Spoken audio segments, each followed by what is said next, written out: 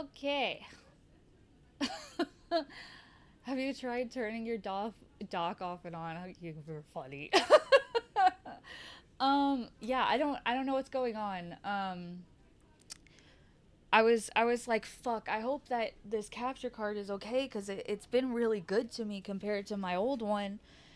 And then I realized that the switch was on, but it wasn't charging. So, I wouldn't be surprised if the dock is dead or dying, and I need to fuck with it a little because it fell a lot while we were moving shit around in my room. So I think I literally dropped it earlier today, so it might just be mad at me. I don't know. It was working yesterday. It's not today. I had a feeling that I was gonna have some kind of technical fucking issue. I woke up and I was like, "Ooh, I think I really do want to stream today. I'm really in a good streaming mood." And then I got on my computer. I was doing some stuff. I have a surprise for you guys. And then I was like, "Ooh, I feel like I'm sensing a technical issue." And I was right, apparently. God fucking damn it. I don't know. I'll have to mess with it off stream. I did like check that everything is properly plugged into it and everything. Um and they all are. So I wonder, hang on. Where is Oh shit. Hold on. Hold on.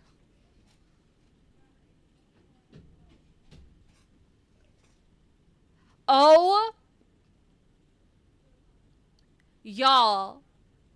Y'all, it wasn't fucking plugged into the wall. Oh my god. Son of a bitch. Ah! What the fuck? God fucking son of a bitch. Oh, whatever. Okay, we'll do Night in the Woods tomorrow. I've honestly tempted to just continue it on Twitch because honestly having to fucking change my output. Yeah, better than a broken Switch. Yeah. Yeah, I guess I might have knocked it cuz I leaned my feet up on the wall. Smosh. Night in the Woods at the same time, like when it was trending to have Subway Surfers on your screen. Oh my god. Okay. Well, like I said, we're still here. So we are gonna watch a bunch of other stories today. Instead, yeah. Uh, I was gonna say something else. Oh yes. Okay. So I did a couple things before I actually got on stream. And then I realized like, oh, I'm really like eating into my time, and if I do have a tech issue today, then I'm gonna fuck myself, and I did. I did. That's why we're starting so late. But I was like, okay, I I prefer keyboards with a numpad because I always prefer typing numbers with a numpad. It's much quicker. So I made but okay.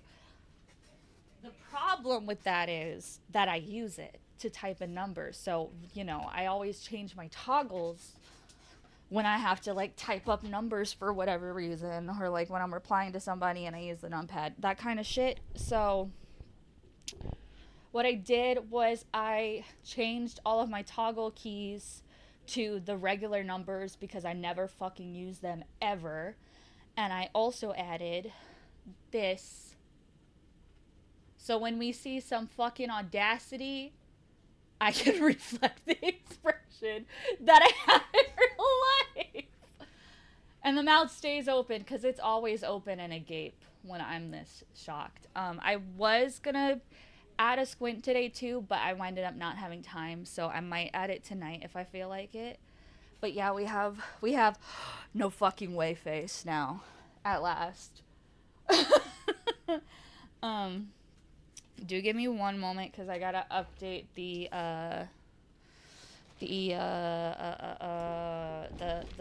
fucking my brain is not here today. The sticky note that I have with all my toggles. So give me one second.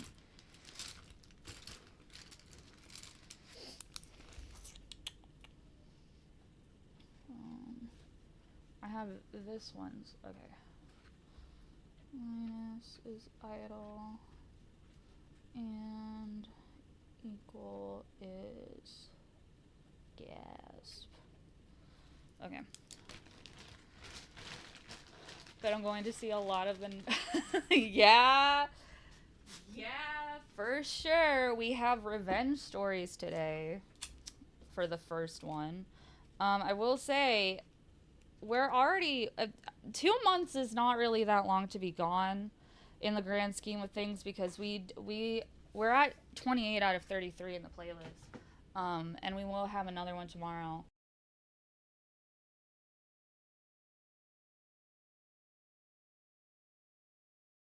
So we're not that behind, but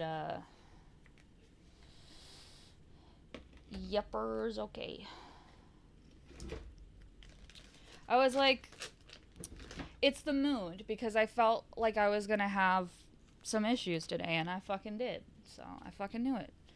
But at least the issue was just my dumbass didn't fucking check if it was plugged into the wall. I only checked if it was plugged into the fucking switch. God. Oh, that's so painfully in character for me. Oh my god. Okay. Okay. Going over here.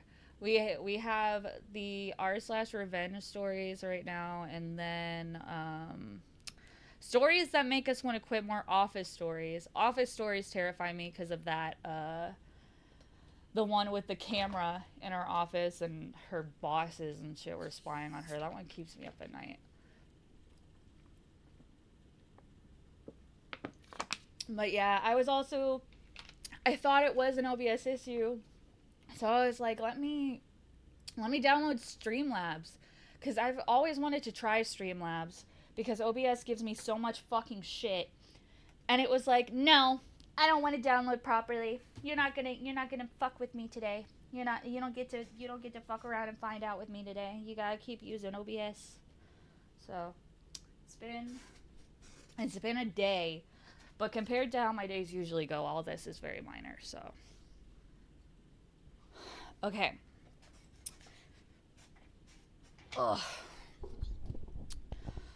Oh my gosh. Okay. I was in the mood to game, and now I have to pivot to being in the mood to react to shit instead. Okay, hold on. Give me 1 second.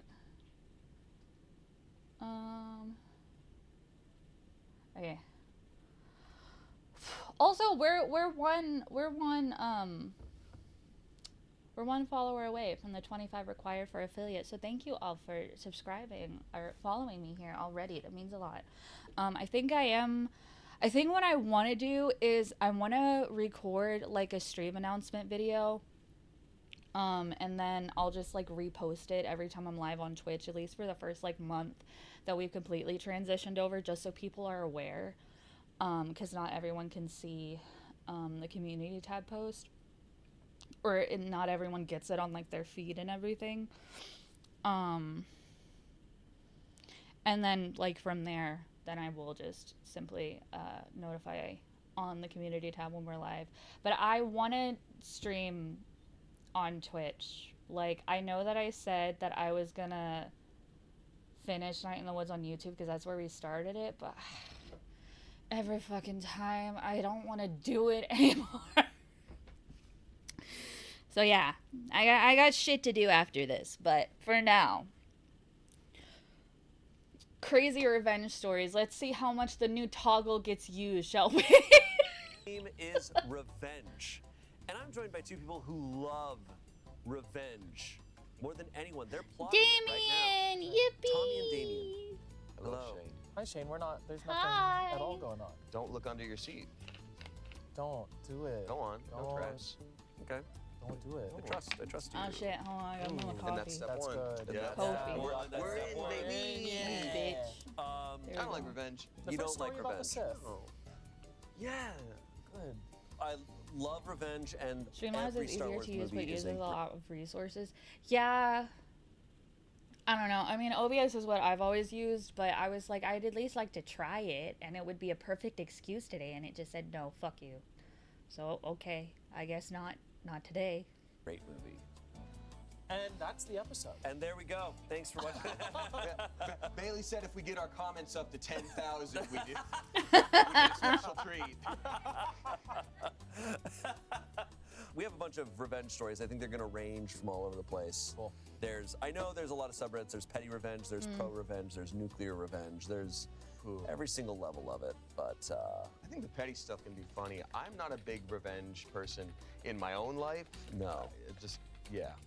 I'm not either. Yeah. I like listening to revenge because it's like cathartic.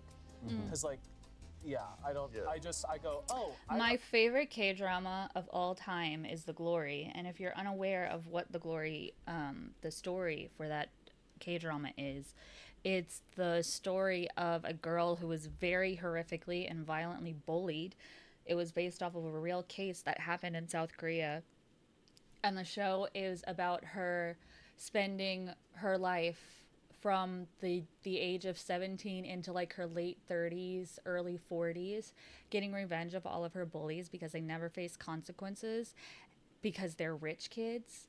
And it's so delicious. It's such a good show. So yeah, I also enjoy like a good revenge story. I enjoy watching like media where it's done well. But I'm also kind of picky about it because if it's one of those shows where they're only doing it, or like not even just a show, but like media in general where it's like revenge is bad and don't do it, and they just hammer that in the whole time, I don't fucking care. But for The Glory, people like try to start having that conversation, and then she shows them her horrendous scars, and then they're like, oh, no, you're right, they deserve to die. They deserve to be in jail. You're so real for that, queen. Get away from my stuff, please. Thank you. But yeah, I enjoy them. I just don't like when it preaches to me. I'm just here to see people fuck shit up, you know? Instead of revenge, I go, oh, I'm just sad, and I'll just eat that up in my belly. Yeah, you put it up in your belly, and then it becomes just like a ball, like a Yeah, a bolus. little That's the piece way of to forever. put it, there's sure, like a yeah. bezoar, or whatever that's called. Oh, Yeah. a Bezoar. I've never seen the show Revenge, and I probably won't. As soon as they start that kind of shit, or, okay, here's a good example of something else that I hate, and Zier knows this because I bitched them when I was watching this one. There is a recent K-drama that they have on Netflix now called Queen Mantis. And the story revolves around a woman who is a murderer, and all of her victims were abusive men, okay? So, obviously, like, she never killed anyone but abusive men. So, with that in mind, you'd automatically think like, oh, she probably was abused herself. Like, that's why she would target this specific group. And her son is a cop. Don't get me started. Her son is a cop. And not, guys, this show is like, how many episodes is it? I can actually check. I'll tell you exactly how many episodes it is. Give me 1 second to open Netflix.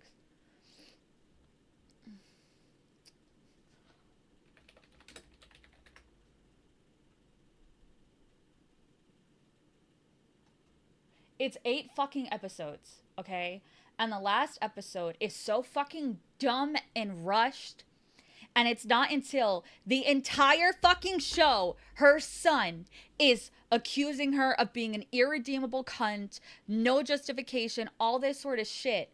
And then in the very last episode, he finally finds out that she was abused by her grandfather, her father, and his father, the father of the son. And then he's like, oh, I'm so sorry that I spent 8 fucking episodes treating you like shit when you made the world a better place than anyone in my fucking police department ever fucking did. It's so stupid and bad. I hate that sort of shit too. My problem with revenge and Reddit stories is that they sometimes overdo the revenge to the point that it's way more than the reason why. Yeah, that's kind of how I felt about the book thing. Like, you know, we talked about it, but even if it's an equivalent of bills, I think that's still like a really weird thing. I don't know. Revenge is wishy-washy, but don't watch Queen Mantis, please. Don't put yourself through that. It's not worth it. Even though the main character, her actress, worked her ass off and she did really good. Anyway. We get a special treat. We have a bunch of revenge stories. I think they're gonna range from all over the place. Cool. I know there's a lot of subreddits. There's petty revenge, there's pro revenge, there's nuclear revenge, there's every single level of it. But I think the petty stuff can be funny. I'm not a big revenge person in my own life. no. Yeah. Oh, I gotta I'm not unlist the either. stream. Hold on. Yeah. I like listening to revenge because it's like cathartic. Because like, yeah, I don't. Yeah. I go, oh, instead of revenge, I go, oh, I'm just sad, and I'll just eat that up in my belly. Yeah, You know? eat it up in your Yeah. belly, and then Yeah. it becomes just like a ball, like a Yeah, a little bolus. piece of you forever. Yeah, I think it's like a bezoar, a bezoar, or whatever that's Oh, called. a bezoar. Bezoar. Whoa. Yeah, that's like a New ball. word. Yeah, that's like a ball of hair that you eat. It's like a hairball for adult people. And I Oh, think it also has hate in it. Yeah. Huh. And that's the episode. And that's the episode. I missed this dynamic.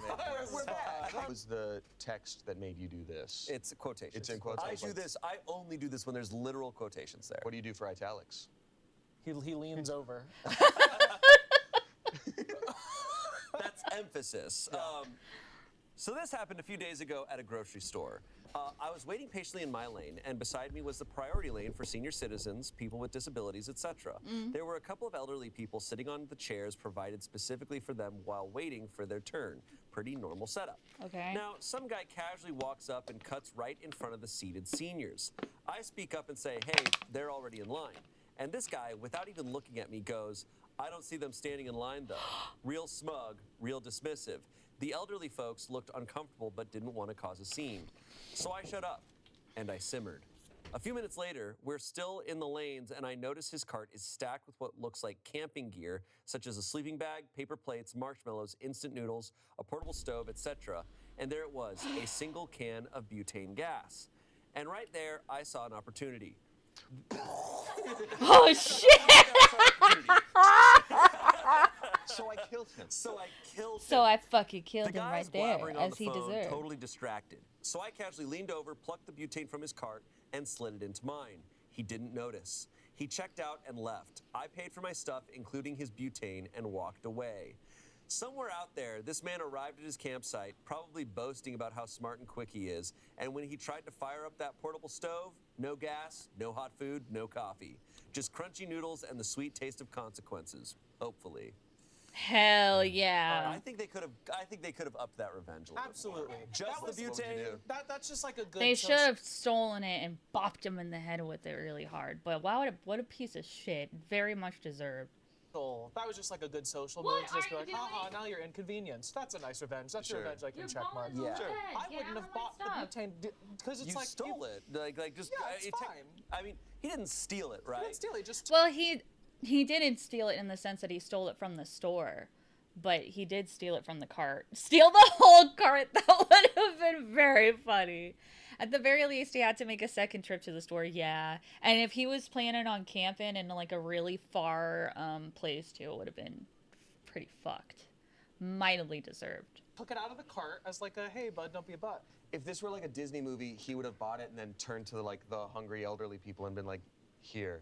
And they're like, oh. They go, And they make It's a like- campfire right there. It's like Aladdin when he like breaks the bread and gives it to the kid. Like, Oh my he, like, God. breaks the butane, gives it to the.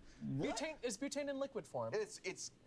Like you light it and it's that like little blue Yeah, like gas. a little and the- like a lighter. Yeah. Okay, I was imagining the old people lapping it up like a dog. It's like, like, here you whoa, go. okay. What? I don't know what the legality is of like taking things from people's carts before you've checked out. It's It- not it belongs technically to the stealing. store. It's Yeah. just all within the store. It could be against store policy. Like, what's stopping someone, say me, I actually have, like, not a similar story, but in a similar vein. So, I've told y'all that I went to Spirit Halloween on Monday, and there was at least a couple of times where items fell out of our basket and we didn't notice. And I got a mushroom hat. I got an Amanita mushroom, the ones that they use in Mario, you know? I had one of those hats. And I guess it fell out of my cart, and I didn't notice. And then I had to order it when I got home because I was pissed. So,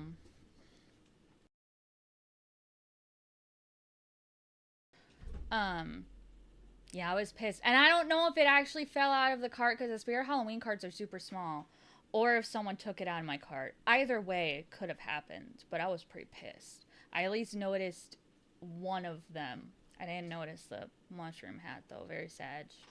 Okay, I'll say it. I'll If say I'm it. at the store and I'm walking around and I see someone with a cart and it's filled up and I go, you know what? I think it's coming next they week, did a good though. job. I think I'm taking that cart. That's all the shit up. You know what I think about? There are people who own, like, grocery shopping carts. Do they just, like, I'm genuinely asking, do they just steal those from stores? Like the store parking lots? Or is there, like, a website where you could buy one? Because I've always wanted one. But I'm not going to steal it from a store. I'm not going to risk that shit. But if there's a website where I could just buy a fucking grocery cart, fuck yeah, I would. I absolutely would. Can be mini stroller. Fits. A good mini-size stroller. A fucking whole-ass Walmart grocery basket. You shot perfectly. I think Honey, I'll you'll do never that. guess what happened. That's awesome. You could. I'm curious so enough what's that I'm gonna gonna look it happen? No, up. I'm just kidding. I mean, I feel like you could do that. I also I assume think you can like buy one, but I don't know. if this was like a weird apocalyptic Mad Max situation, they're like, there's no butane in the Tri-County area. Like, you're gonna have a hard time. That's when it's rough. But like, the guy could have doubled back and realistically been like, I need to stop by somewhere to He get some more probably butane. realized You he didn't have inconvenienced it. him, like you said. Exactly. Yeah. He probably didn't. Wow, he they're probably realized he didn't have it. expensive.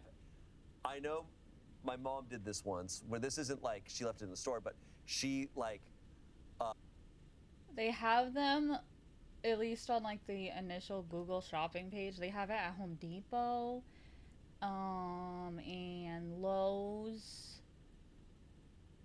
specialty store, small business.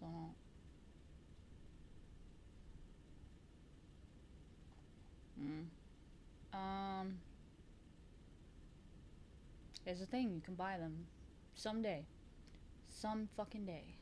I see that you did a great job at shopping. I'm gonna take your car. bought a bunch of stuff, and then she went to her car, loaded everything into the trunk, and she realized she left all the soda in the bottom Oh, no. layer of the Sure. cart. Oh, so she like accidentally Like stole just it. actually left stuff there. Like that happens. Like Yeah. we do that all the Wait, time. did she purchase it or no? Yeah, No. she purchased it. This was in the park. So she reverse stole it. But I've also accidentally, I think, left stuff at the checkout lane, whatever, you know. Or Yeah. things probably just can roll out of the cart. Like, True. my butane rolled out. Yeah. No one will miss it. It probably just got out of the cart Well, somewhere. I mean, especially if he had it on the bottom, it could have, easily just fallen out if it was on the side at the bottom. Yeah. Yeah, the perfect crime. Some comments here. Someone said, "Thank you for this nugget of petty revenge. You made the world a better place." For real. Someone What said, a "Nicely hero." done. He'll probably have to drive or walk from his campsite to the nearest convenience store and pay triple the price if he wants to heat anything up." Someone said, "It was a good story when I thought you were going to tell us you just stole his marshmallows. This was diabolical. 10 out of 10. Love your work."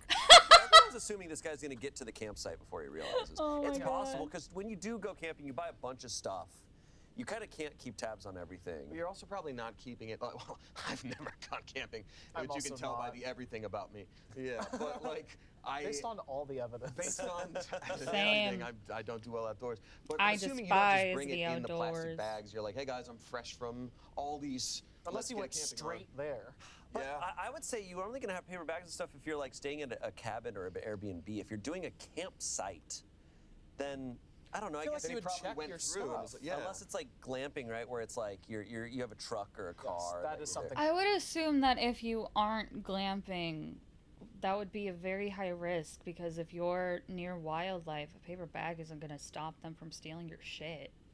I have done before. because Yeah, That's the one that That's I'll cool. do. So yeah, maybe I've something stayed like in a that. cabin directly next to my vehicle. Like, And that, Right. counts as camping Does now. it really? It sure does. That's great. Congratulations. You're I a camper. camped so well. Yeah, me too. Indoor plumbing in my Some AC. versions of it. I had to kill a scorpion in my bed. That's part of Okay, he's a Whoa. jungle man. He's a jungle man. That's true. I saw the scorpion. I like grabbed the stair banister, like whittled it, and you're like. Made a little. It's like. Wow. I was like, I came out to all my friends like wearing scorpion pants and armor. I'm like, I Oh my crafted God. this. That's awesome. Out of the beast I slayed. All right, so expert camper Damien is joining us. I just thought he was gonna. I thought he was gonna steal more. He just stole Yeah, the and he same. ended there. I'm like, this guy took advantage. He is in a lane he should not be in. and I'll he leave cut in front of camping two to the elderly horror people movie, who were guys. in It's line. So real. that's cutting and also disrespecting your elders. Yeah. Like, steal the marshmallows too. Yeah, if I was a witch, roll with me here, I would turn him old. Oh, That would be my revenge. So that he's where he belongs now. Right. It's like, Yes. oh, well, if, you know, you're going to cut all these old people. I guess you're going to be old as well. Yeah, very Kind smart. of If like I was a witch, and I'm not, You're and I'm kind of not, like and I'm Jigsaw not. in that case. What was that? You're No, kind of it's- like Jigsaw magical in word. that You spent your whole life Imagine cutting people. Now you will be cut, and then you just have a guillotine that he's in. Pretty With good. a little butane with a little bow on it. for Pretty him, good. Yeah. Out of reach. I would have put a bunch of just like meat smells. on his head. Ew. You would have followed him out to his campsite. Yeah. And like attracted And- like wild and- animals and to his. attracted a bear. You're to his getting tent. ahead of me here. I would have made meat smells all over his tent. Then I would have worn a bear outfit, right? Right. Because this is in Idlewild where there's no bears. Right. Right. See, So really scary. Right. see Shane's getting it. Yeah. I befriend the bears, learn their language, become one of them. That's good. And then stab him in his sleep. Stab him in Yeah, his sleep. Stab him in his with a sleep. harpoon. Nice. The And thing I'm stuck on is make meat smells. right. You know, you just, the you bears. You just make 'em. them. Blair. Then our next story. Blair Bear Project. Holy shit. You don't have a pocket full of corned beef at all times, Oh, I Tommy. do. Oh, I do. Sure. It's right there. Today's episode of Red Stories is Get your band king. okay. Buckle up for the title of this next Wait. one.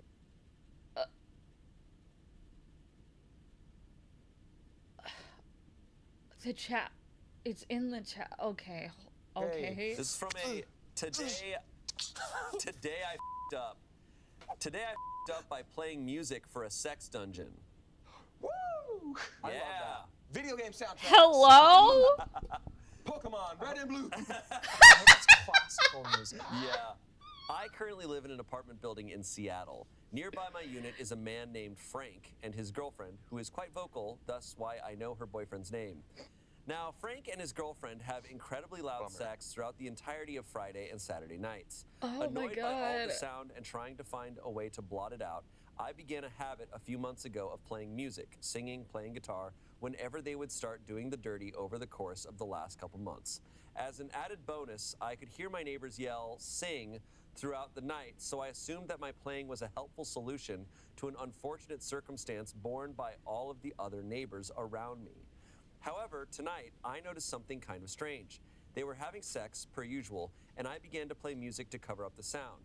I stopped to drink some water between songs when some of my neighbors started yelling, play! For some reason, though, I didn't do anything for a few seconds, and I heard the guy, Frank's, voice call out, keep playing or I'm not going to come, through the wall. What the fuck? Oh my god!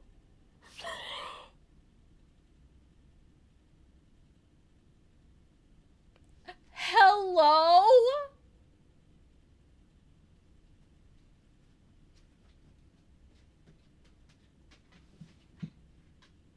We're all the exact same expression. He's not sex Alexa! Ah!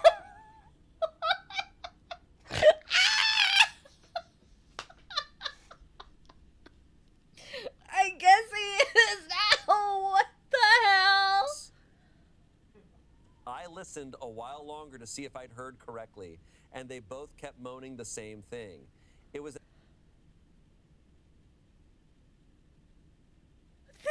were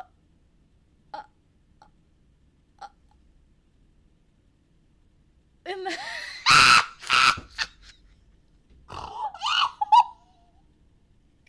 Bender is fucking crazy.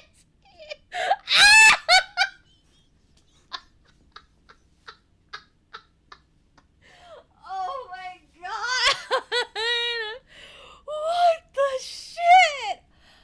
Oh my god! at this point that I came to a terrible conclusion. I gotta In my attempts do to the cover up the sexual sound of them content having warning sex, again, son I of a managed to bitch. pull some weird Pavlovian Yep. trick where whenever they had sex, I played guitar and sang. Thus, whenever I started to play guitar to cover up an original sound, it just added to their voyeuristic thrill, and they started to depend upon it to finish. When I heard my presumed neighbors yell, "Sing," it was actually Frank and his girlfriend.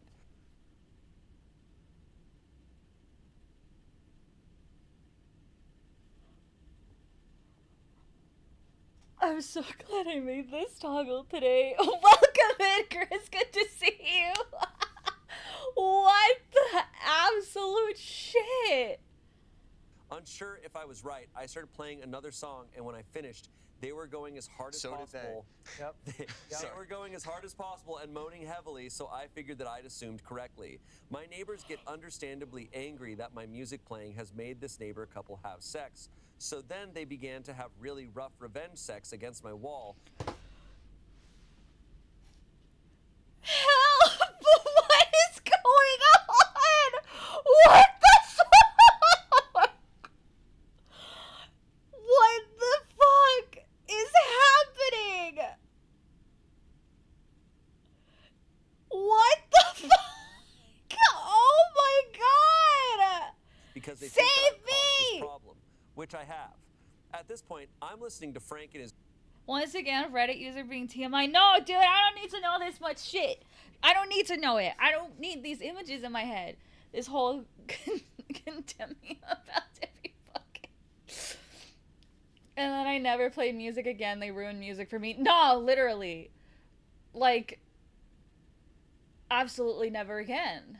This guy is causing so many children with this music. Call it the next one. girlfriend and the couple next to my wall, one couple horny and one full of revenge, and all of this was because I tried to save myself from listening to sex in the first place. Does that count as an orgy?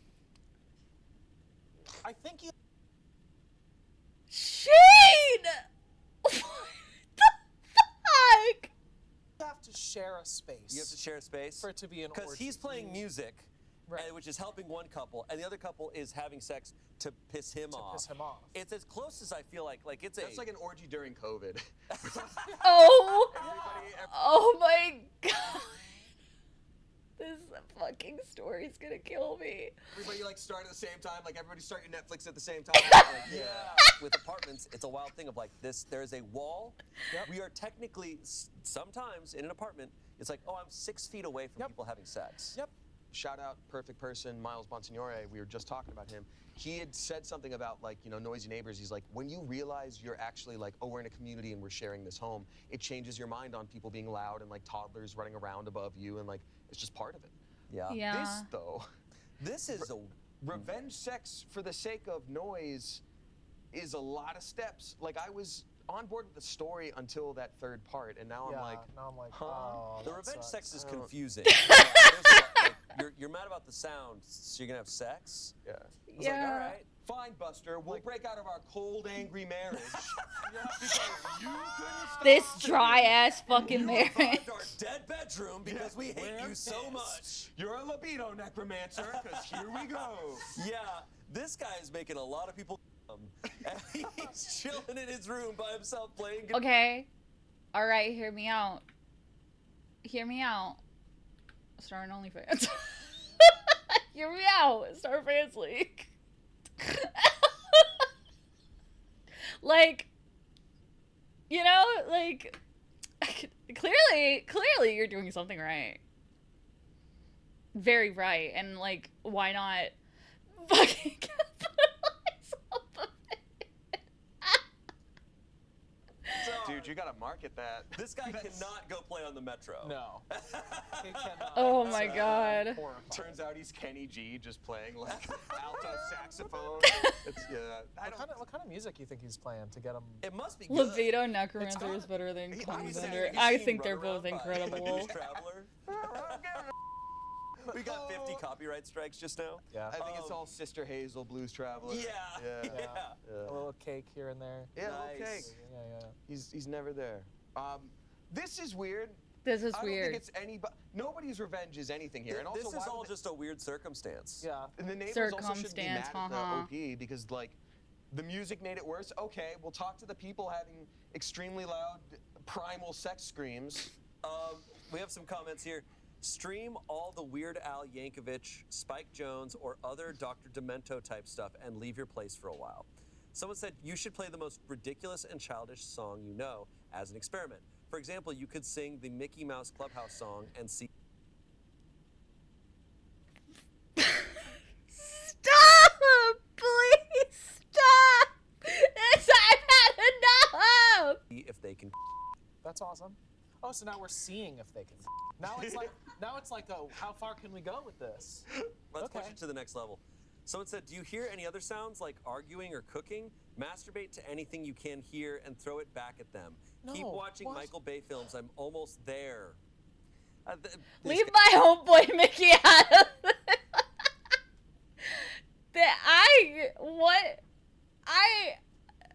There's so much happening in this story and these comments. What the fuck, man? I should not take any of their advice. Yeah, I think at the very least this guy should move. Like, I know it's not easy, but like this is not a. These people are not going to listen to reason. Yeah. You're going to be like. I moved out of an apartment once because of my neighbor. Oh yeah. Because Yeah. of the sex? Well, he did have goofy sex where it sounded. I was like, Gorsh!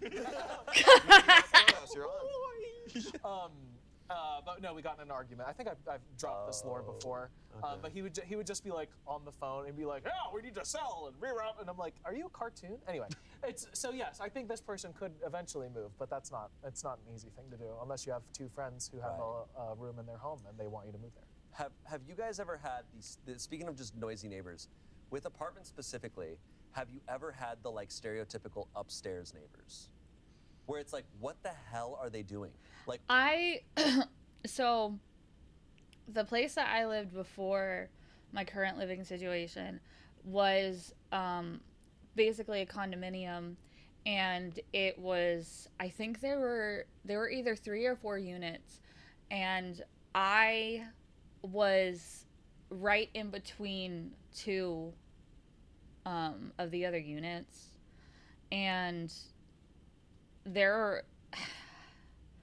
the last unit was like frequently people would move in and out. The other one, there was people who were there for like a few months, and I definitely heard this sort of shit for sure. I've never been a downstairs resident though. I've only ever been an upstairs resident or had stairs within my unit itself. So I fortunately haven't gone through that yet. But to be completely real with you, I would rather be on the bottom floor as a disabled person.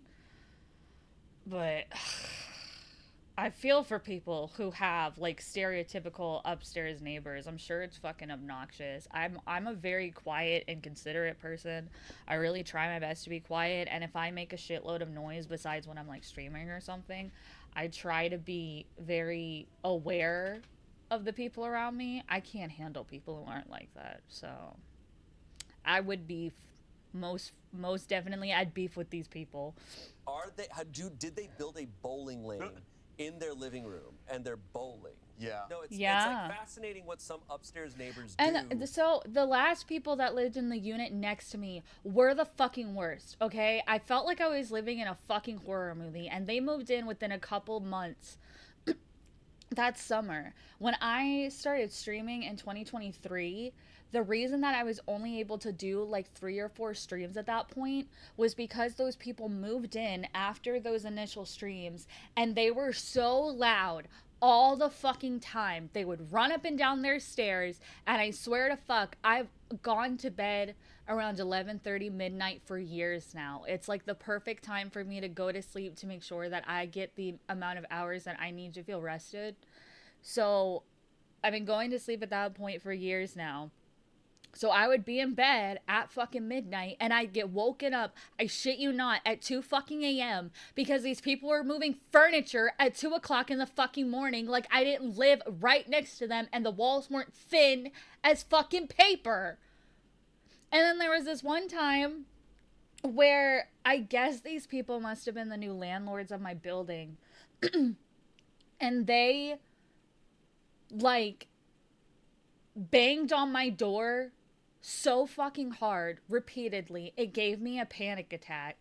And then I went downstairs after that and saw that my front door was fucking unlocked. And I lock that bitch every fucking day. I check it every fucking day. First thing when I get up in the morning, last thing I do when I go to bed. And it was unlocked after that shit.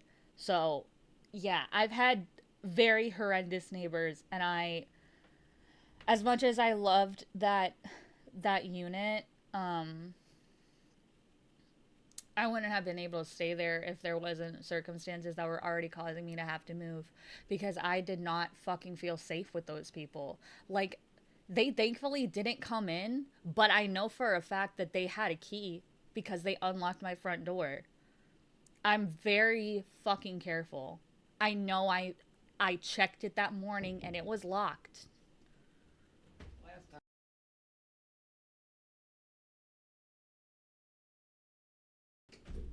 Yeah, I had to call like a friend or something, because I was like, I am terrified out my fucking mind. I was sobbing. Like, it fucked with me.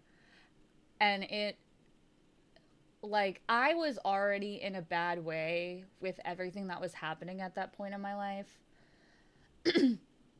So the fact that that was happening, I was like, man, I can't even enjoy the last few months that I have in my dream apartment. Like, this sucks.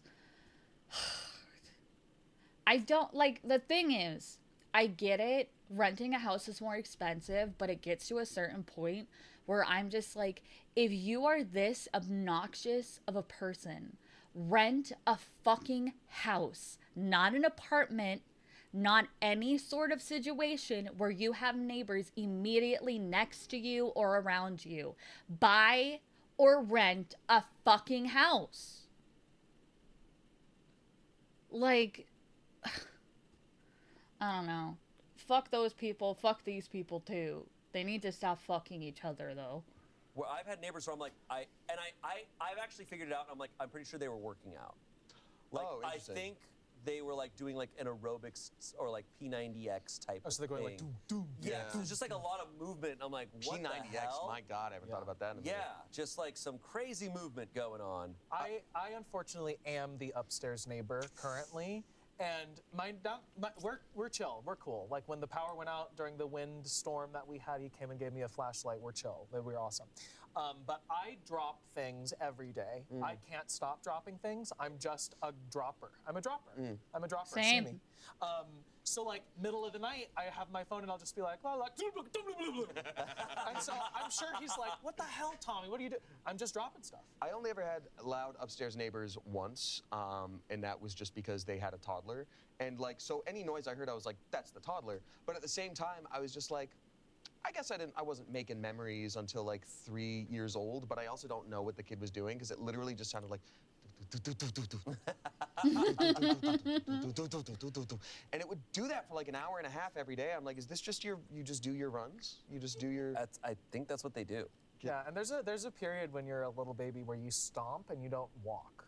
Because you just don't have go, knees Yeah. yet. Shane does Right. it well. You do the like, Santa? Like, Yeah. Yeah. Wow. Wow. Wow, Well, that how was about that was quite the story. Yeah. I never want to hear it again. You know what? I could hear it again. I would rather Otherwise, not. I won't be able to finish intercourse. Jesus. There you go. It just dawned on me that people have definitely had sex to probably every single type of show we've done on Smosh. Oh, Don't do are this. you kidding me? Of course, Don't background do noise. that. Things happen, right? Like, I know 99% are driving or they're getting ready for their day.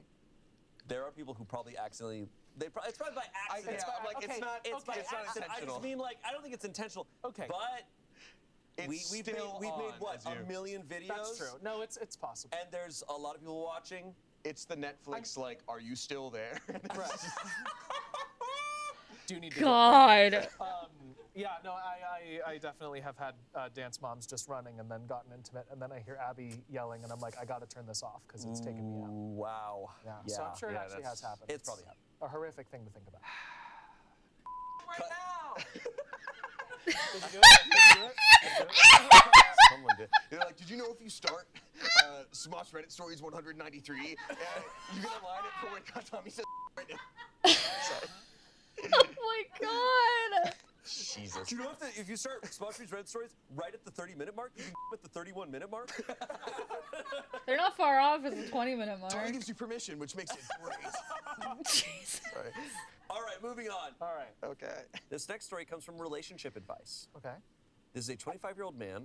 My girlfriend, who's 24, destroyed my tanks of fire ants. Oh. Oh.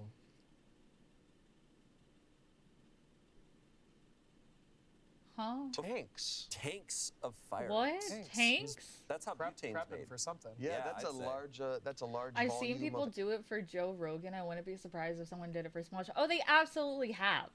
Like, they've been around since YouTube's, like, the dawn of YouTube. They were the first channel to reach 100,000 and 10 million subscribers. They've been around for a full decade. There ain't no fucking way that people haven't.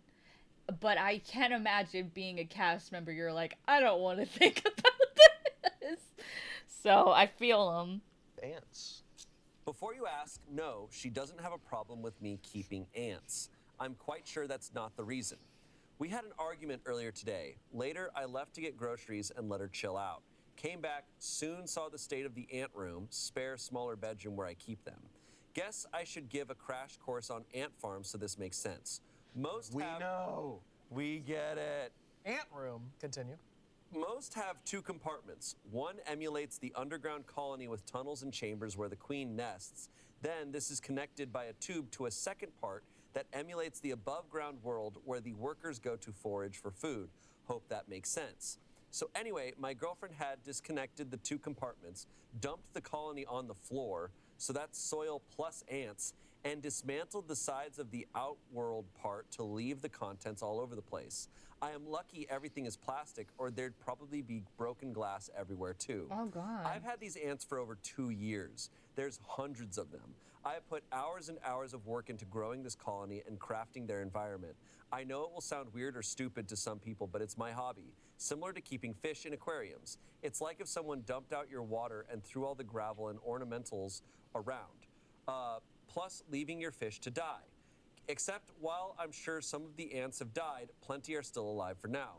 They have free Yeah. This deserves revenge, absolutely. range of the entire house now. I am furious. Red fire ants are an invasive species that's gained a foothold in some parts of the country.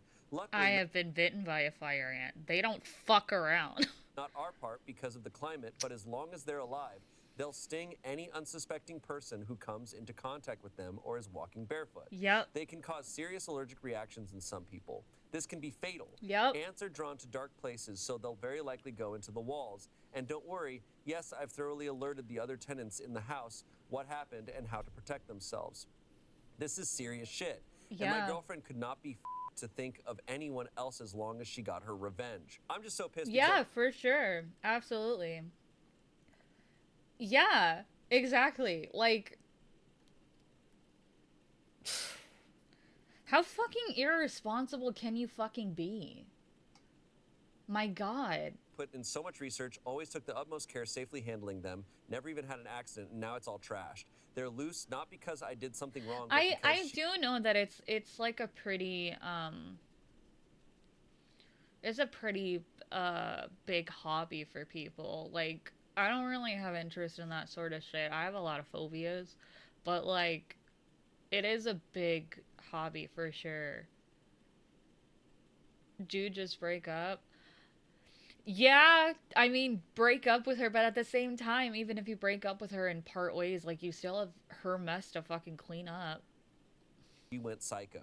But everyone will still think it's my fault. Let's be real. Insects and other exotic pets, especially ones that pose a risk Oh, if they escape fair. or are handled improperly, aren't exactly looked well upon. The owner is always held responsible. She did apologize. She said she just got carried away because she was upset. But I just don't buy that, because if she honestly had no control in the moment, then why were my ants the only thing to end up destroyed? In a really thorough way at that. She knows it's important to me. It's not like she just attacked my old books from college or something. Also, she'd been wearing shoes and gloves. That tells me the planning was there to not expose.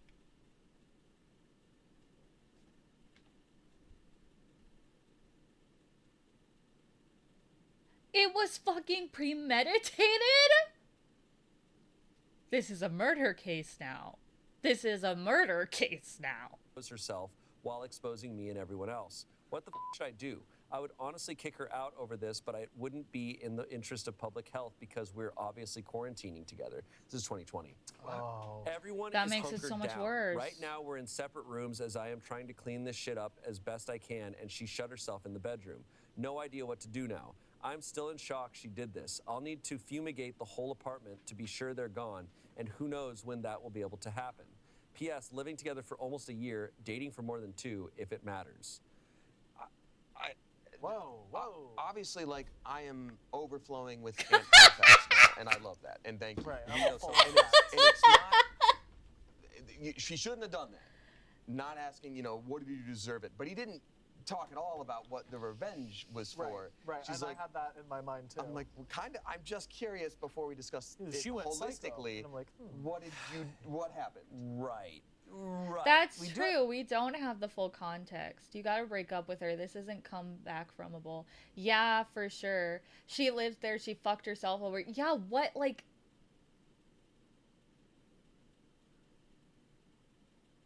And they live with other people. Like, it's not just them living there. He said that I notified our other housemates. So you have other people living with you. And it was premeditated. She was wearing fucking gloves and shoes.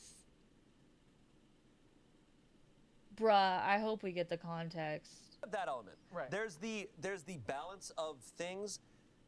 Ultimately, though, she screwed over not just him, but everyone in the community. Yeah. So, like, she unleashed a bunch of terrifying bugs. Yeah. It was also revenge on herself. Yeah.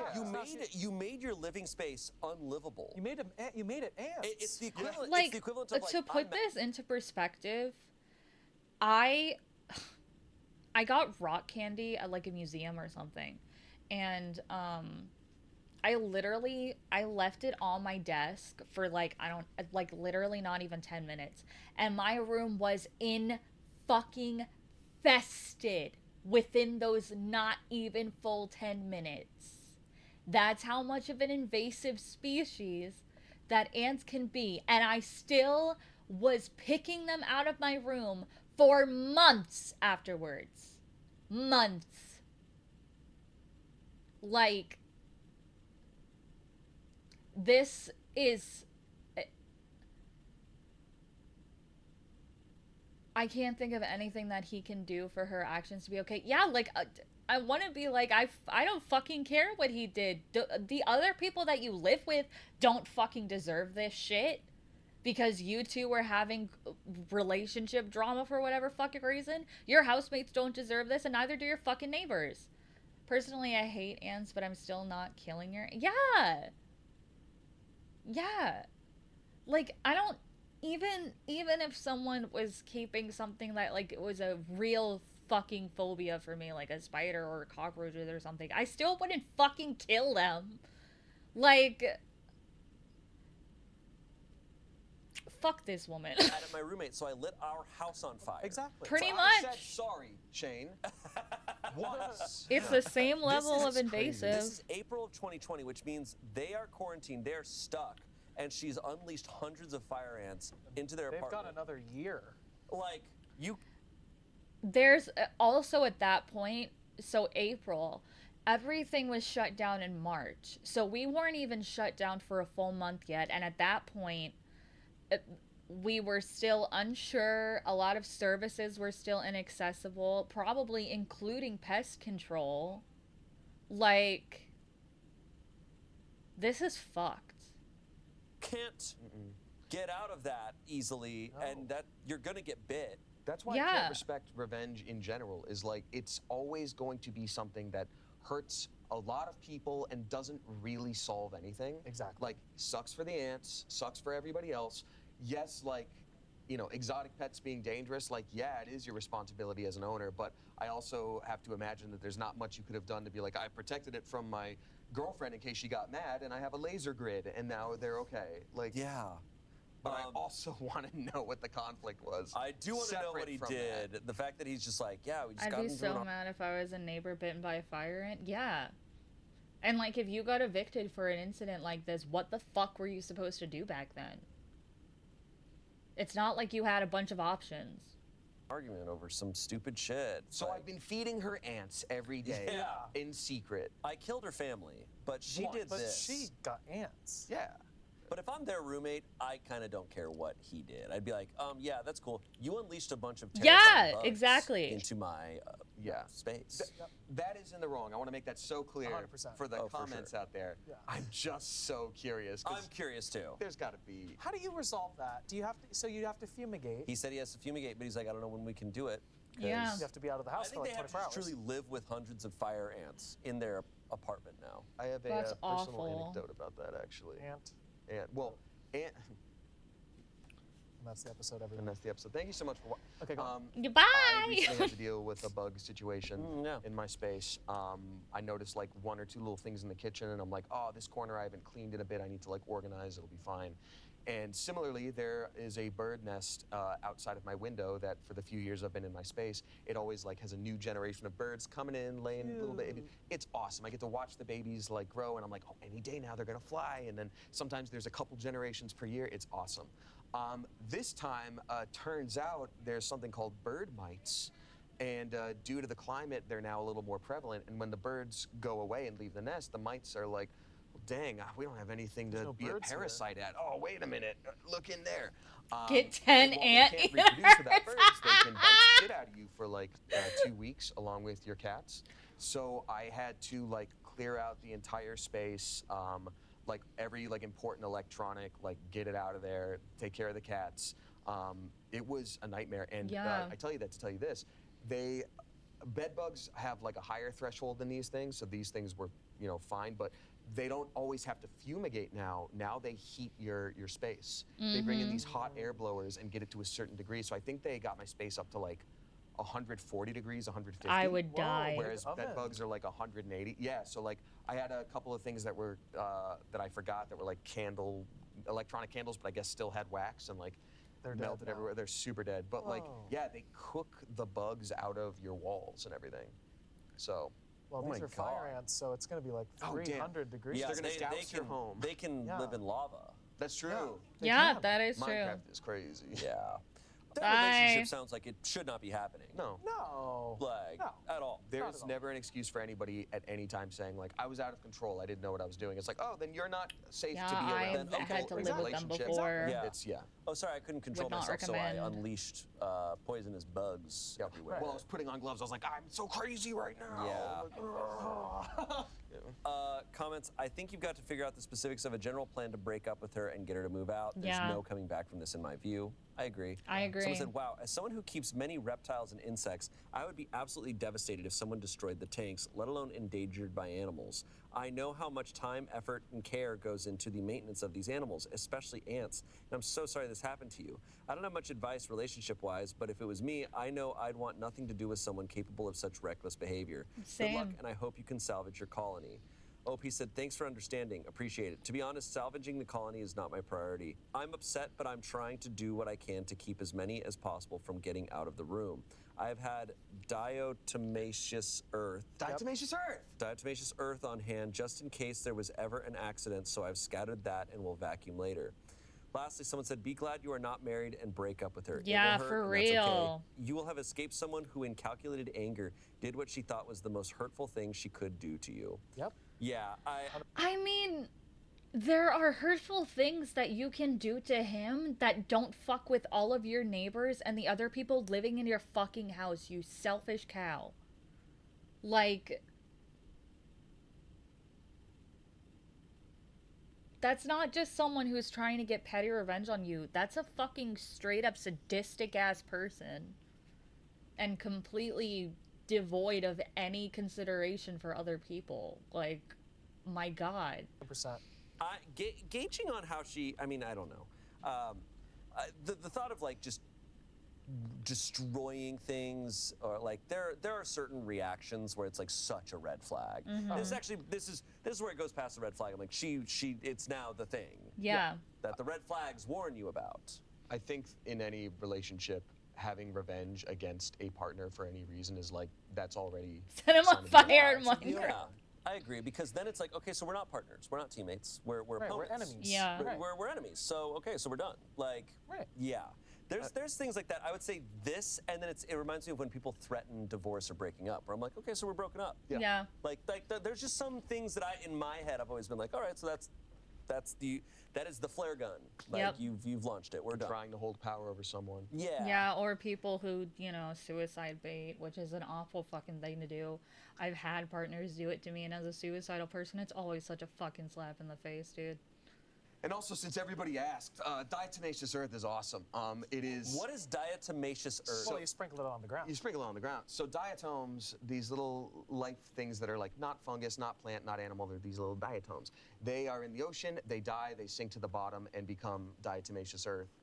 So they're like and little dead bodies. They're like little dead bodies, and they're almost like glass in a way, but they're too small to cut us. Interesting. But something like an ant walking over it with like a chitinous shell, that gets cut and it can't hold water anymore. So it doesn't kill them immediately. They just die off in a little bit in a non-poisonous way because they can't get any kind of hydration. Interesting. That being Wow. said, though, it's extremely dangerous to breathe in. It is bad for your lungs a lot. So if he's like, yeah, I'm sprinkling it everywhere and I'm going to vacuum it up, it's like, well, uh-oh, that's also super bad for you during COVID times.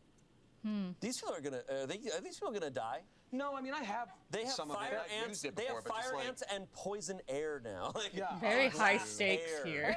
COVID. And COVID. people on Venus seem to be fine. Where it rains glass. Yeah, that's fine. That drone they Yeah, sent for there sure. only lasted like 2 seconds, but yeah. I'm not gonna lie. I've not willingly looked into shit before, but I've like heard shit in passing. There are a lot of ways that insects in particular die that is like completely deranged. Like medieval torture devices seem pretty fucked up.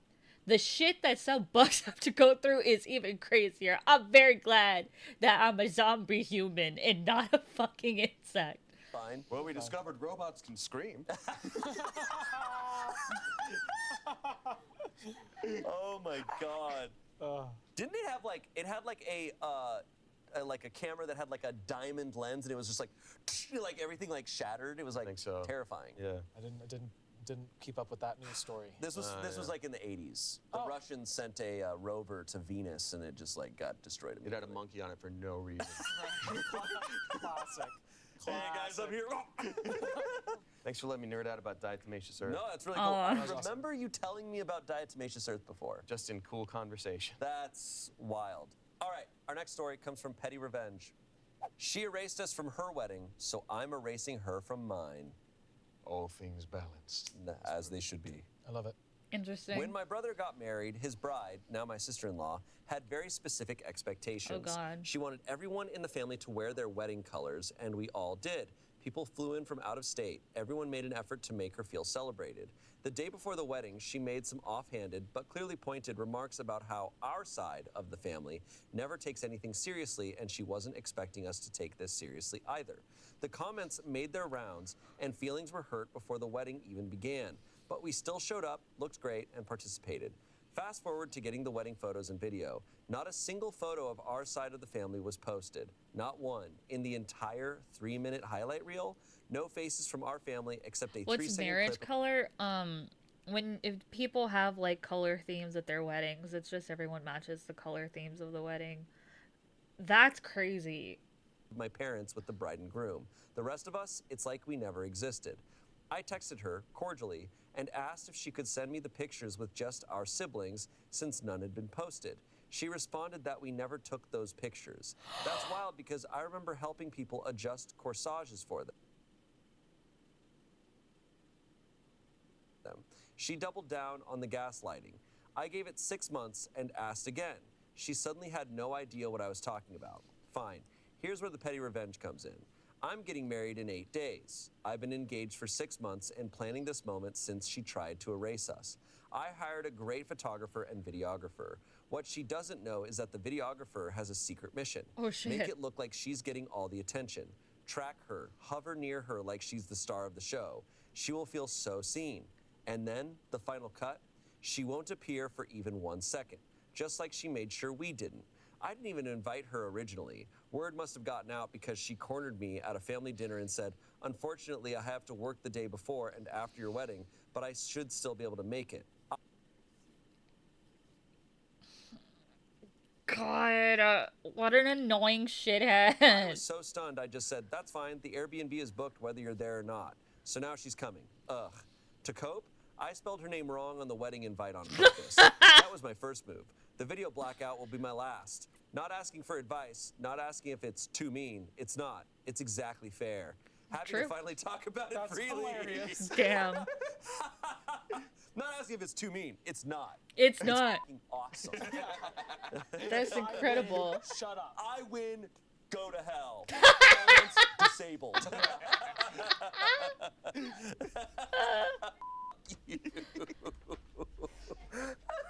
I do love that energy. Yeah. Not the whole, there's. We'll The talk energy is about it. hilarious. Okay, I always feel this way a little bit, where I'm like, okay, this is your sister-in-law. Wait. So when my brother got married, his bride. Okay, so this is his brother's wife. All You right. married this woman? You marry a person like that? Woof. It's Yeah, like. would his brother not be invited to the wedding in that either? I know. That's where I'm like, okay, like you are also making things uncomfortable for your brother a little bit too. Right, Like, and it's close to I'm like, home. all right, so you're gonna have to make it so that only she's not in photos, but your brother. What if your brother has an amazing photo, but she happens to be there? Like, are you willing to erase that memory? I guess that's what she did for her. Look, she's not asking if it's too mean. She's She's not. not. She's not asking. It's awesome. I'm also curious what anybody else had to say about that to her. Like, if he was like, "Oh, can we get those photos?" and she's like, "I don't know what The you're talking about." gaslighting Aren't is all the insane other to me. That's the siblings worst curious? fucking Is part. the The entire brother curious? side of Like, the family. Yeah. Right.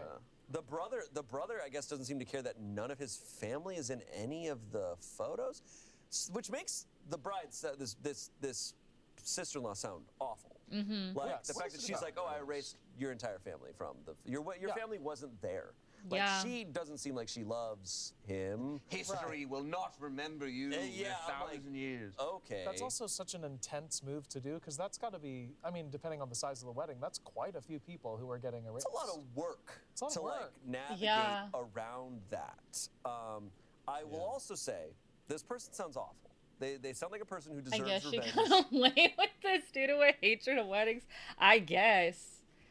That's a solid explanation. To be had for those who believe in revenge. It's not real. I will also Revenge. say for OP though, I'm like, your wedding is in 8 days, and you seem obsessed. This is with what the your wedding is about. This now. is this is all you seem to care about more than you getting married and your husband. I'm like, Right. 30 years from now, are you going to be like, you know what? I shouldn't have gone so hard in the paint on my brother's ex-wife. Dropping some because water now, flame. because now, like, oh shit. Like truly, like she might be an ex-wife someday, and it's like, oh, that person's a distant memory in my life. But my wedding, I don't have like a lot of photos of because I was so. Now she sounds like she has a lot of plans going on. She probably Yeah. does have stipulations to make sure she gets all the photos she wants. And then we'll but- say that she's prom queen, and then we dump pig's blood on her, and now Yeah. she's married. What is it about weddings that make people... Weddings? Weddings are cursed. They are. do weddings do to people? I don't know. I don't know. I They am- just bring out the every time. fucking worst. It's like a birthday, but bigger. I do I think guess Shane has a point too. I my agree. feeling with so much is I'm like, this feels just like a lot of negative energy on what is supposed to be the most joyous day Yeah. of your life. Right. That's always my take, because I'm like, if this person's truly this awful and you're going about getting revenge, is it not better to say like you're not invited? I agree. Is that not Yeah. better? Like now it Honestly, puts your brother in an yeah. awkward position, but this is your wedding. This is your event. But I'm like, this just feels like a lot to me. You could It's a lot of also dwelling for sure. Just take the And pictures stewing. and then in post, just separate her eyes a little too far. Oh, yes. That's You know, good. just alter it to the point where she's like, "What?" You know? Make her regret being in the photo. Exactly. It's that That TikTok would be trend where pretty the sick. The filter is slightly on, and they're like, "Mom, look at this new Yeah, thing." just like, It's what's like, wrong I with don't- me? Yeah, what? Yeah. Yeah. I love Yeah. that. I've seen ones where dude takes photos and he edits his friend to just be like a couple inches shorter in every single photo. Yeah, I kinda don't funny. remember That's so tight. where it is. like what website, but there's a post where a guy every single day makes his boss's eyes just slightly bigger on the website until he notices, and then there's a picture that they took of him looking at the photo where like you can tell that he's like, is that really what I look like? It's really good. Diabolical. That's Or awesome. just like make someone's head just a little big. Yeah. Like a little big. Exactly. Just a little The big. George Lopez app.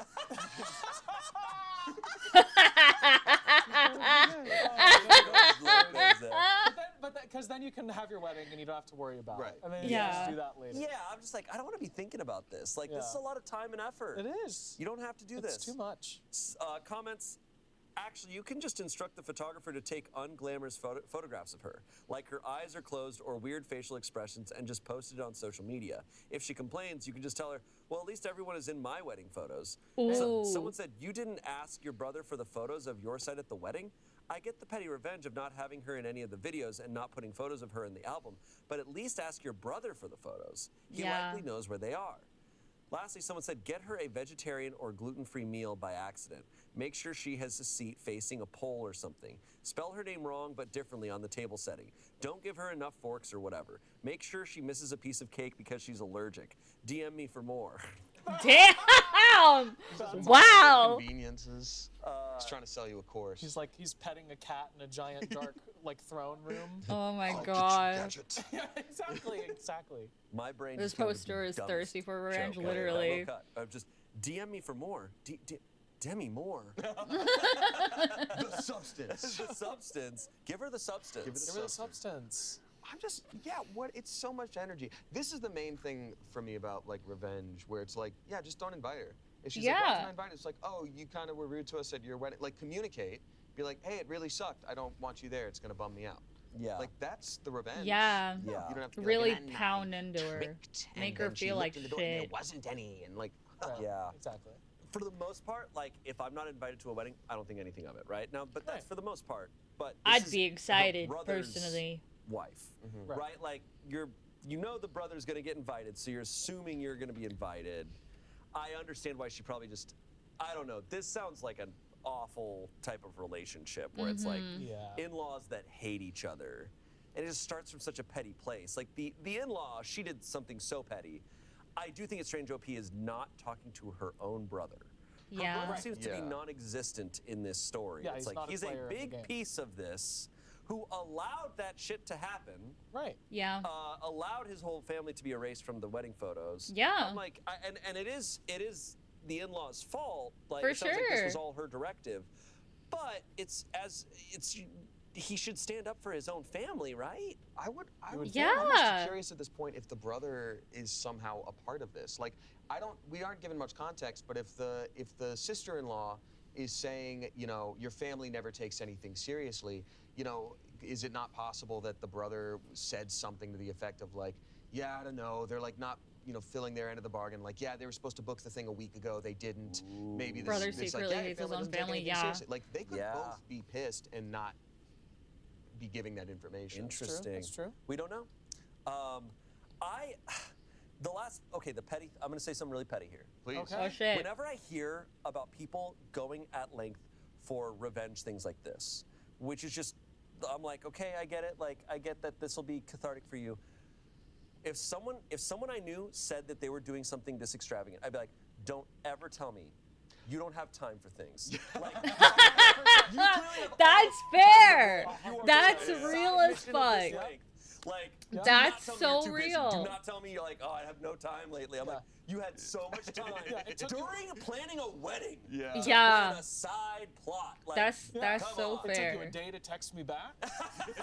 Like what? Hey, remember when you went at length and you planned an entire videographer to follow one person at your wedding? You got time. Text You me got back time. sooner. Yeah. You could have your own show. This is some Nathan for you shit. Yeah, You could- truly. yeah. I think that's my biggest take on revenge. Is I'm just like, I don't want to I'm too It's lazy. so much energy. I am too It's so much lazy to get effort, revenge. yeah. That is my issue. I think people need to learn to be okay with like not winning a situation. Like, Yeah. Yeah. you're safe, your friends are cool with you, your family's cool with you. You get to be like, yeah, that shitty thing happened. What a bummer. Yeah. I don't get to win that. Yeah. No.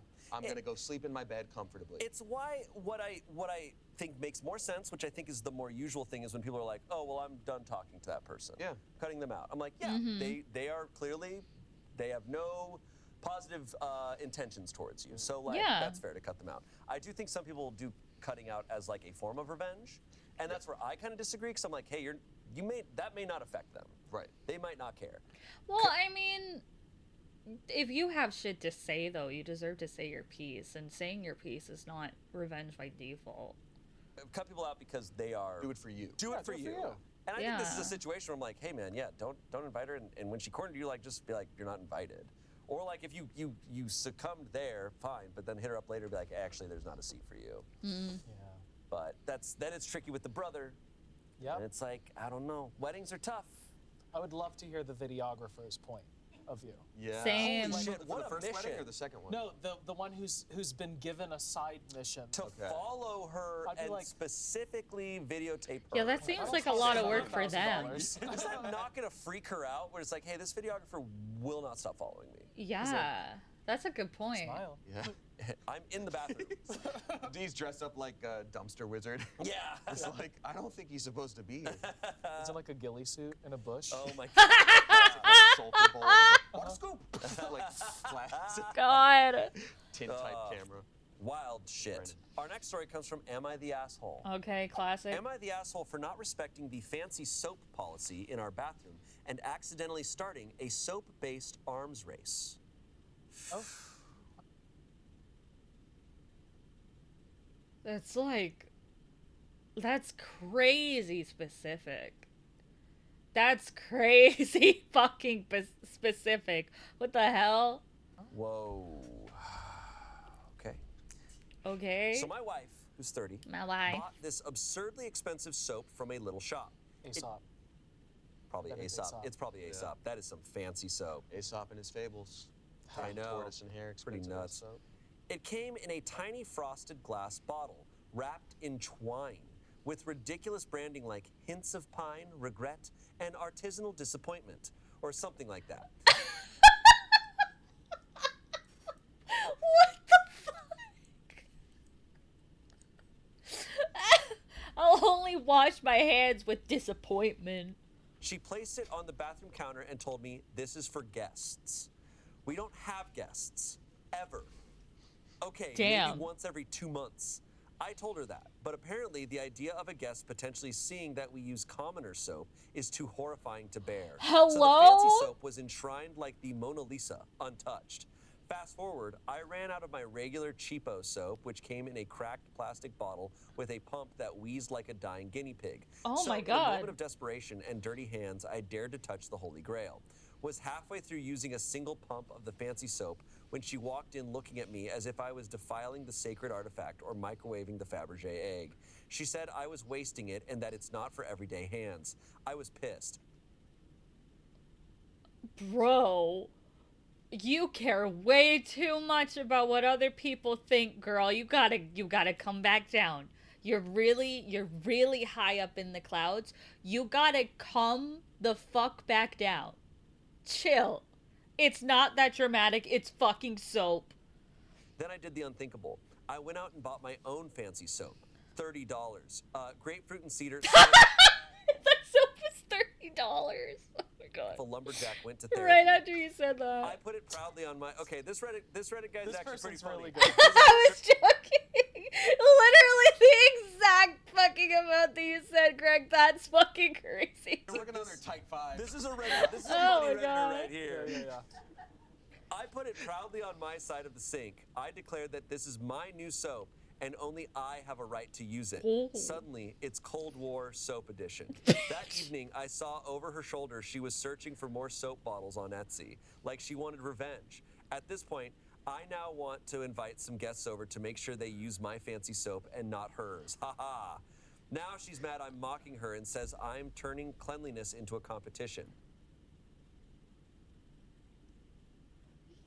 How old are you? How old are you two? What the fuck is happening? I told her she started the soap caste system. I just refused to be born into the lower Whoa. class. She hasn't spoken to me in 2 days, but I smell amazing. Tell me. And I smell amazing. Just break up. I know. I Our know. marriage is falling apart, but is this worth We it? smell great. We spent $600 on soap this month, and nothing is wrong. Oh my God. Jesus. This isn't an am I the asshole. It's like is this worth it? Like Yeah, is this worth it? Yeah. Yeah, there's some stories that I read where I'm like, you're not an asshole, but I'm like, but you guys don't like each other. Yeah. And it sounds Yeah. like, I mean, maybe they do. The way he's writing, I'm like, this is It silly. sounds light. You guys Yeah. are probably, they're probably laughing about it. I mean, still though, like again, girl, you care way too fucking much about what other people think of you, and you gotta chill, babe. You gotta fucking chill. Right. But he's making this sound like it's more of a sitcom situation. But it's This is very Kevin funny. James. Yeah, like true. Yeah. This is very common in like my family of like having things that are really fancy and nice that we don't use. Yeah. Right? It's like, oh well, that's for special occasions. Like, I mean, I once a feel year- like everybody has something like that. Like, this is a sacred item. I don't use it for its intended purpose because I like it too much. I feel like everyone has something like that. Like, Right. I don't know. Like, I definitely believe in the like, when Use you it. get nice things, you use it, Yeah. right? Yeah. Like, absolutely. This plate is for when the Pope visits. It's like he's not. Yeah. It's not gonna. Yeah, I'm tired of So using a paper busy. plate. Yeah. Look, also soap for me is one of those things where like sometimes fancier is not better. Like For I- real, Whenever yeah. I go to visit my mom, I feel bad, but like she very much shops anything that's like a little greenwashed, where it's just like, okay, this soap is chamomile and natural, and it's a little sticky for some reason, or whatever. And I'm just like, I just need the $1 like antibacterial. I'm like, I need soap. Yeah. Like everything I Yeah. get there, I'm like, do you have sugar? She's like, we have monk fruit. I'm like, get some sugar and salt and pepper and soap. Like, I'll bring Yeah. my own. Just none of these things do the thing they're supposed to. I think No, also, that's true. I don't know if I'm right or not on this, Probably are. but we'll see. But I think, especially when it comes to things like soap and like cleanliness things, it's 1% real stuff, 99% marketing. Yeah. Like, Oh, Yeah, the for $1 real. stuff is Yeah, no. probably as effective as the $30 stuff. It's just it just looks nice. Yeah. The ability for soap to bubble and froth is something that they added so that you can visibly see Yeah. it doing its work. It doesn't No. need to bubble. Yeah. Yeah. No. I Yeah. have heard that. It is a thing. All natural soap like- can just sort of. But they're not So like that a facial foaming cleanser is magical. bullshit? I don't know about that one. I know it's dish soap that does that. So Oh. I'm sure some things foam That's and bubble naturally. heartbreaking. I Damn, do like, why I do would you appreciate the ruin bubbles 'cause it's this kinda for like, me? Like a tracker, you know. I'm like, okay, that's where I'm getting the soap all over the place, you know. But Yeah. Yeah, it's Yeah. also fun. it's a fun, it's a blast. I love Yeah. it. But no, I'm a Magical. believer of like use the fancy china. You know, like Yeah. I've Yeah. always felt that way. I think it's silly to have things that you don't use. Do you in video games get a bunch of items that you save for boss fights and then never use them? Because I do that. I was pretty Yeah, bad about that Oh, with Breath sorry. of the Wild for a long time, and then I got to a point where I was like, no, like I'm gonna swap it, so I use my best stuff, and then it's like fun once you run out of all your best stuff and you have shitty things, and then the game's actually fun. Yeah. So it's a challenge again. Yeah. So Same yeah. with soap. Not for me. The reason I love playing video games is that I get to be strong and powerful as fuck. And I will enjoy myself the whole time. I don't like when games are challenging. I like to feel powerful. That's not the same any of those elixirs. And then in Stardew Valley, it's like, okay, you get like really, really fancy crops. It's like, you know, f***ing use that shit, sell it or use it. Yeah. Like don't just hold on to it. No, hang the fuck. Shane, what are The ancient fruit, you got to turn that into preserves and sell it, or even ancient fruit wine to I maximize the make profit. ancient fruit wine. I was gonna say, Shane, is Stardew Valley? Don't just fucking sell the crop. Fucking make it aged wine and get like the $100,000 a month shit. What? Don't start with me about Stardew Valley, Shane. I have 1,000 hours in Stardew Valley. You shut your fucking mouth. Haven't played either of these games. You gotta play Stardew. I would love to do a Stardew Valley stream series at some point, by the way. I would love to. I have it on Switch and desktop. I would love to do a Stardew Valley playthrough at some point. I think it'd be fun. Valley. You would dude. love Stardew. I know. You have too much of a No. life and friends Okay, and goals. buddy. Yeah. Cut to me yesterday, like 8 p.m. Like, I guess I'll go to sleep. I was like, the day's over, I guess. Yeah. All right. The verdict was not the asshole. I agree. He technically didn't do anything that makes him an asshole. He bought soap. That's He yeah. bought his own soap. That is all he technically did. Do they have Yeah. a shared bank account? I don't think so. The way it was, $30 the way it was- is going to hit him hard. Yeah, $30 is rough. Comments, it's always heartwarming to see two psychopaths find each other fall in love. Godspeed to both of you. Someone said, I'm invested in this. Please update weekly. Add a fancy hand towel and perhaps a little bottle of some kind of freshener your friends might like to dab on after they wash their face. Beard oil or something for after a meal, and maybe a scented witch hazel and some cotton balls and a pretty photo of the forest. Someone said, please OP, put your soap in a clear box with a small lock. Wear the key on a long chain around your neck. Dear Lord. Jesus. Pass it down to your son, Aaron, Yeah. telling him that he will see the secret of the basement one day. Yeah. Then when Shiganshima district is attacked. Attack Now on Titan this I begins. know. It's Attack on Now Titan! this I know. Our producer, Bailey, has just informed us of something quite shocking. So Hello? Bailey, looking for an update to this story, went to OP's page. This man, this 30-year-old man, I'm assuming. And besides this story, besides this Am I the Asshole story, his page is entirely photos of his Okay. and including a gif of him at the beach helicoptering his penis, saying no better place for a helicopter than the beach. So I'm doubting everything now.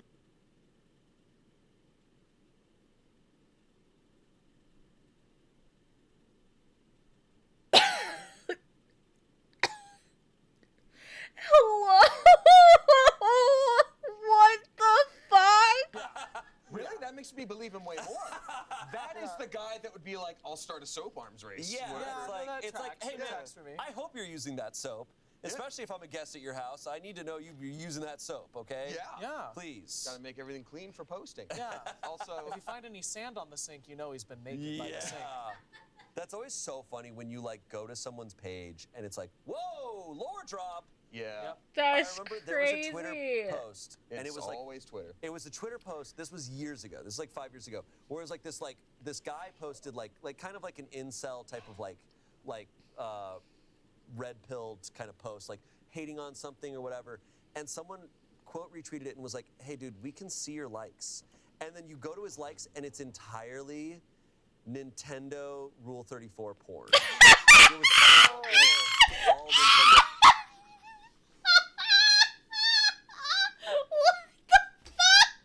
The waifus. Like that's all it was, and it was hilarious. It's like, well, we can see him. Oh my god! Probably somewhere along Who the do you line. think? I like when they have guests over when they walk out of the bathroom. It's like, He needs the stamps. so you smell like cedar. Okay, Yeah. made the wrong choice. What was the first one where he mentioned that it was smells like regret? I think he was being funny. Regret and disappointment. Okay, because I was and like, then that's his, a witch's brew. His smells like a lumberjack went to therapy, which is very funny. Got it. Okay. We had That's why he let me Twitter links private. True. those grapefruit. A good writer and apparently a great. Great. Oh yes. Well, I was about to. we don't ask, know. but I don't think I can God. ask a That's fellow okay. Coworker. It is time for our last story. Today I f***ed up. This is a true off my chest, but they wrote the title as if it's today I f***ed up. Today I f***ed up by not flushing a yellow jacket in the toilet, causing my guest to get stung in the balls.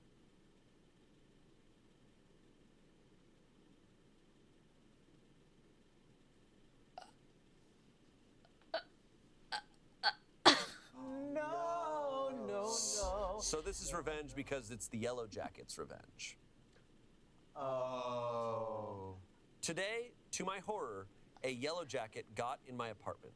I got insanely lucky in that when I saw it, it was sitting on a magazine at an easy height to trap.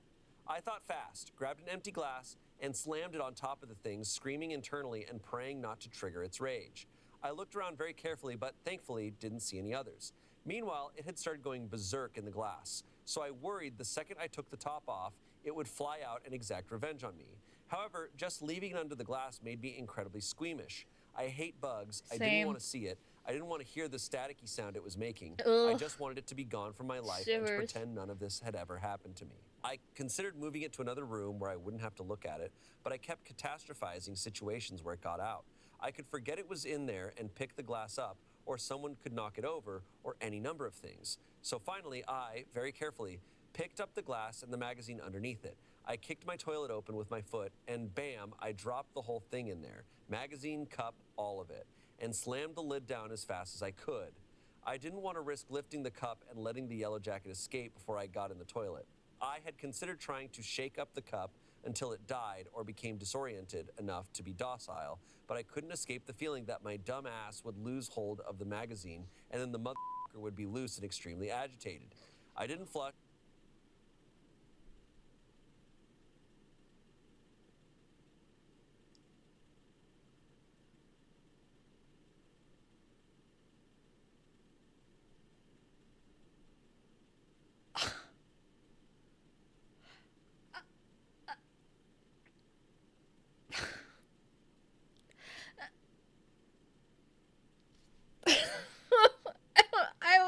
I'm completely speechless. I don't know what to say. Of course, not with a whole ass magazine in a cup in the toilet, but my logic was eventually the yellow jacket would fall into the water and drown. So I'd open the toilet in a day or two. I've got a bathroom in my room and a guest bathroom to fish out the items and flush the bug corpse. So I recovered from the heart attack for the most part and settled down to watch some TV. A while later, a friend texted that he was in the neighborhood and asked if he could come over. I said sure. We had a beer, watched some Olympics. This is a good friend, a close friend, not the kind who asks if they can use the bathroom when they're visiting. So a while into the night, he gets up. I don't think anything of it because we'd both been getting up periodically to grab snacks, plug our phones in, whatever else. Before I realized it, it was too late. I heard the door close and I started to call out, "Oh, hey, you should actually use the other one," but he didn't hear me. All I heard was a strangled, "Ah!" Then a crash. And then the door flies open. My buddy falls out, naked from the waist down, crawling backwards, screaming, "What the fuck, what the fuck, what the fuck?" and clutching his testicles. Oh I had to control my myself God! and tap into my more humane urges, because with the knowledge that thing was now loose in my not very large apartment, all I wanted to do was leave. But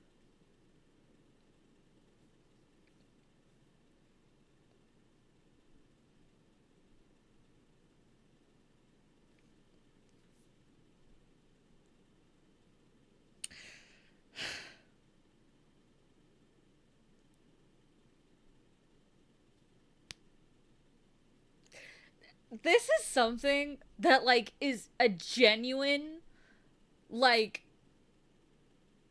fear of mine. Like, this this is a genuine fear of mine, that when I flush fuckers down the toilet, it's gonna come back up. The fact that you didn't even flush it.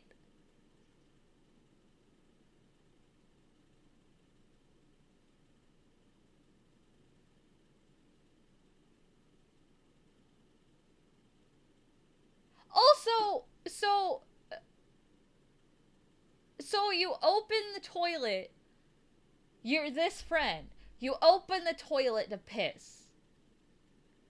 You're gonna piss on top of a cup in a fucking magazine?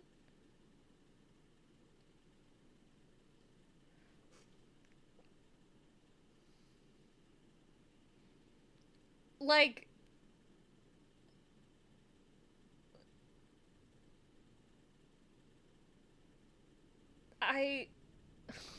this is stupid as fuck. Why would you do this?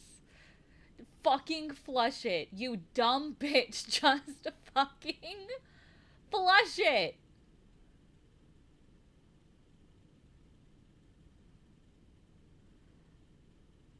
I had to help my friend up. He was in serious pain. Then we had a real dilemma because he didn't want to put his balls away, but we also wanted to get out of the apartment and go into the hall or outside, safe from the yellow jacket, which at that point was out for blood and could have been anywhere. My ability to remain calm in the crisis was not helped by the... So this all happened. This all happened because this was your fear the whole fucking time. You brought this on yourself. And your friend. I don't really have sympathy for you. As an extremely bug-phobic person, that it literally triggers my flight, fight, or freeze or fawn response to see one within a house, I don't have any fucking sympathy for you. Fucking flush it. Fucking flush it. Flush it. Flush it. Stop being a pussy. You have to get a grip, okay? You have to get a fucking grip. You have to flush it. This is ridiculous. If you managed to get it to a point where it was flushable, fucking flush it. I don't have any sympathy for you. You brought this on yourself. You got so caught up in these sort of musings that you could have just flung it outside or something. You, for fuck's sake, you could have taken the cup and the magazine and brought it outside. Put it somewhere on the fucking ground. And any fears that you have don't fucking matter anymore because it's outside. But you chose to keep it in your house and to put it in the toilet and not fucking flush it. And now your worst fear came to life any fucking way. Come on, dude. Seriously. Come the fuck on. I've had many traumatic experiences with this sort of thing. It's not an excuse to be this fucking stupid about it. Fact that he was attacking me the whole time. He thought whatever had just happened was some kind of up prank because there was random garbage floating in my toilet and he felt like he just had an electroshock to the dick. He was hitting me with his free hand and going, "Why was there a book in there? Seriously, what did you do? That really hurts," and so on and on and on. I told him there was a bee in there was a yellow jacket in there, and his twisted mind jumped right to my having done it deliberately. So half naked, and I'm assuming still in searing pain, he tackles me. He's yelling, "You sick f***, why would you put a bee in there?" and all this other stuff. I was too horrified by trying to keep my friend's from touching me. He said that he threw it in there like that because he didn't want to risk it getting out when he was, like, depositing it into the fucking toilet. Like,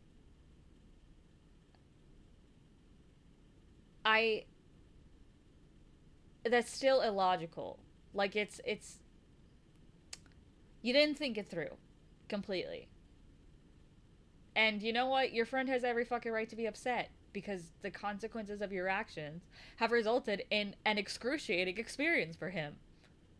They're not like, no sting is ever pleasant, but they're called yellow jackets for a fucking reason, you know? Like, while simultaneously trying to locate the yellow jacket again. Finally, we realized we'd seen it fly out of the bathroom, so it must not be in there. And we locked ourselves in, and calmer heads prevailed enough for me to explain the whole pathetic situation. The yellow menace managed to get him in the neck as well, so he was subjected to an overwhelming amount of pain head to toe. You but he gotta wasn't get that man allergic some or anything, so Benadryl. he was able to get home just fine. you gotta An added take some awful fucking bonus to this Benadryl. up of mine is that while I do know how to tell yellow jackets from hornets and hornets from honeybees and so forth, I didn't know they don't all leave stingers behind. And I was taught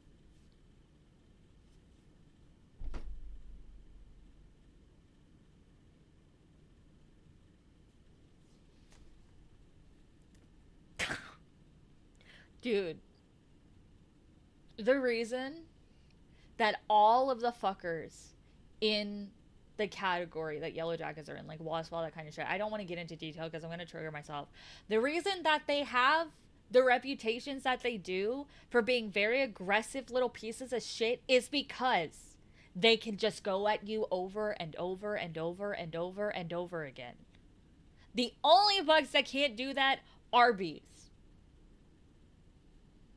So what the fuck are you talking about? I hate this guy. This is so fucking stupid and so easily avoided. Like, God.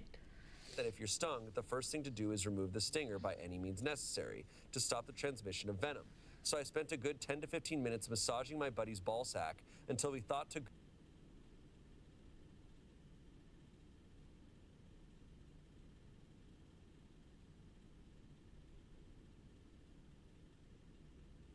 Ew. Ew. Ew. That was an awful sentence. I can't believe you made me just fucking hear that. How? What the?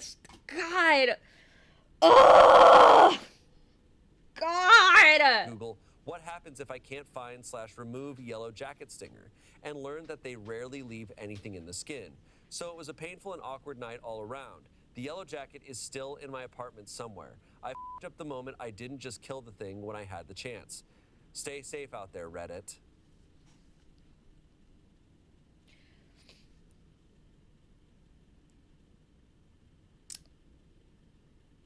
Honestly,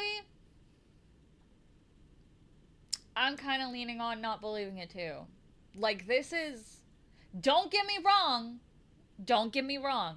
There are people out here that are this fucking stupid. Okay? There are people out there that are this fucking stupid. But at the same time, this is insane.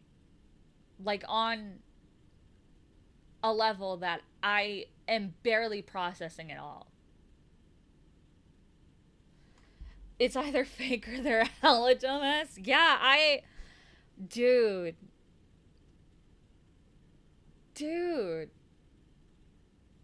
It's not even like, I didn't kill it when I had the chance. I understand that, okay? I understand that. Especially when it comes to this sort of shit. Like, if it's a mosquito or whatever, who fucking cares? You know, you're gonna try to get it when you can get a chance, but it's not like it's a mosquito. It's pesky and annoying. But not anything that's like, I mean, they can be harmful, but, you know, it's still a mosquito at the end of the day. I agree with the method of trapping it under a glass, too. It's the fact that you dumped all of it. Like, okay, here's the thing. Why didn't you just say, as soon as your friend got there, like, oh, hey, man, like, don't use the guest bathroom, just use the bathroom in my room. You don't even have to explain yourself if you don't fucking want to. But as soon as you have company over and this is happening in your fucking guest bathroom, why did you do it in your guest bathroom in the first place too? Why didn't you just do it in your own fucking bathroom and you can just use the fucking guest bathroom until you hope that it drowns or whatever? Like, why didn't you just inform him off the cuff? Like, this is the most infuriatingly preventable shit I've heard in a long time. Your friend has every right to be upset. I cut a person off for this. I completely cut ties with somebody for this. I don't care how fucking close we are. Like, dude, I would lose respect for you so fast that you're this fucking stupid. I'd be gone. What, can I? Okay. Yeah. Primary. What's everyone's primary question? My primary question. My primary question is, why didn't you fucking say anything when your friend got to your fucking apartment? Why didn't you wait? Why did you wait until he got up and went to the fucking bathroom? Why didn't you go into the bathroom? Knock on the door. Go right up to the door. Be like, hey man, don't lift the toilet seat.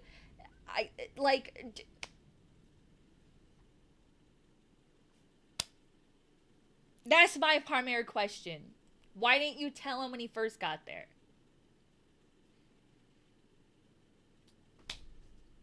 We have the same. There's a lot of questions. I think I have the first question I want to ask. My first question is, you're so worried about this yellow jacket, your strategy is to throw objects into a toilet. A thing What's that can that fly. About? Right. And also, when you have a toilet, there's like the actual Hello, seat Big you Mac, sit good on to and then see the you. lid, but Welcome there's in. a little gap between the seat and the actual like toilet bowl. Very easily climb out.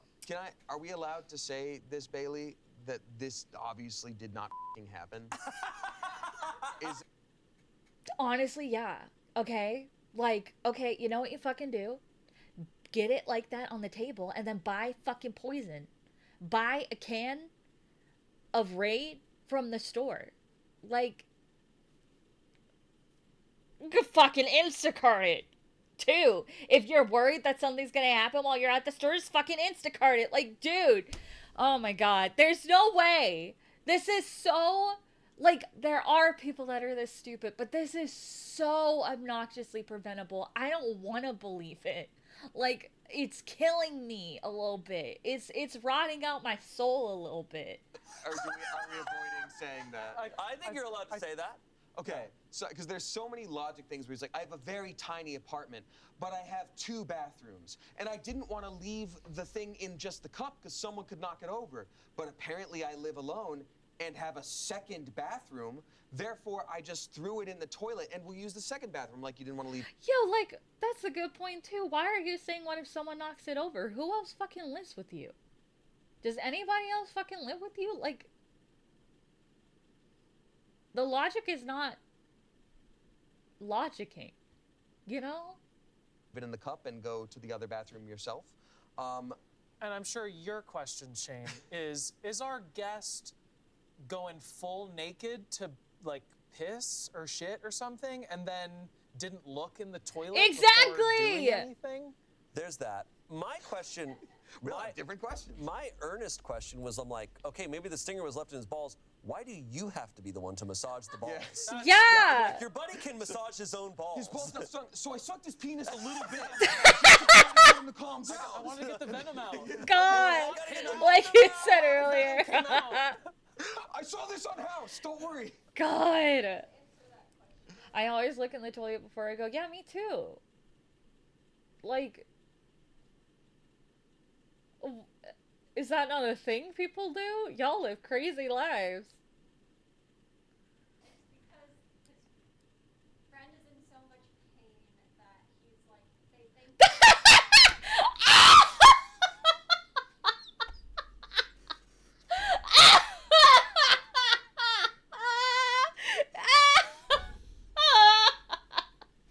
Oh my god, I've never seen Shane look more done in my life. That's so fucking funny. Oh my god.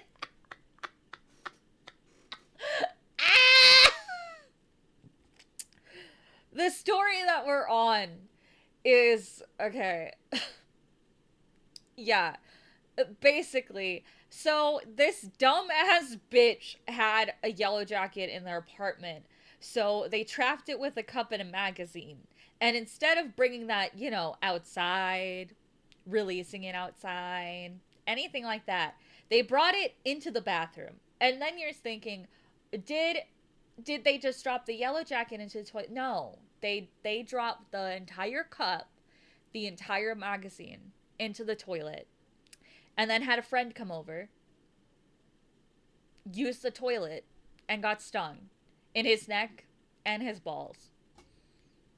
And he was fondling him to find the stinger. Yeah. For a yellow jacket, not a bee. Ain't no way. Yeah. Yeah, we're all leading on we don't fucking believe this. Because there's no fucking way. Okay. I've never been stung by a yellow jacket, to be clear. Neither have I. Is it so much pain that he Yes! literally cannot function and cannot... It sucks. Have you ever gotten like a shot at the doctor? It's deleted scene from a gross out teen comedy. Chad is again a suck bro for venom. Ladies? When like it's a newer person still learning and they kind of hit the muscle and it's got that like twinge. Yeah. It's like a bug bite with that. Like it's not fun. I was going to say, like, I thought a bee sting and yellow jacket sting, it's like the sting hurts, but it's not like you're left in writhing pain for hours.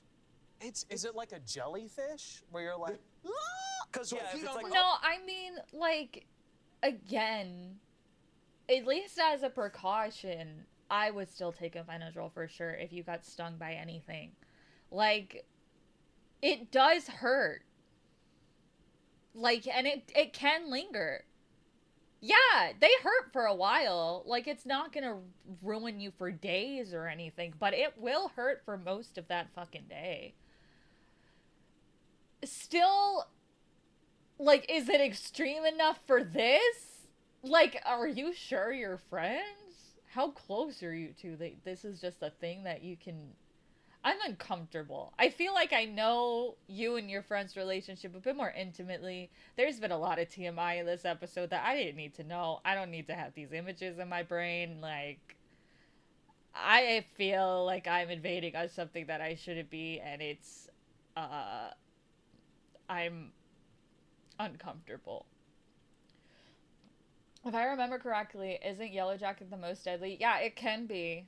If you are allergic to that sort of thing, it can be very fucking lethal. They are called that for a reason. First of all, like, why put the whole book in the toilet? And second of all, look down before you sit. I know! That's what I said! Why are you pissing in a toilet and you didn't fucking look in there? God! Man of War got all Right. over me. I'm like, yeah, we need to go to the hospital. Right. I mean, I got stung on like the back of my knee when I was a kid by a yellow jacket, and it sucked. But like, you continue on with the day. I will also say that like, when your vulnerable bits get hurt, the last thing you want to do is be like, I'm gonna air it out for the more danger. Like, I'm like, you would probably put that back in Come your pants. back. Yeah. I'm like, you would probably put your pants on and not tackle your friend, assuming they sicked a bee on you. This feels like what I think happened here is I think some version of this really happened, and then he just added a bunch of creative writing to it. Realistically, he and his friend saw a spider, and that's just, Right. he's like, wait a minute. I could see someone trapping a yellow jacket and doing the thing where they throw that in the toilet and like shut the lid. Sure. And just, because some people just don't make the right moves. There's also a pressure situation where like, you can't just throw an upside down cup into water and have it be like, oh, it's gonna fill right up. Right, No, it's it's gonna- gonna be like, it's gonna go boom, and then the yellow jacket flies out. Yeah. And if the yellow jacket is drowning, it's gonna crawl up on your magazine or book or whatever as like a little Titanic situation, but the door is big enough.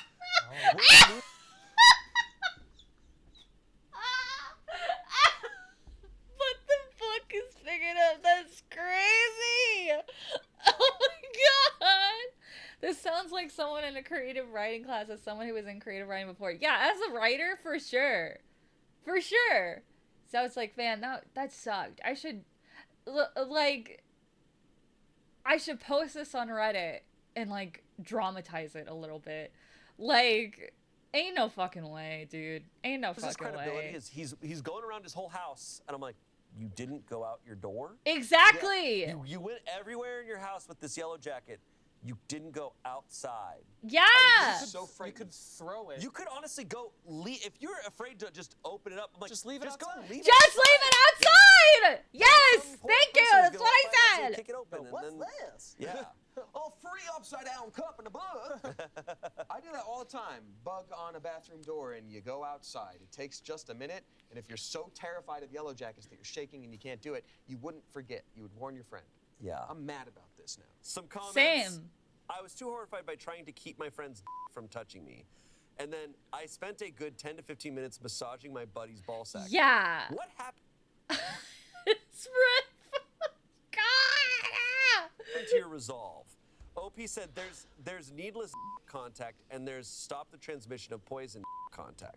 I sucked it. I sucked it up. Okay, now I know you're fucking lying. Now I know without a doubt in my fucking mind you're lying. No. Yeah, Bitch. This isn't real. No Someone said, way. Is he okay now? I can only imagine the pain. OP said, he's all right. Thanks for asking. He's in a shit ton of pain, Friendship reached a new level that day. Seriously. but put a call in with his general practitioner's answering service, who basically recommended home remedies or gutting it out. And obviously to watch for X, Y, and Z, then come in if they occur.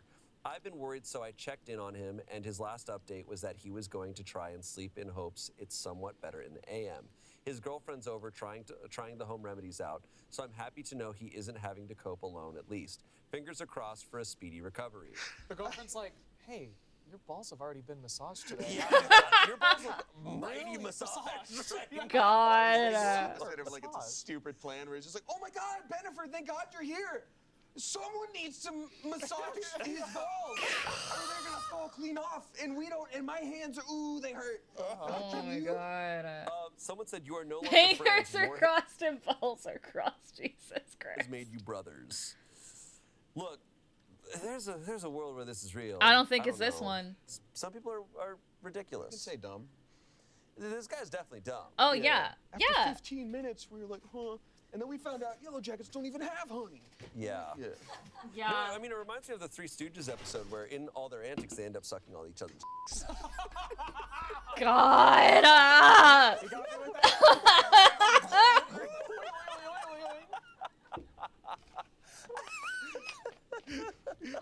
Forget about Shemp now. This doesn't work against a So fucking stupid.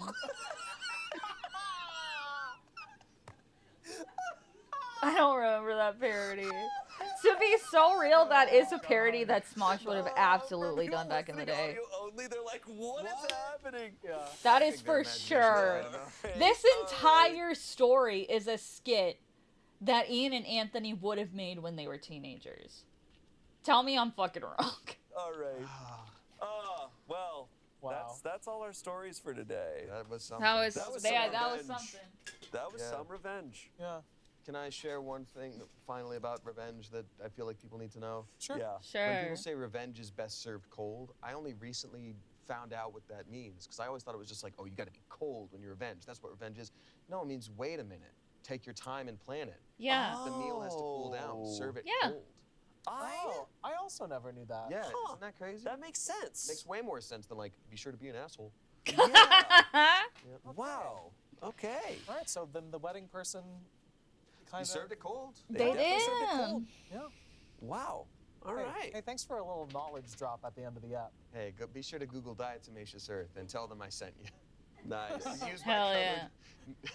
code. my Google Smosh code. mouth for Use my 10%. Google code for Diatomaceous Earth. It's a good band. Anyways, guys, Yeah. thanks for being here. Hey, Thanks for the revenge.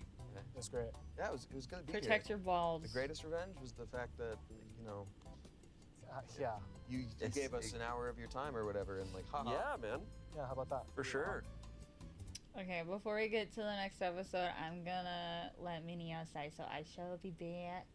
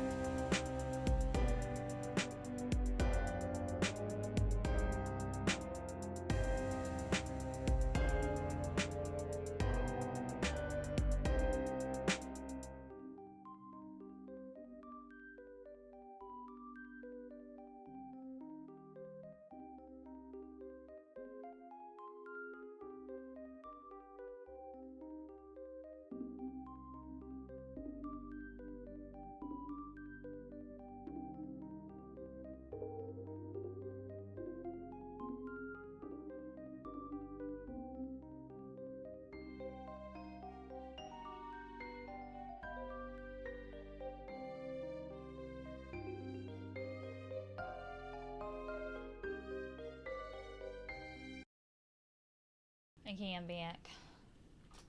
I gotta get used to using the regular ass numbers now. Okay.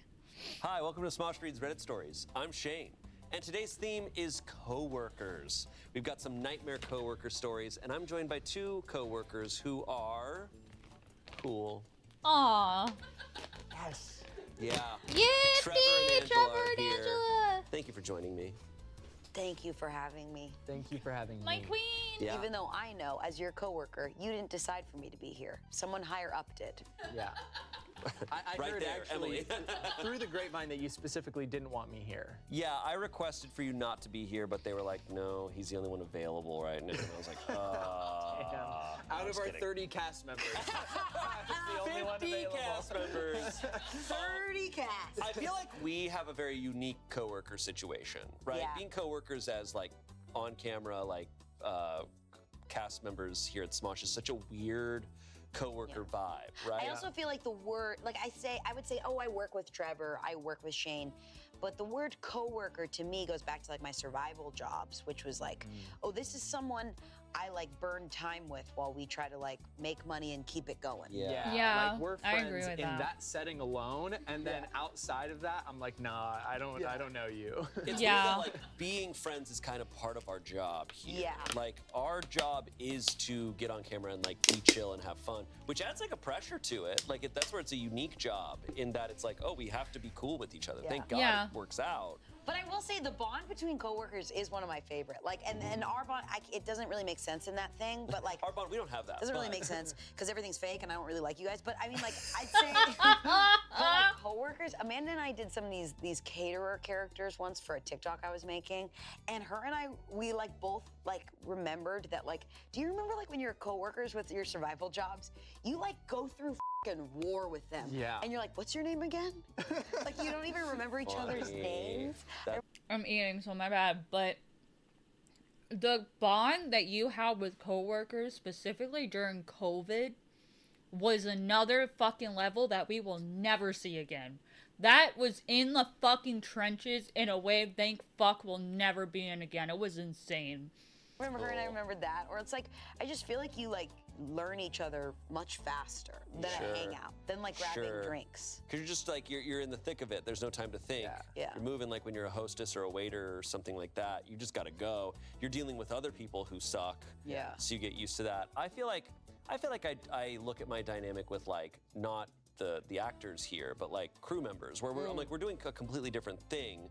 But for us, I'm like, oh yeah, that I guess I get a little bit more of that feeling, and I'm still friends with everyone the same Yeah. way as I am with all the cast members. But it's interesting. But I never worked any jobs like that. Oh, yeah. So I never Yeah. had that real experience of it. It's like going through the same bullshit with people, and you're the only outlet, you know? It's not like Yeah. they can call someone and vent. It's like if someone does something stupid, like when I worked in the bakery, like they would just come like back into the kitchen when I was like making croissants, and they'd just be like pissed off, and I'm like, tell me about it, man. What's going on? What's going on out there in the trenches? You were the bear. There is something so specific about the coworker group text Oh yeah. compared to other group texts where you're just like, you're just talking mad shit. You're nodding. I'm wondering if you're talking shit, Ollie. No, I'm kidding. Yeah. Ollie, we're clocking it. Oh shit. All right, well, let's get into some of these stories about what people are doing to their coworkers, with their coworkers, the dynamics of coworkers. Because I feel like there's a bunch of unwritten rules, like Yeah. what to do, what not to do. Like, would you get married and like do a prank on the internet? Yeah, like, would you do that? Am I the asshole for not buying tickets to the hot new live show series, We're All Gonna Die? Oh my I, god. 34 Wow. Get your bag. Our first one's a confession. I'm f***ing two of my coworkers at the same time. Neither of them know We just fucking started! about each other. Let's fucking go. All right, so there we go. Bam. awesome. I feel like not maybe the best move to make, but one someone is doing. Well, the title basically says it all, but I just got out of a long-term relationship and have suddenly found myself receiving advances from more than a couple people. Anyways, it just so happens that two of them are my coworkers. I've A been literal overly bang. clear with both of them that I am single and in no way exclusive, so it's not like there's any cheating going on. But Okay. both of them are technically my supervisors, so I'm getting preferred hours and easier shifts. The only thing is neither of them know I'm the other, and they 100% do not get along. Dog! Oh Long my story god! short, I might be a bitch, but I'm having a great time. Holy shit! What the hell, See, dude? there's so many contexts. Like, I feel like when you hear a story like this, I gotta know what job they have. Me too. I'm like, what's the funniest version of this? They're Like, super Was still cheating if they're not cool with it? Yeah. Yeah. That's... Holy shit. masseuses? Yeah. masseuses. Like, there are jobs where this is like, yeah, man, that's just how it is. Like, that flies. Like, and then there are jobs where I'm like, this is a problem. What's a Yeah. job where you have multiple supervisors? Like a And you're restaurant, working right? shifts. Yeah, I guess it could be a restaurant. Funny, but I'd love it if they were just like an accountant. Like, if that would. and it's just 3 of them. Or like a law firm, and it's the 2 lawyers, and then it's her or him. That's I don't know. crazy. I mean, That's so funny. It's the paralegal. You can, I'm cool with it, that's all that matters, yeah. So if either of them get closer finding out, he needs to change his name and find a new job. Yeah. This is yikes already, man. And the 2 partners. yeah. It's like, all right, this is how it goes. All right. New season of Better Call Saul. They sue each other. But preferred hours, yeah, it's giving like a type of. Yeah. Like service or, Absolutely, like, they're gonna find retail, out. Ain't no Yeah. fucking way something they like don't. that. I do think this is a big HR violation because it's supervisors, and they are clearly showing Everything's her a preferred. fucking HR. They're showing her, violation. but it's also like it's like okay, you're having sex with them, but then finding out like oh, and now they're giving you preferred hours. Yeah, and easier that's pretty yikes. That's pretty fucking yikes that they're both doing it too, allegedly. That's pretty fucking yikes. shifts. I'm like that's not good. Yeah. That's feels to me like fireable. Yeah. This is going to end badly. We don't have an update, but it's going to end badly. I Damn, also- that's It's crazy. refreshing to see a Reddit post that's just like, hey guys, I'm getting away with something. I have clear communication, but it's awesome. Sick as hell. Okay, but who gets fired when everyone finds out? The Do all 3 supervisor, of them? the supervisors should be the one who get fired. Yeah. They are the in charge people. They're the one technically taking it. I mean, if they're just smashing and not a relationship, then it's fine, I guess. It's more about the principle and the fact that there is being favoritism shown.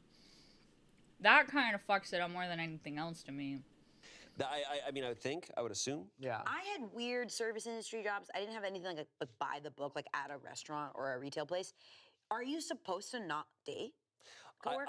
I think the issue is more muddy when it's a supervisor, when it's different levels. Yeah, but So like, is it a manager- rule?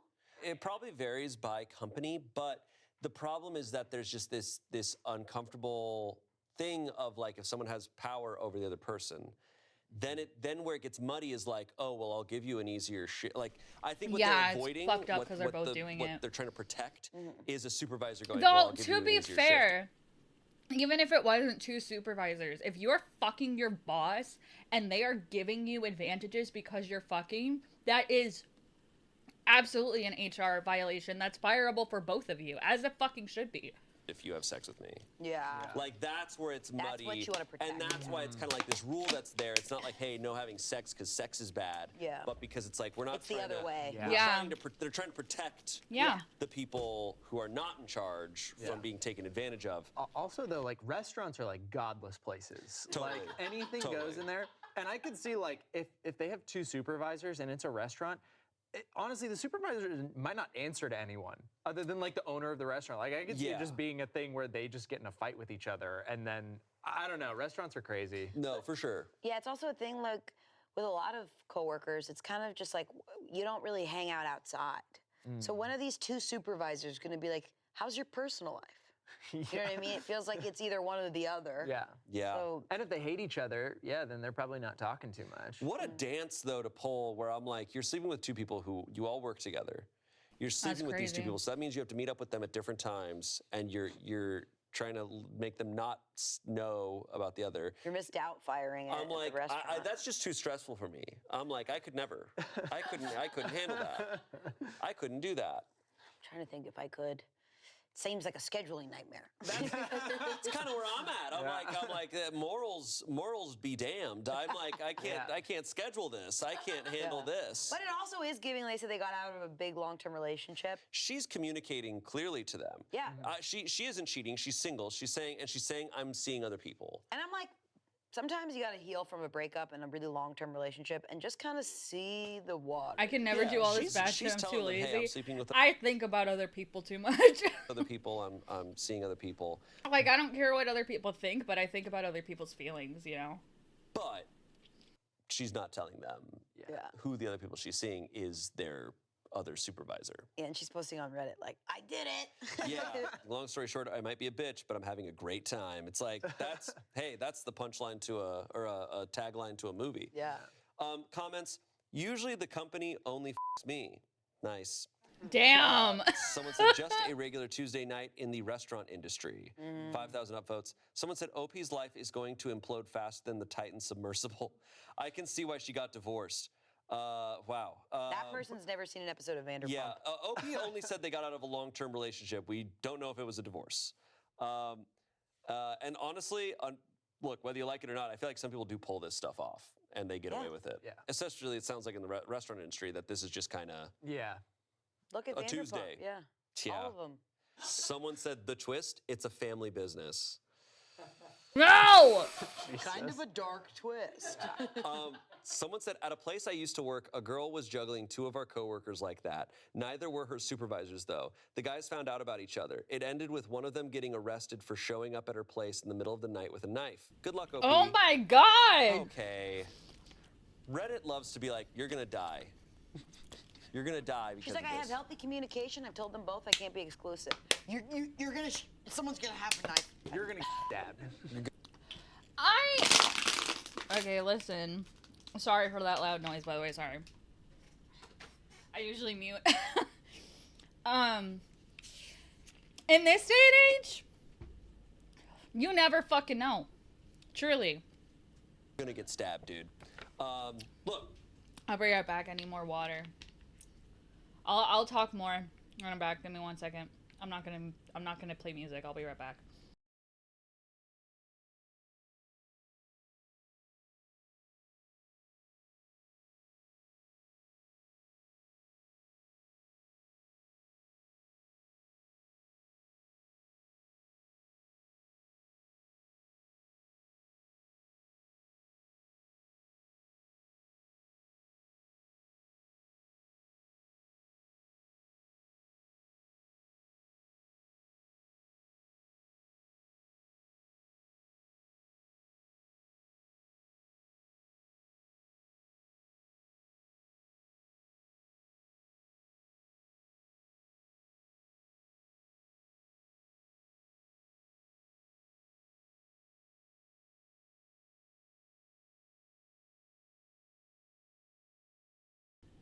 Okay, sorry, I was eating spicy jerky, so I needed more water.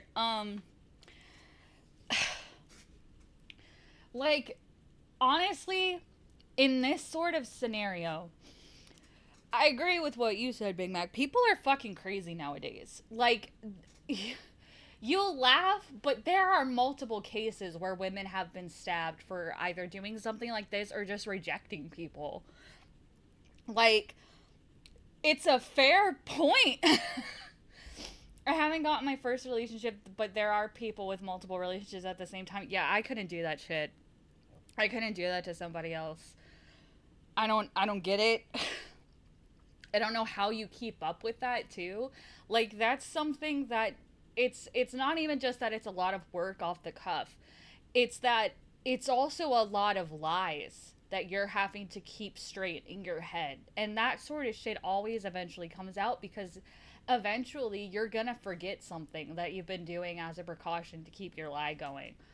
So, like, it's not worth the risk because you really don't know how they could react. I mean, for fuck's sake, they're your supervisors too. Like, you're also jeopardizing your income at that point too. Like, this is messy. I can't keep lies or secrets. It drains me too much. I mean, there are some things. I think there's a difference between keeping but Lou, he's cool with it, so it's not. Yeah. There are some things that I think there's a difference between keeping a secret and being a private person, and I'm a private person, at least publicly. And I mean, honestly, kind of socially too. Like, oh my god, every time I eat, I have to deal with asthma. Oh my god. I have some friends that, like, I'm super close with and I talk to every day, and they pretty much know everything that's going on with me. Because we've established that we're close enough that they're, like, a safe space for me to let off steam, and the same for me. Like, I kind of try to reserve that sort of relationship for only a couple people at a time, because if I try to do that for, like, all of my friends at once, it's gonna overwhelm me. So like, at this point, I only have a couple of friends that I talk to, like, almost daily. And I, like, the other friends that I don't talk to every day, it doesn't mean that we're not friends. We're just not that close, which is fine. Or maybe we were closer before we got busy, that sort of thing. So I'm, like, more private in that state. And I don't think that being private is on the same vein, but I do feel like people kind of, how do I word this? I feel like people kind of confuse both of those things, and I think that there is a difference between, again, being, like, someone who's actively lying or actively keeping secrets from you, and someone who's just simply private, you know? And I don't think that this is the latter. I think this is, like, you have a lot going on at one time, and eventually you're gonna forget something. Like, it's not... This sort of stuff is easy to keep track of in the short term. When you start getting into the long term, you're gonna fuck yourself over one way or another. And I feel like, honestly, the more... I was actually talking about this earlier with one of the people I live with. Because she asked me, like, why do you think people have gotten, like, more violent in the last few years? And I pointed out, I was like, you know, post-COVID, I feel like everyone got significantly more cynical and more willing to kind of act out their intrusive thoughts, because with everything that happened in 2020, the way that everything was so dismantled, we all saw further behind the curtain than we were ever supposed to with how shit was handled.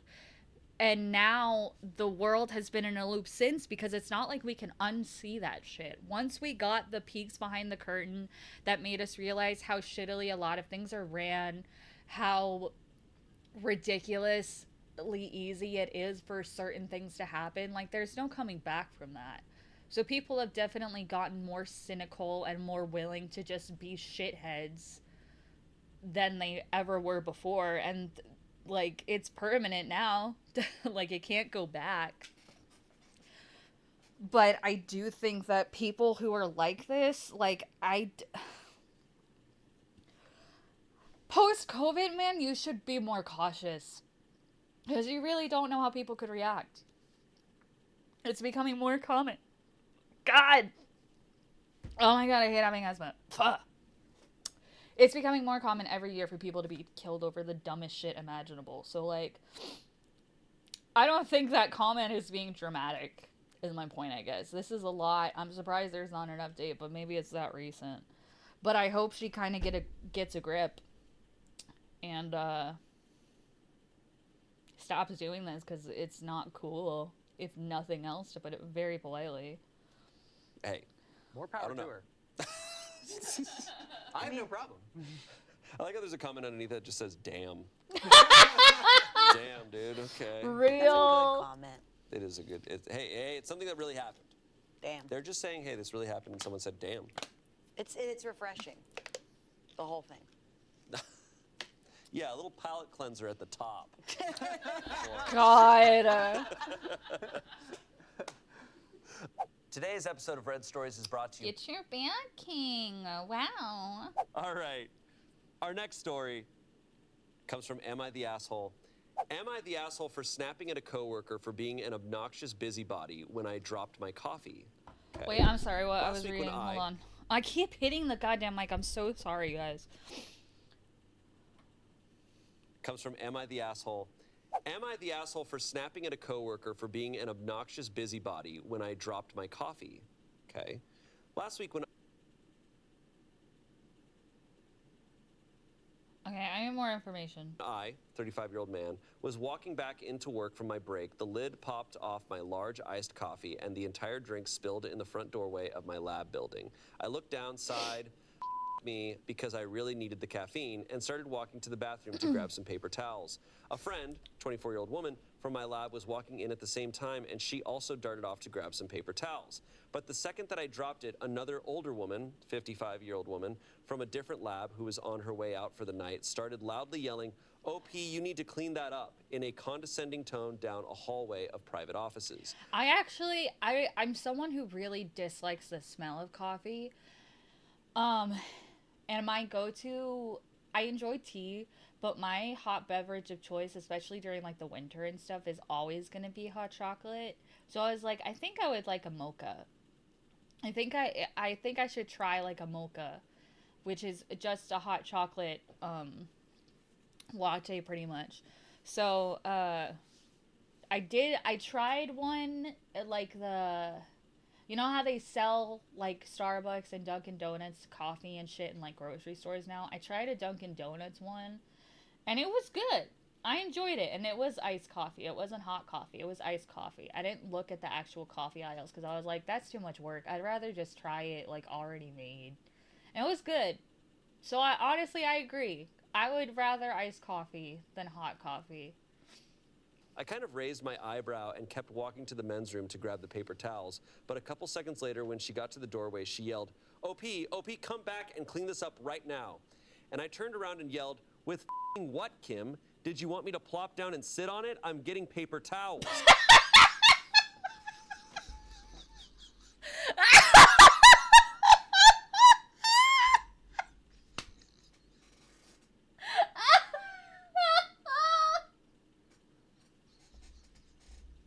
Oh my god, Jesus Christ.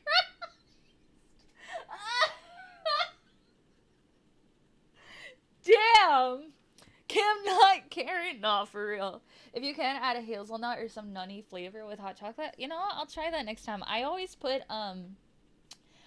ginger, cinnamon, and honey in my tea and hot chocolate because they're both anti-inflammatories and they help with my pain management for my fibro and shit. So you know what? Maybe I'll add a little bit of some sort of nut extract or something next time I make some. I'll get back to you if I do. With f***ing what, Kim? That's awesome. That's so iconic. I don't know why that reminds me of the H-bomber guy. Sell him to who, Ben? King Aquaman. So it's a thing. I love started H-bomber yelling guy. back, You "Oh, know what? Ooh, would you guys want like a stream series where we watch H-bomber guy essays together? Would that be fun or would that be like unenjoyable? Because I think it'd be fun. I love H-bomber guy. His content never fails to slap. Let me know if you'd be interested in that, because I would love to do more React streams. I would love to like not worry about running out of Smosh Reddit stories. Like I would love to pivot more to just doing React content in general, because I find it more enjoyable and a bit easier on like hard days.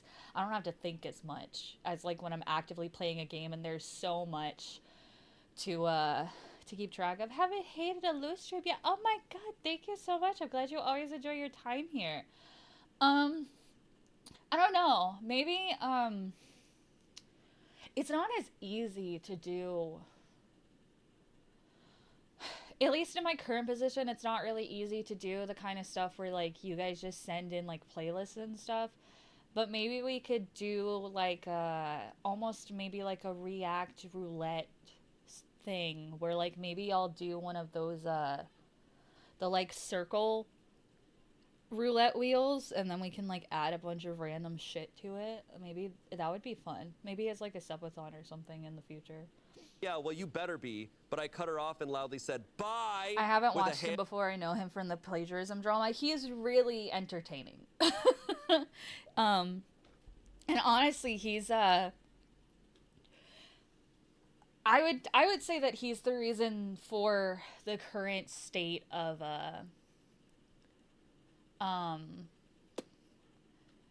video essays, like the format and stuff. It definitely was inspired by him, because he was the first one to like kind of, you start out with a seemingly unrelated topic that eventually ties into the main point. And the plagiarism drama episode is actually a good example. I remember the Illuminati drama. Yeah, his coverage on it was pretty fucking funny. That shit was crazy. I was there for all of it. Oh my god. I actually keep up pretty I actually keep up with like YouTuber and VTuber drama and stuff pretty intimately. There are some things that have slipped past me, at least in the past couple months. I've tried to not be as chronically online as I have been, and honestly, it's been great. I've barely opened Twitter besides my going live tweets, so it's been nice, honestly. But I do keep up with all of that. Hers, though, I think is one of the craziest for all the like just horrible shit that she managed to do with people. And like the craziest part to me above anything else is that you are covering MLM schemes and then making one yourself in the meantime? Excuse me? Crazy shit. Crazy fucking shit. Sorry to anyone who doesn't know, but I would recommend looking into it, because it's a crazy ass time. Honestly, if I had to recommend anyone as like the best general gist, I would say Jimmy Robbins is one of my favorite commentary channels. He has like shorter form content. Sometimes his videos go into over an hour, but for the most part they stay around like 30 to 40 minutes. I think he has really great coverage, and I tend to agree with his opinions too when he inserts them. And also, Cruel World, Happy Mind. Her perspective was interesting because she was somewhat directly involved with Blair. So if you're watching this, or if you're like actively watching the stream or watching this in the VOD, if you're curious to know like all the context for that, those are the two channels that I would recommend looking into. They both covered it pretty intricately. I think Jimmy Robbins also did like a follow-up a year later too. Hand wave and all of the energy of right off to hell, and she went on her way. This was when my friend popped back out with some paper towels and asked, "What the is her problem?" She left when I told her about the exchange and said it was wild behavior on her part. It but I still was. felt pretty embarrassed that I snapped at an older lady and childishly yelled "bye" in a sing-song tone. I've never heard of like coworker drama that just sounds like you two were siblings or something. Like this has sibling level energy of being petty. And waved her off. Am I the asshole? No. No. Fucking No, dude. what, Kim? What, Kim? God. Hold on. We have to hear it again. Hold on. That's awesome. Started loudly yelling, "OP, you need to clean that up," in a condescending tone down a hallway of private offices. I kind of raised my eyebrow and kept walking to the men's room to grab the paper towels, but a couple seconds later, when she got to the doorway, she yelled, OP, come back and clean this up right now." And I turned around and yelled, "With what, Kim? Did you want me to plop down and sit on it, or I'm getting paper towels?"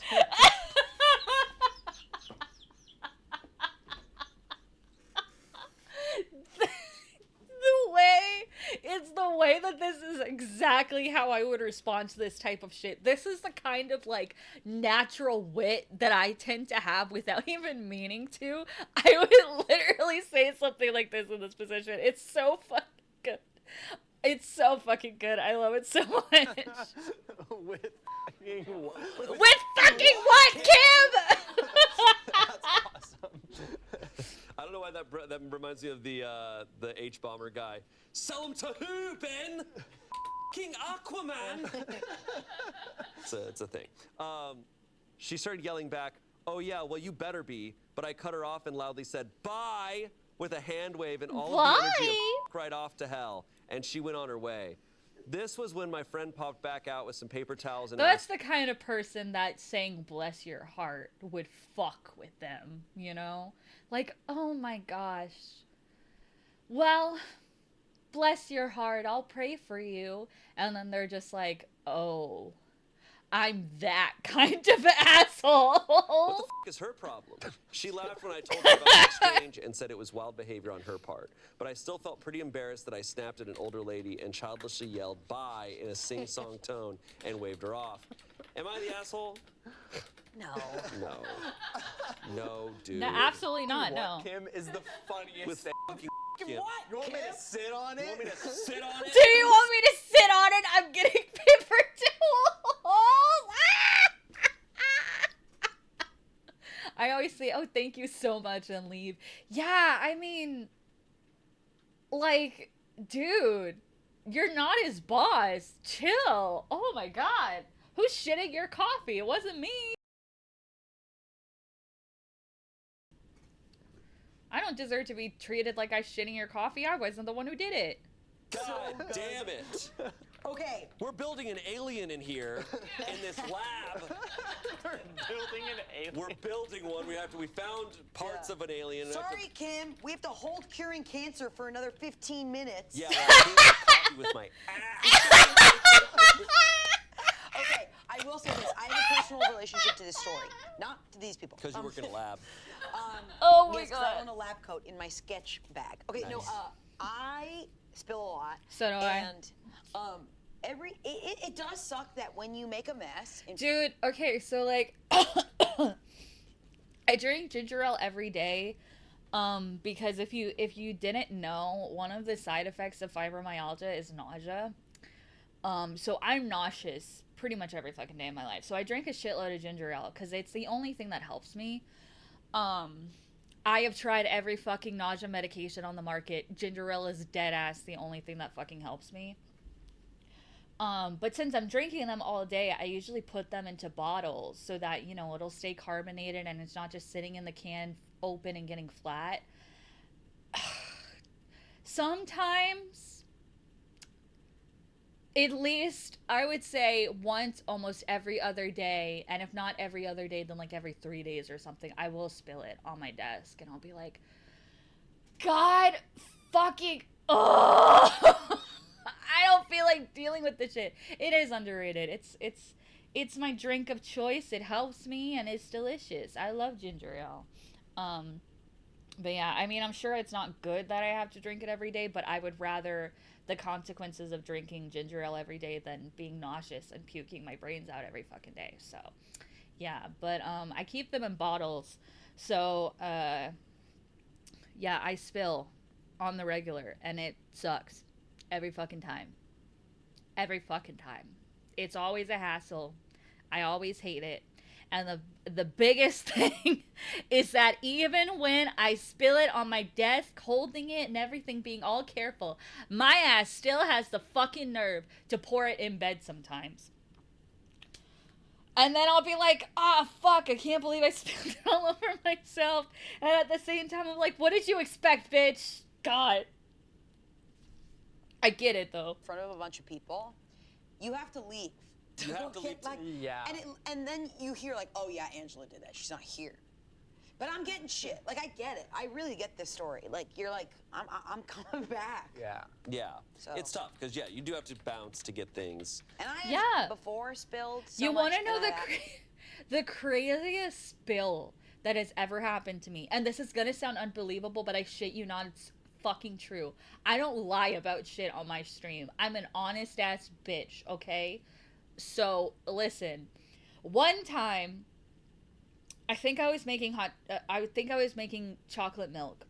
Not hot chocolate, just regular chocolate milk. So I was like, you know, mixing the Hershey's into the fucking milk. And I shit you not, I pulled the fucking spoon away and somehow gravity stopped existing for a second, and that liquid on that spoon, it somehow like completely curve jumped into my fucking shirt, and I was standing there for a second like, what the fuck just happened? Maybe I like shook it or something somehow, but it was crazy, and I still think about it sometimes because I'm like, that it's like it flew. I spilled a whole tray of soup when I was serving people at an event I was volunteering for, and the looks I got were wild. Yeah, people are not nice when you're clumsy. And it's like, if I had any control over this, I wouldn't fucking be clumsy. I promise. I hate it. It inconveniences me more than anyone else, okay? I'm the one who has to live with myself every day. You fucking don't. It's happened to me, I think, twice, where I just kind of take my sweater and I'm like, sorry.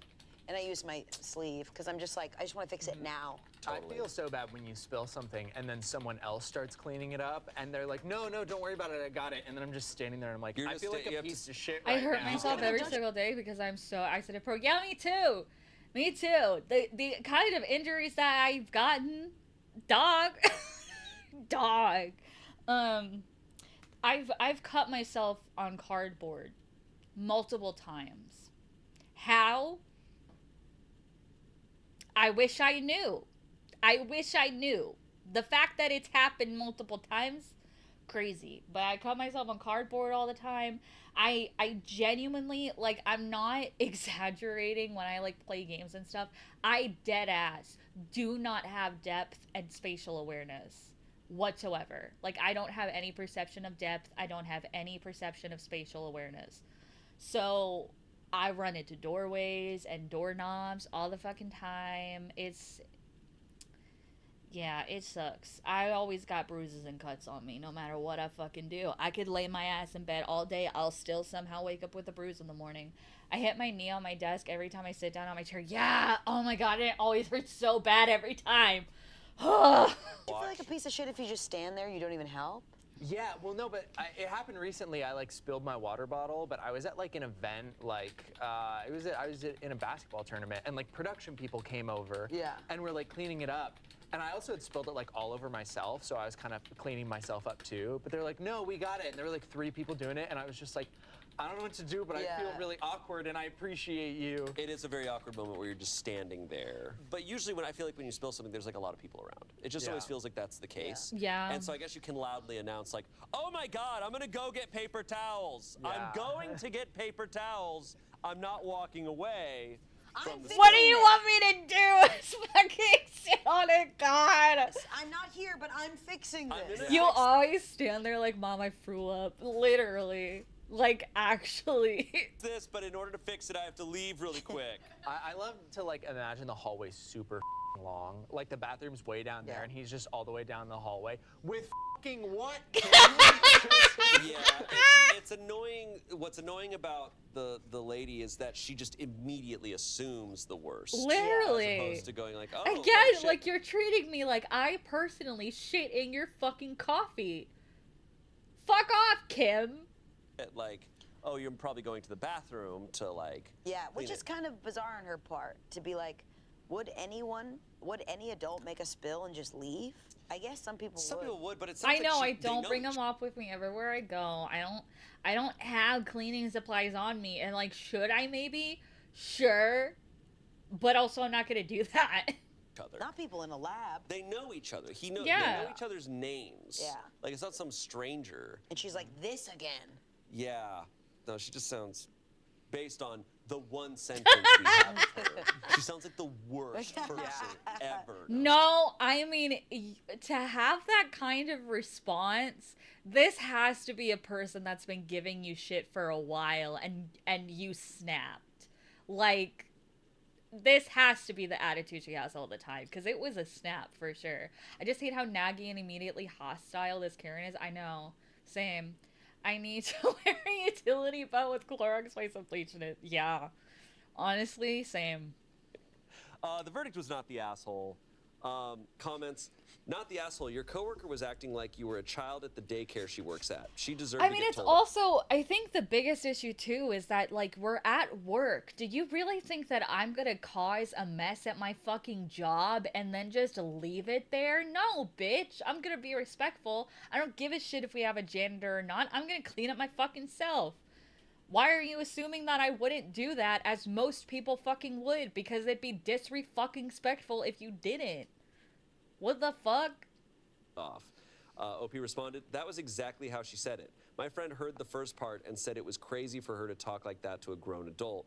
Yeah. Someone responded to that saying, look, honestly, it just sounds like she was at the end of a long shift and assumed you were walking away from your coffee spill forever, leaving it for someone else to clean up. But frankly, even if it was an honest mistake, she assumed and made an ass out of, well, just herself, really. Yeah. $10 says she either has a really useless husband or spends a lot of time on Am I the Asshole and constantly thinks the worst of everyone.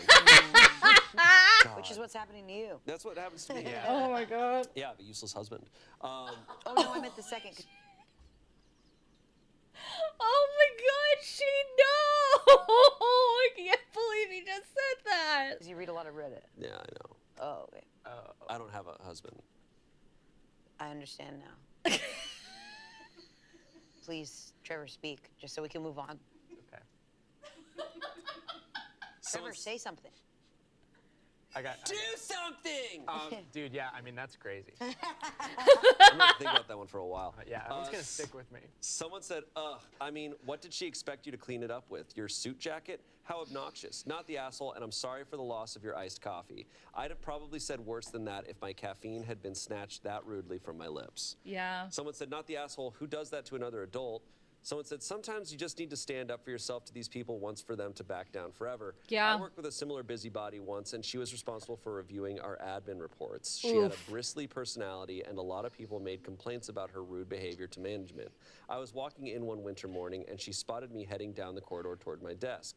She ran over and walked behind me, telling me about what errors I had made in my paperwork. This was a normal occurrence, and I guess I just hit my limit that day.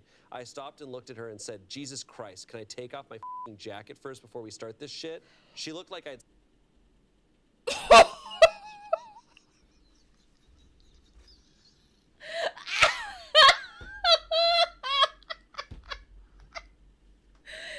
You know what? Mood. slapped her in Mood the as face. hell. She was the sweetest person ever to me afterwards and would regularly stop by my desk just to chat. Damn. That one interaction changed our whole dynamic. Good for Seems you. like a crazy outcome to that interaction. Yeah, that's a crazy switch up. Yeah. I think some people just like there that almost is that comment makes it feel like maybe that person wasn't trying to be like that's just how they are. Good stand up to all the Karens. Yeah, don't take people's shit, okay? You don't have to take people's shit. Actually, you know what? Listen to me, okay? If someone genuinely on a regular basis is treating you like shit enough that you're like going to people and complaining and venting about them, eventually what you got to do, you got to take some time to yourself and you got to build up the confidence to tell that person the fuck off, because they're going to keep treating you like shit until you do. And you don't deserve to be treated that way. You don't deserve to have to deal with someone who genuinely makes your life worse by being in it, especially in a coworker situation, because you don't really have a choice but to be around those people because you need a job and you need an income to pay your bills and shit. You deserve to fucking I have no clue. It's not censored on my end, but I can see what y'all are saying.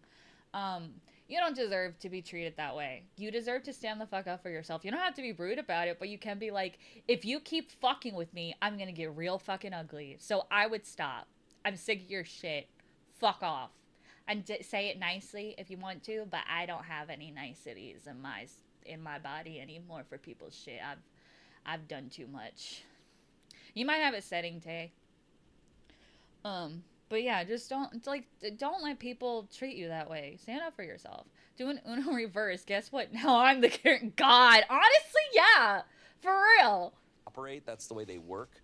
So like, kind of being like, oh, I needed someone to tell me that this was coming off bad to like adjust my behavior. Because I'm also thinking like, if you spill, I can't believe I'm still talking about this. If you spill and then someone's like, I'll get you paper towels. And then you kind of just stand over your mess for a bit. And you're like, don't worry, someone's bringing paper towels. There's not like a great way to handle it. Yeah. Like it's always awkward. A It's spill always is always awkward. Yeah. Like the mess cone. Yeah, where you're like, Yeah. Oh, Yeah. that's the floor worst. is wet. That's the worst. Yeah, when you spill something and you're like, if anyone comes by, I like you're just shouting like, hey, watch out for this Yeah, if you come yeah. over here. Yeah. Hey, God, there's a spill yeah. over here. Yeah, a spill sucks. It does. Anyways, next story. Okay, our next one is a confession. Okay. I used to eat my coworker's apple chips at work, then tell him that I was allergic to apples so he wouldn't accuse me.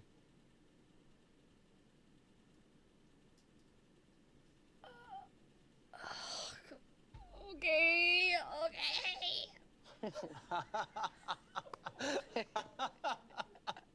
Wow. That's so funny. This is pretty. That's so funny. God damn.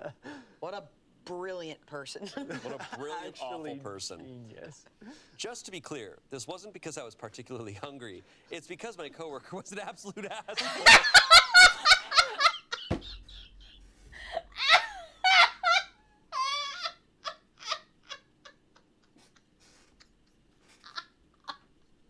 Oh my god, I love the people who are writing these stories. Yes, that's even better.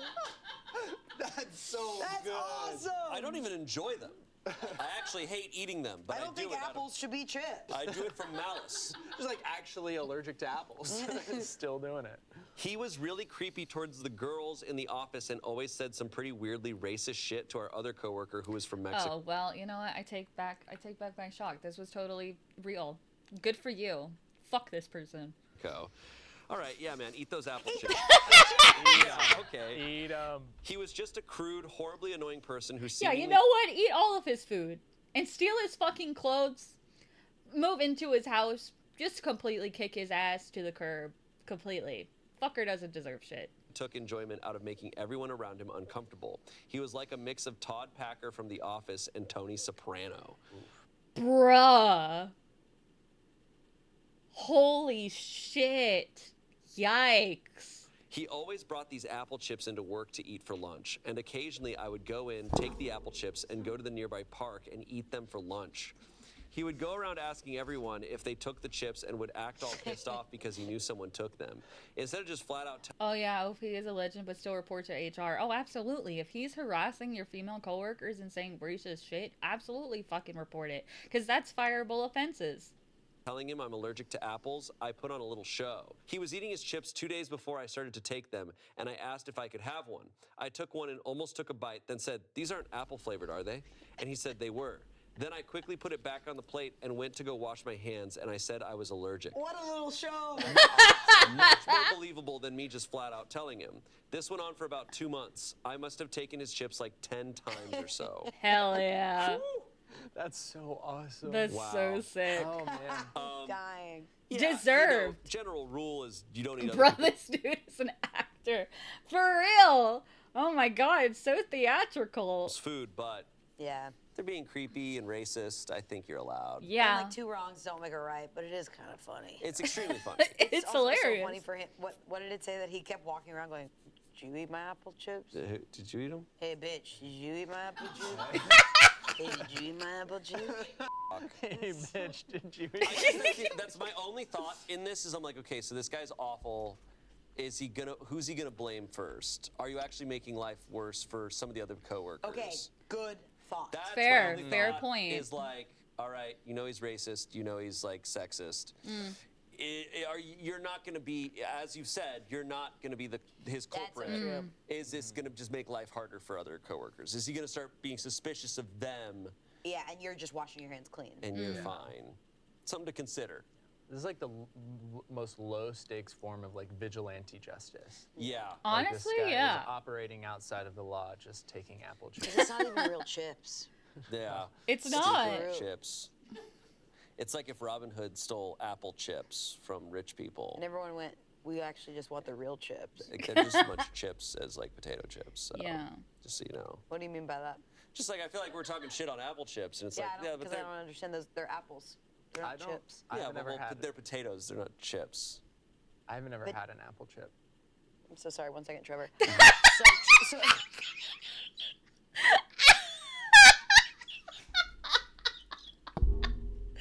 Oh my fucking god.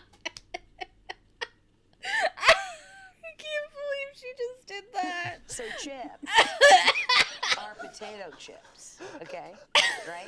So chips are Well, potato chips actually Oh, chips. Angela, It, too. like in Britain, they're like fries. you They know. call Yeah, them those are potatoes. chips. And So they- right. Yeah, they're potatoes. So Crisps. chips. Are, They call 'em yeah, crisps. yeah, but They call 'em chips. crisps. I believe chip is potato. So putting a little funny hat on it, putting a funny hat on a piece of apples, on a fruit, and being like, "Here, go play with the boys." No, you're not a chip. You're an apple. Basically dehydrated fruit. Like, That's Yeah. dried fruit. Yeah. Is a chip not? But I like- think it comes in the shape and texture. No, I honestly I agree with her. That's not a chip. It's not. It's dehydrated fruit. It's not a chip. I agree. Yeah, it's the shape and texture thing. Like when you're in a park, those are wood chips. So if I'm the shape and texture of a bear, that doesn't make me a bear. If you are the I was shape of the and bear, texture, and you if are I was furry, me, Look, I'm not part of the gay community, but I feel like they have.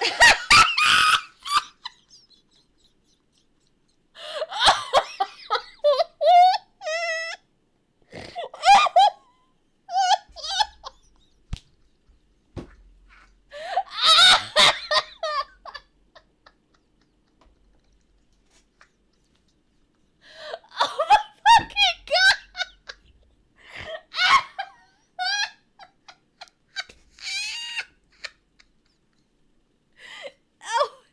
Oh my god, it hurts. I feel like they've literally made that distinction. Quite literally made that distinction. God! Hey, you made the worst possible comparison. I think they do that. I think they say that. Oh my god, I love Angela so much. She's never thought before she's ever spoken in her life. I think they literally say that. we have to If move not on. bear, why bear shape? Very good point. All right. Sorry. Comments: modern problems require modern solutions. Someone said, "How did this help at all with mitigating his shitty behavior?" Yeah. Someone said, "Thank you. You just reminded me just how much I love apple Very chips, good point. and I need to buy some." You added that comment. That's not a real comment. No. No one in their right mind would have said, Someone I need said, to "Thank remember you. to buy Just apple reminded me chips." just how much I love apple chips, and I need to buy some. They sound delicious. I don't know what you're talking about. Okay, can I say something kind of like more serious than this story is? Okay. It is my problem with revenge, where I'm like, that's cool. You're doing this thing to him. Mm-hmm. It's cathartic, Mm. but I'm like, you're not making the situation better. He's still racist and sexist and creepy. Yeah. Like, is not the goal to try to eliminate that behavior or get rid of him Yeah. from this off? Yeah, no, I do, like, it's very funny. Don't get me wrong. It's very fucking funny. But at the same time, like, it's not like he's just some fucking boomer or something. You're saying that he's genuinely being harmful to people. Like, he's genuinely harassing female coworkers and being racist to one of your coworkers very distinctly. Like, you said he's being racist to one of your Mexican coworkers. Like, you should be reporting his ass to HR. Because if he hasn't been reported to HR before, then the people that he's affecting are not, for whatever reason, they don't have the confidence or don't feel justified in addressing this to HR themselves. So, like, do it for them. You've noticed it happening. Eat his apple chips and then eat his paperwork so he gets fired. Oh my god. Burn it. Burn it. Maybe HR is also racist. You know what? That's a good point. That's a fair point. But the sexual harassment is fireable. Even if they have that kind of view, sexual harassment is always going to get you fucking fired, as it should. Office. And now if all of those are exhausted and there's nothing you can do, yeah, eat his apple chips. That's funny. But And I think as an audience, our initial, like, yeah, when we heard heard he was a bad guy, is like our want for justice when we're watching bad things happen and people get away with them. Yeah. We go Right. like, oh, like I Yeah, don't then necessarily HR. want harm on him, but I want him to be held accountable. And if Right. I can't see that, then I'd rather him be minorly inconvenienced as an audience member, but it's not right. Yeah. Yeah. It's not even a matter of like right and wrong. It's just like it's not doing anything. Like it's not in the long run going to fix anything. I think that's how I feel sometimes with Reddit stories. It's like we love this like vengeance cathartic thing, but I'm like, all right, and then what happens? Yeah. And Yeah. it's like, and now we're back to square fair. one. And I think they're it's funny still as- and they're yeah. still bad and they're still doing their Well, thing. it is doing something. It's making me laugh.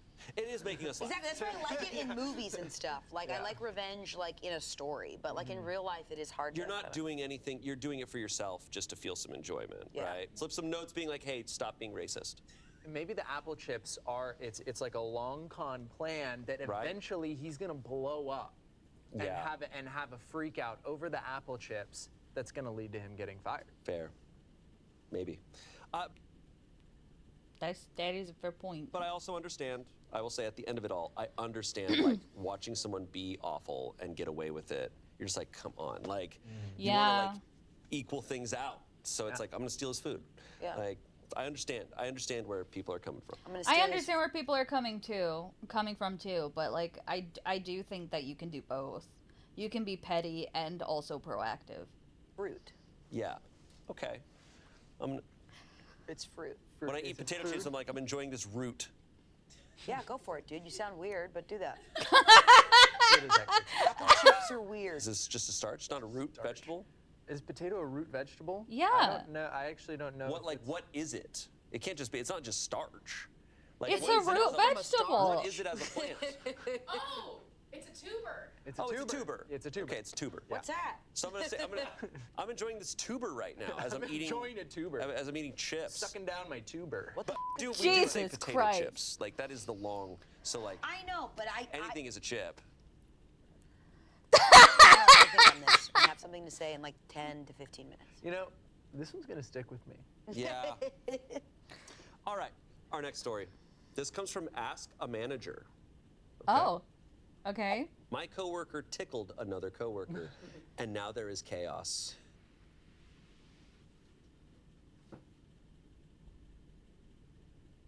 Okay.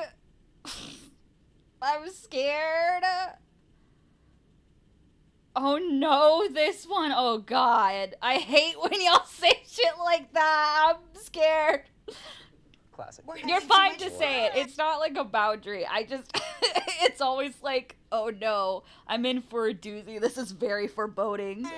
Classic. Also, very Wonderland coded shirt, Trevor. I can't believe I haven't pointed it out yet, but I love his get up. He looks so Wonderland coded. My company has had a relatively informal, somewhat relaxed working environment in the past, where colleagues generally got along well and we had a decent time together, even while working hard. Unfortunately, that balance has recently been upended in the department I work in.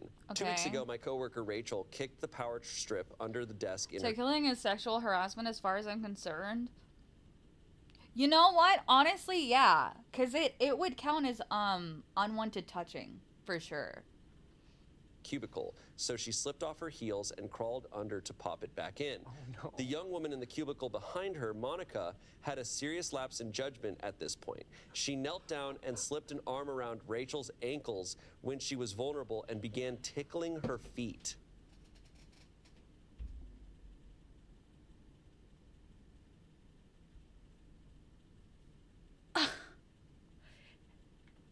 Excuse me? Excuse me? Excuse me? What the fuck? It was an unusual moment, to say the least, and reactions ranged from amusement to mild horror. Look at Scott. Scott's disgusted. Scott's curling up into a ball. He's like, Honestly, I envisioning, just like, did tickling- too. I had to push my chair back from my desk. What do you mean? What? Even like the immediate picture was like, oh, she like tickled her sides or something. You tickled her fucking feet? What the fuck is wrong with you? Welcome back, Seer. Hold on, I'll rewind a bit so you can be in the loop on this story because we just started it. My coworker tickled another coworker, and now there is chaos. Classic. We're having too much Classic. fun. Classic. My company has had a relatively informal, somewhat relaxed working environment in the past, where colleagues generally got along well and we had a decent time together, even while working hard. Unfortunately, that balance has recently been upended in the department I work in. 2 weeks ago, my coworker Rachel kicked the power strip under the desk in her cubicle, so she slipped It's off not. her heels and crawled under to pop it back in. The young woman in the cubicle behind her, Monica, had a serious lapse in judgment at this point. She knelt down and slipped an arm around Rachel's ankles when she was vulnerable and began tickling her feet. It was an unusual What the fuck? You're welcome, of course. moment, to say the least, and reactions ranged from amusement to mild horror. If you- Scott's Yeah, just- what the actual fuck? Like, excuse me? Busted. Scott's curling up into a ball. He's like, I was envisioning like tickling, like ha ha ha, like Yeah. or whatever. but, Yeah! like, oh, someone was Got like, your legs! someone was like, yeah. Oh my god, I can't, I'm so mortified for that poor woman. What the fuck is wrong with you? Why would you do that? Boundary crossing either way, I would count that. It's unwanted touching. Why, in what fucking world would I ever want my coworker at a cubicle office job tickling my fucking feet, dude? Excuse me? No world that I live in personally. I don't know what world these sort of people are living in, but it's not the same as mine. I'd fucking stab someone for doing that. I'm so real. My reflex would deck the shit out of you and I wouldn't have any say. And you'd fucking deserve it. That's disturbing. Go to tickle your coworker, and the feet are the first thing you go for. Yeah, you're not That's touching somehow weirder. You're touching someone's bare feet. That's so, oh my god. Oh my god! Like if you, you should never tickle a coworker. But if the story was like, oh, you came up behind someone you know and like kind of grabbed their midsection or Yeah, something. that's what I was picturing. Which wouldn't be justified either way. It's still weird. It's just, of all places. Excuse me? No, I'm just saying you should never do it. But that's less freaky to me than while someone is on the ground going and grabbing their foot. Yeah, this is like, oh, they're in a vulnerable situation where sorry. they're crawling under a desk. What if- And you're grabbing them like a Stephen King monster. Sorry, Minnie's kennel was closed. Like a Stephen King monster. No, Tiffany. Okay, I'll be right back.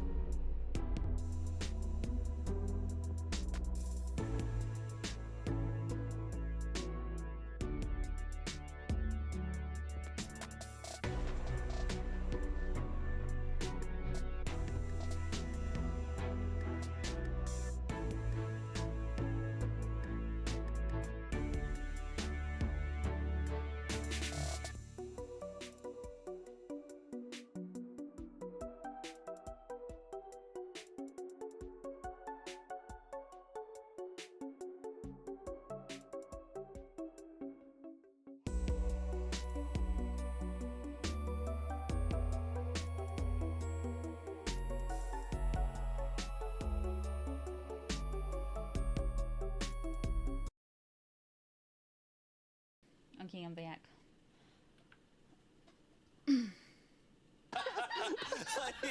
like, holy shit, dude. Hey, you're under the desk. What if when Dina lobbed us, she was like, got your neck? And here's the love. So fucking weird, dude. God. If you asked Monica, she would say she only had a light hold to avoid getting kicked during a playful moment that went too far.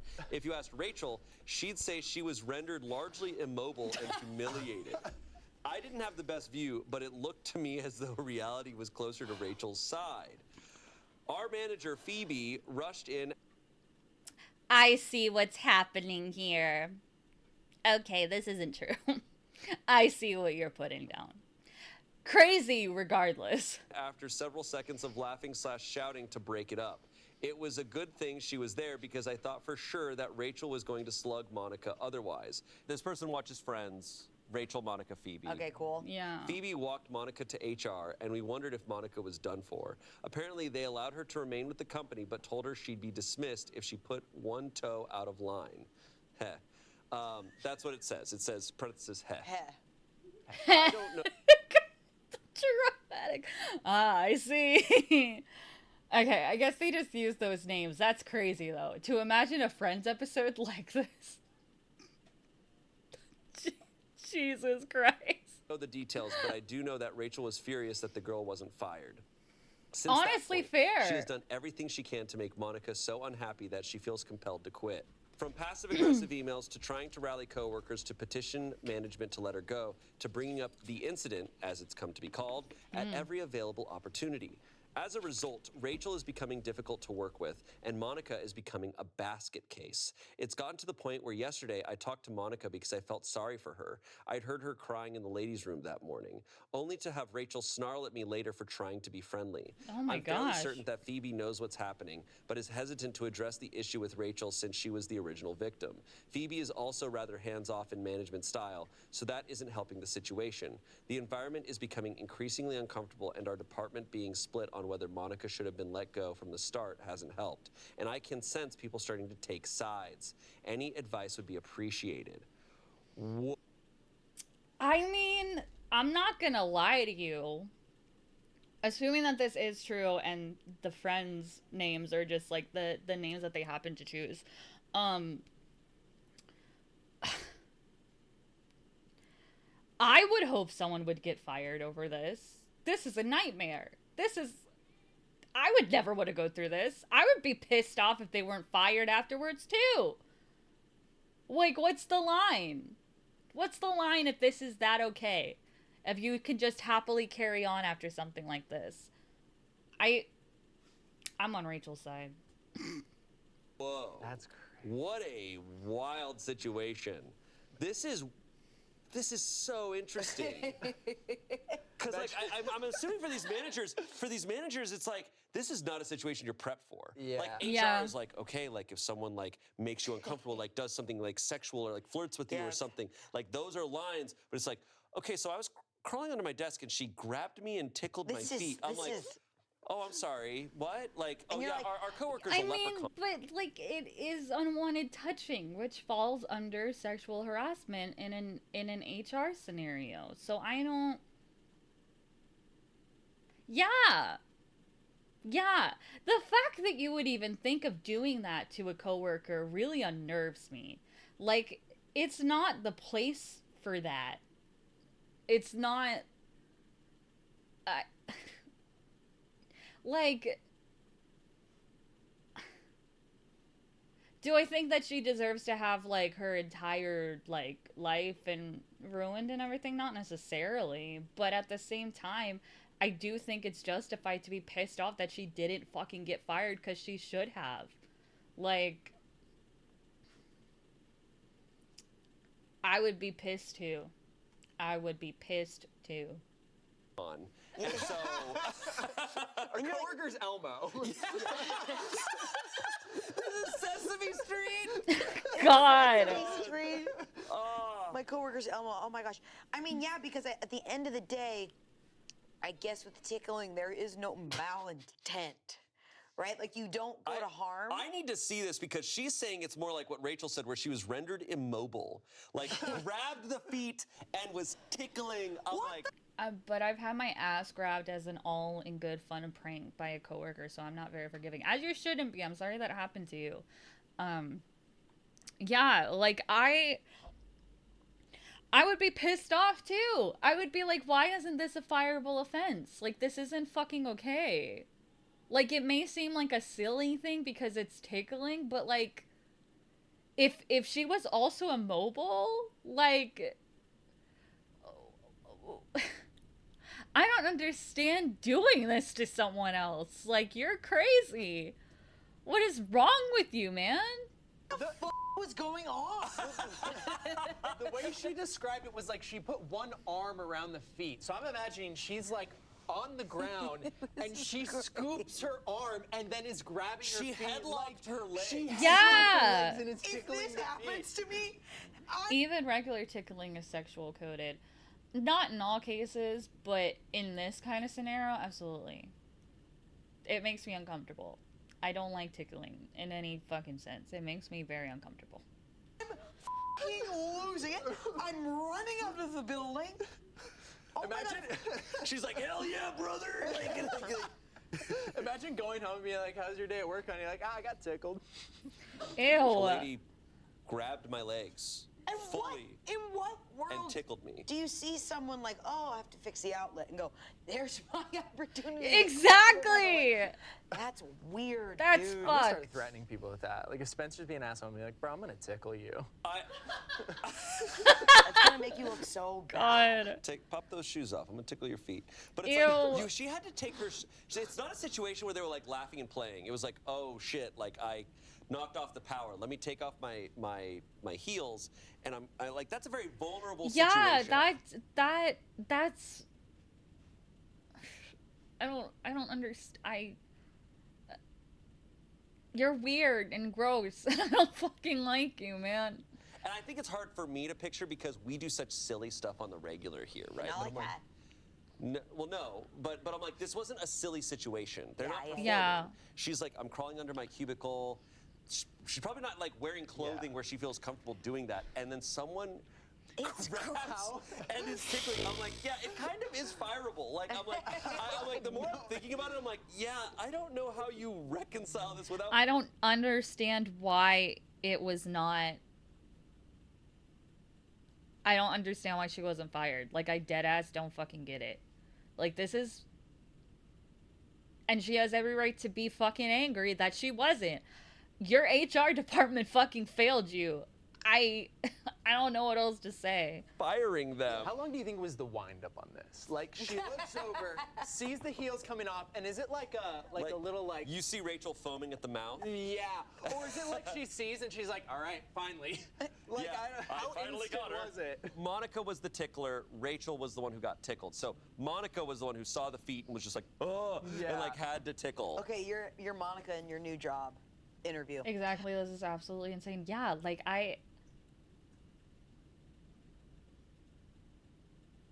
Ugh.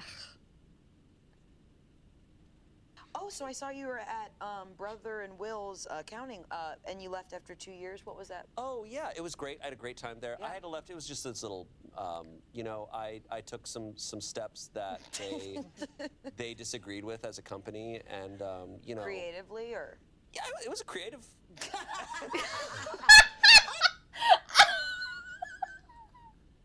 God! I guess Monica's their star worker. I wouldn't want to work at a company where that's the star worker that we tolerate. You need better standards. I think you should have been fired. I think you're doing a great job. Tickle, tickle. I tickled a coworker, So yeah, I had to leave. so what happened was my friend, she kicked off the power and she had to take off her heels to crawl under her desk, I tickled, and so I think in this industry, when we see opportunities, we have to take them. And so I scooped up her legs with one arm, like a sailor, and I tickled them. You know, like Macho Man Randy Savage. It's so, oh my God, And then, chills. you know, naturally there was some resentment there. Like, how do you ever get hired again if you got fired for tickling? You just don't bring that up. Calling up your previous, your new company, calling up as a reference, like, yeah. So why did you end up like parting ways with her? She tickled the shit out of somebody. She put someone's legs in a headlock and tickled her. You wouldn't believe it. She was tickling everyone. I do think it's one of those situations. I don't like to use this unless it's like really clear. If Monica was a dude, fired. Like, You know what? You know what? I'm glad you said it, and you're right. That's true. Especially because she did it to another woman. God, I hope Rachel never sees this. For real. Like, that's a very fair point. It was not taken seriously because it was a woman doing it to a woman. And it would have been taken seriously if it was a woman doing it to a man either. And, like, so she needs to be fired the same way and treated the same way, because that is a wild. Yeah. That's a wild thing to do, and I think it's because it's tickling. We're being like, oh, it's tickling. But No, it's it's grabbing someone's it's more body. than, like, It's- grabbing yeah. someone, like holding them. I'm like, that's kind of like a very forceful. Yeah. move. It's very invasive. So very clearly, Monica misread their relationship and friendship. I don't fucking know what relationship that you have with a coworker. I don't fucking care if you guys are dead ass friends outside of your job. This would still not fucking be okay. Especially if you have a cubicle office job. Like, that's a very professional environment. This wouldn't be okay.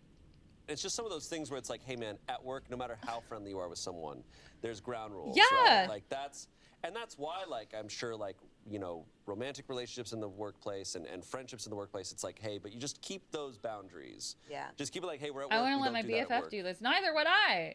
I don't fucking care how much I care about you and how close we are. If you fucking did this shit to me, you'd be out of my fucking life. Yeah, even And- outside of work, I don't think you grab bodies. No. Unless you have, like, full kind of. I don't think I've ever tickled my friends. I want to go so far to be like, I think we should stop tickling children when they're born, so we stop tickling as a whole. You think tickling should be done with? I Yeah. agree. I'd love for someone in the comments to tell me if their life was improved by tickling, because I can't Honestly, think of anyone who was. She's right. She's right, and she should say it, and I agree with her. My queen. That's my queen right there. Yeah, Ban it.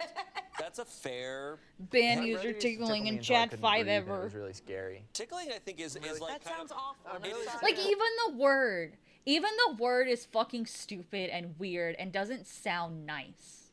You know? Like, it's even just, it's like moist, you know?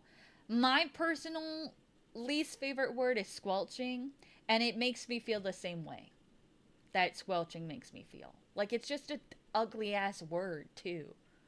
Most of the times that I think of tickling, it is a Tickle form is of too close bullying to when you're a pickle for kid. me. Yeah. Yeah, I do remember tickling my My brother. dad used to tickle me all the time, especially my feet. Yeah.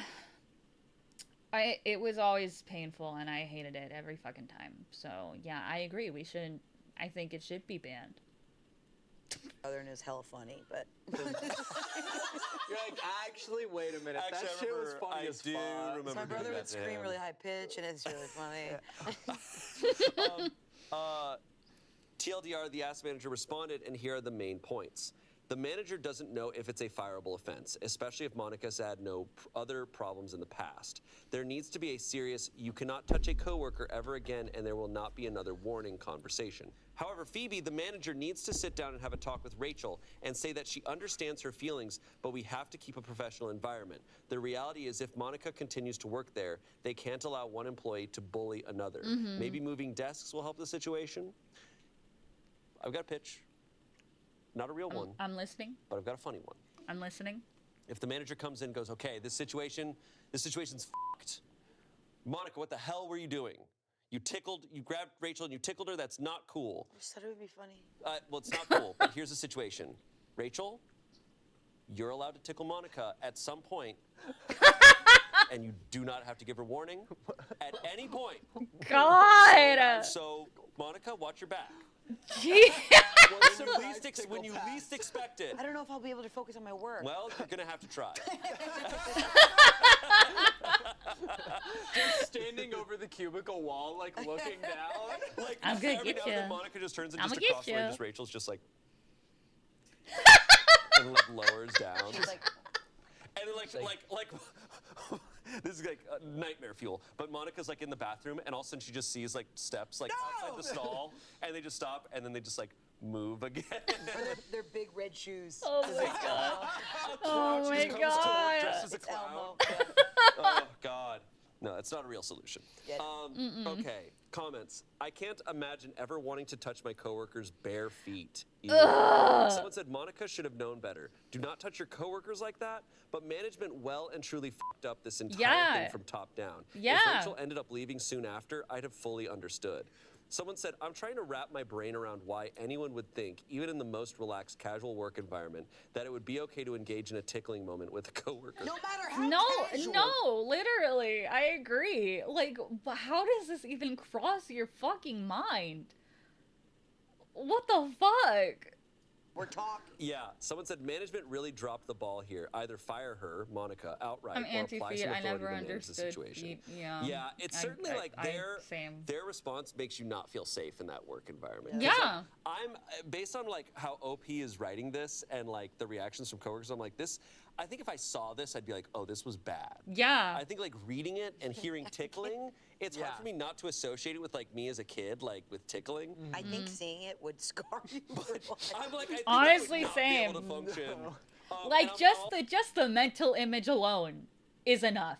If I actually had a real image, it would never leave my mind for the rest of my fucking life.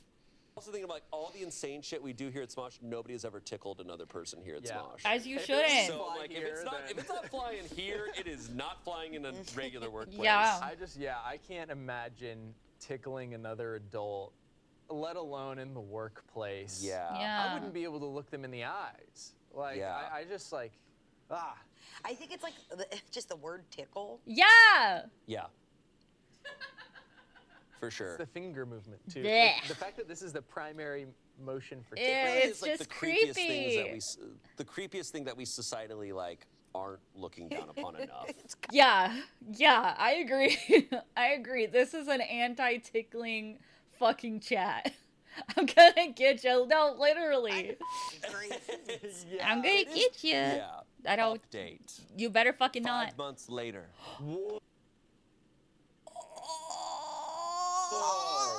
We get an update On the tickle? on the tickle story. This is fucking rad. First and foremost, I want to thank you for taking the time to craft a thoughtful response to my letter. Monica, the tickler, left the company last week. I don't know all the details, but I reached out and she said that she and management came to an understanding, but wouldn't say more, and I didn't push. She was a middle child in a large family that showed a lot of physical affection, and tickling wasn't something.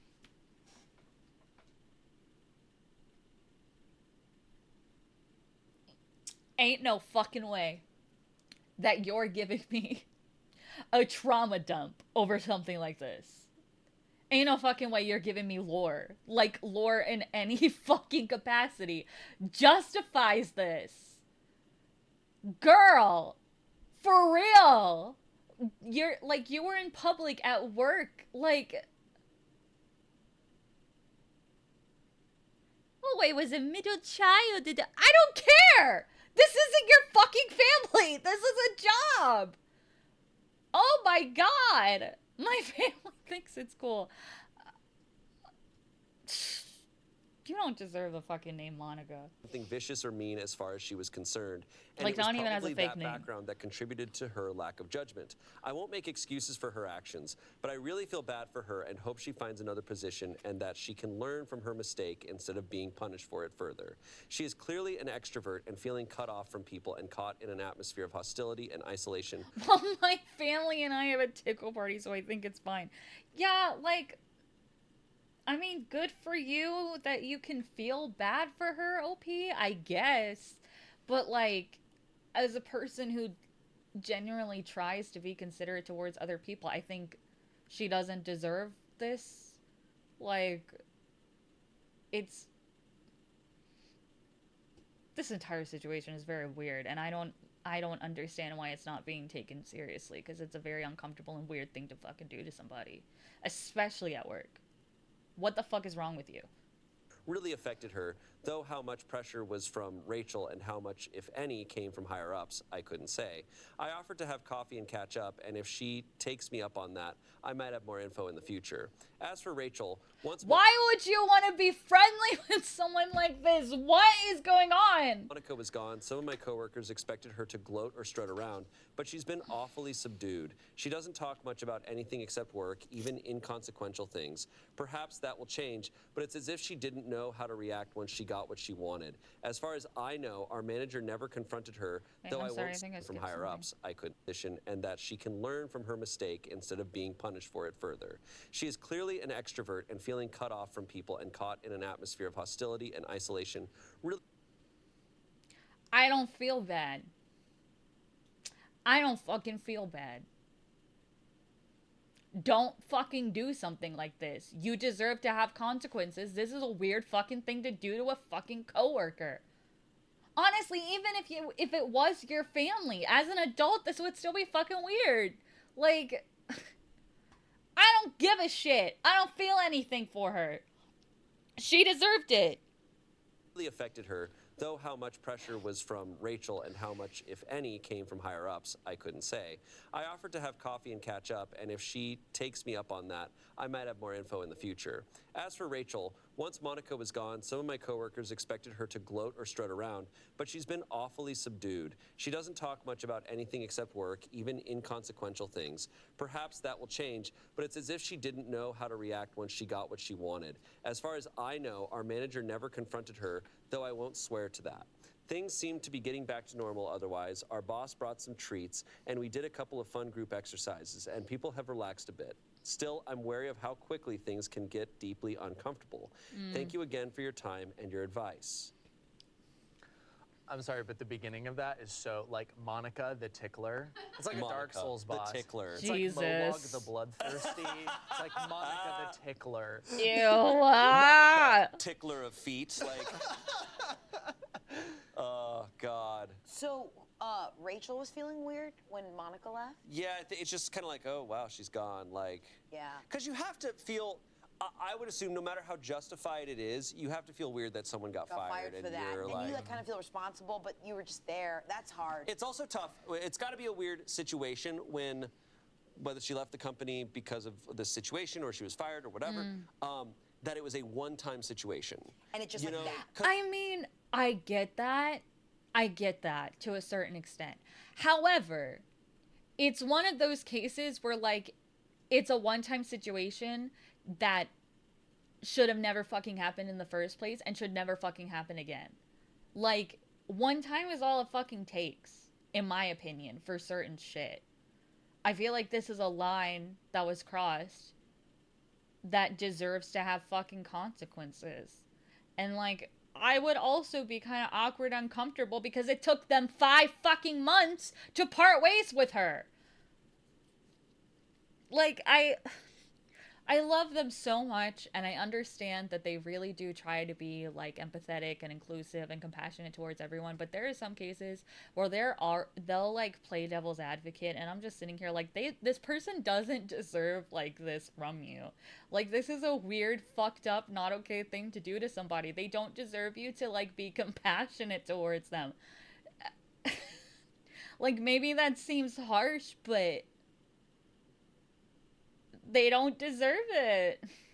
It's like if someone's doing a pattern behavior, it's like, oh, this is who they are, and they are doing this, and She's a tickler. I want them gone. But it's like this one-time thing. It's got to be like, I would feel, and I'm not saying it's right or wrong, I would feel guilty. for sure. So I'm like, oh, this one-time slip up, no matter how wild it was, but still it happened. It's like clearly the workplace cannot get past it. Yeah. And then your boss is like, I brought cookies. Like, I brought cookies.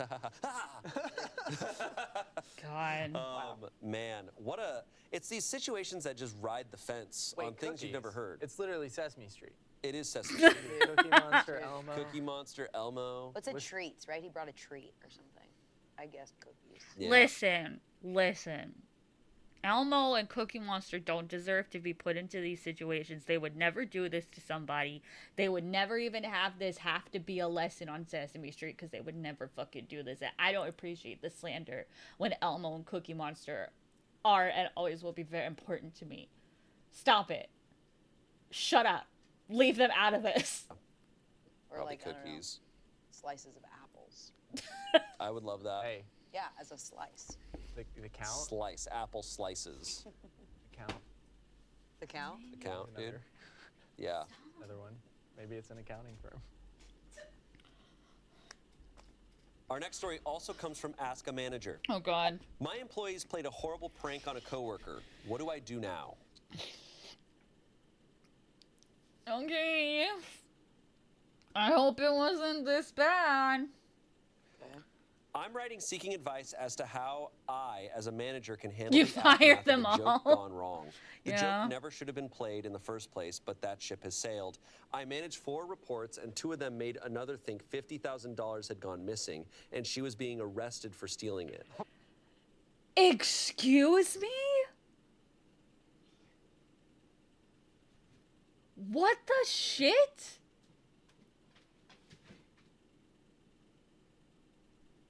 My other report was not involved at all. They went so far as to get one of their wives to pretend to be a police officer there for the arrest.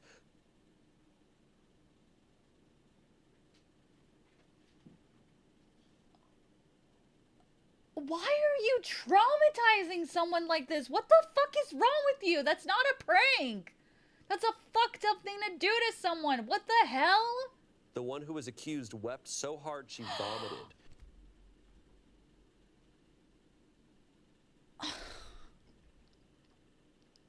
Dude.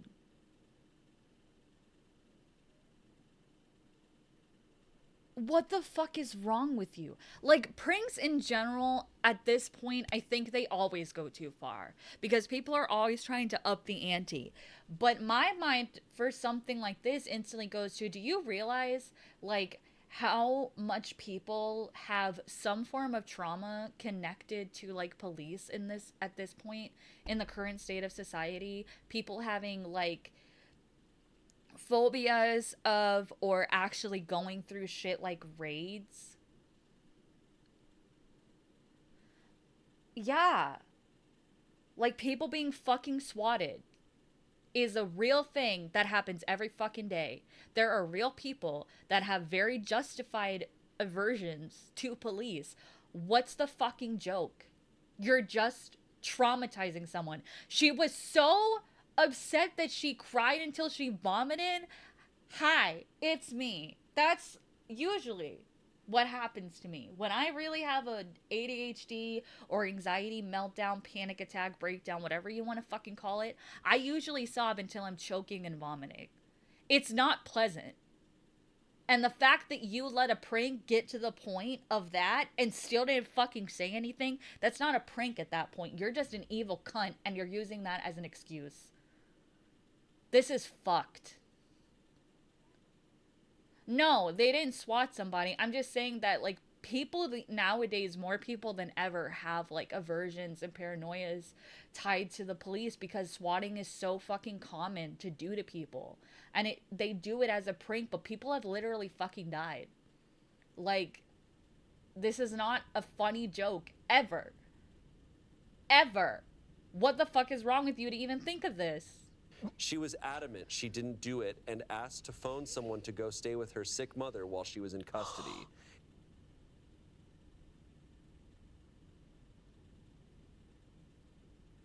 It was only then she was let in on the joke. Are you No. I'm fucking mad. I'm pissed. What the fuck is wrong with you? What the fuck is wrong with you? Why would you do this? Why the fuck would you ever do this? In what world is this funny? To a person whose mother is sick too? Do you understand the state of mind this person is in? No. What the fuck? Oh my god. She has not returned since it happened and will not. The prank was that they lie about missing money and had to dress up. Yeah, like... answer calls or letters. I am furious. Their joke was unacceptable, and if I had known what they were planning, I would have shut it down. I don't have the power to fire them, or I would have already. I have no clue what they were thinking. They say it was intended to be hilarious, not mean.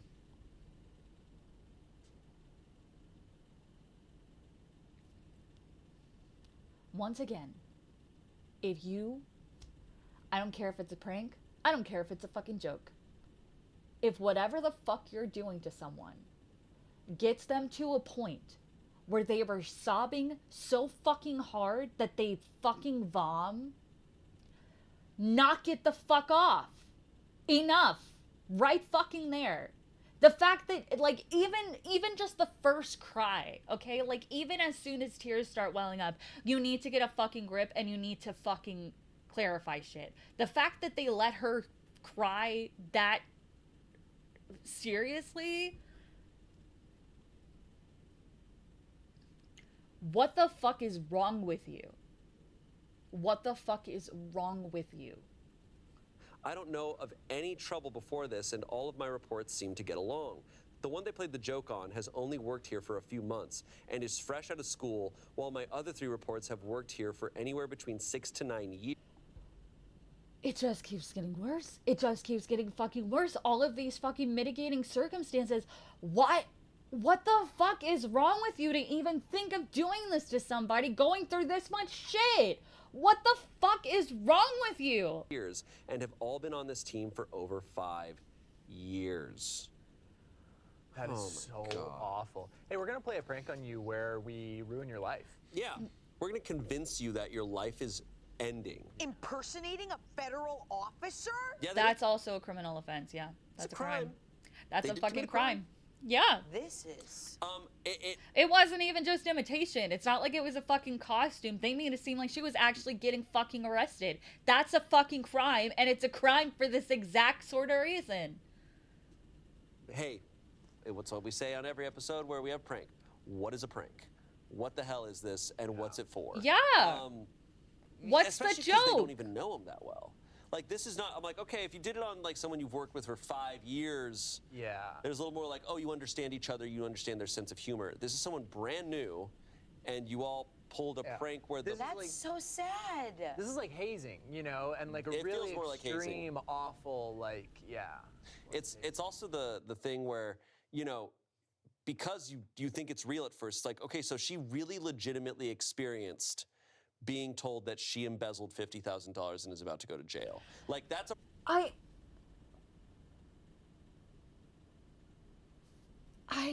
I don't even know how to make anything that I'm thinking right now cohesive or like comprehensible. Like, how the fuck do you even come up with something like this? This is traumatic.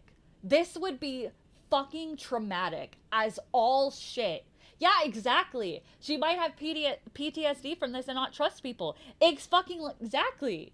Like, she just started fucking working here. She hasn't even been there for one singular full fucking year. Her mother is sick.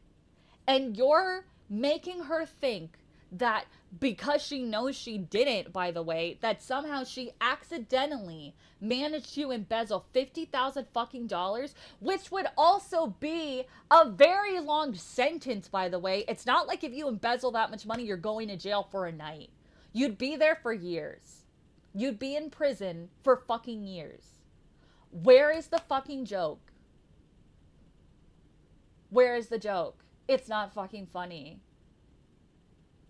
The fact that multiple people even thought of this and went through with it is asinine to me. What the fuck? A real experience she has. Then she's told it's a prank, but in her brain, And that then was still having real. someone be dressed up as a cop, yeah, which is a crime. Like, the prank is that she didn't actually commit a crime, and by doing that, you fucking committed one, and you deserve to go to jail to understand how fucked up it is to do this to somebody. So she cried so hard she vomited. You can't just be like, oh, ha, ha, ha, you guys got me. It's like, no, your body's still going through that shock. Yeah. No, I feel like especially you got to have a sense of maybe in the moment figuring out that it's not, because I mean they let it go on long enough that she called someone to take care of her mother. Yeah, what? So I can't fucking imagine. That's her villain origin. She'd be so justified. I can't fucking imagine going through something like this and recovering. Like, this would fuck me up for years. What the fuck is wrong with you, man? What stage of this prank Yeah. is... Yeah. You go like what? When she barfs? Like, what do you? Or when she starts sobbing that much, I think you have to be like, okay, reading the room here. Maybe we let her know. Yeah. Someone did show up. The wife showed up for the arrest. And stealing $50,000, that's a felony. Yeah. Like a massive felony. Yeah. You're not like talking like a small little crime. This isn't like, oh, you got a parking ticket, haha, psych. It's like, no, you're going to prison. Yeah. And you're gonna get a long ass sentence. Hold on. You know what? Let's actually look it up. What's the shortest sentence for embezzlement? What's the minimum sentence for embezzlement? There is no single minimum sentence, as it can vary.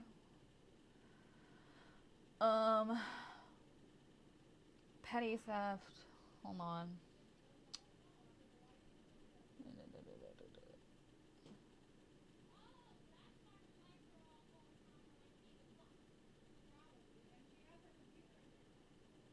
Misdemeanor carries fines to $100,000 and a minimum 6-month imprisonment. 250 and up in fines depending on the amount embezzled from the government, and up to 30 years in prison. And you will also most likely get fired. Like, this is not something that you just do. These episodes always have at least one what the fuck story. Yeah. Like, dead ass, what the absolute all loving shit is fucking wrong with you? Damn. This isn't funny. No, most pranks aren't. We have not read a prank on this show that I thought was funny. They've all been just, hey, an awful thing is happening. On top of her mother being sick, possibly yeah! And she just started here. You don't even know her. And you've decided to ruin her fucking life for what? For fucking what? It's just not good. Like, what the f? That makes me like, oh my god, I can't imagine, because it seems like, yeah, this is like her first job, kind of in this industry, whatever, like very new. That too. Yeah. She, not even just that she just started here. They also said that she just fucking freshly got out of school. So this most likely is the first paying job that she's had in her fucking field. And this is the first impression that she fucking gets within not even the first fucking year.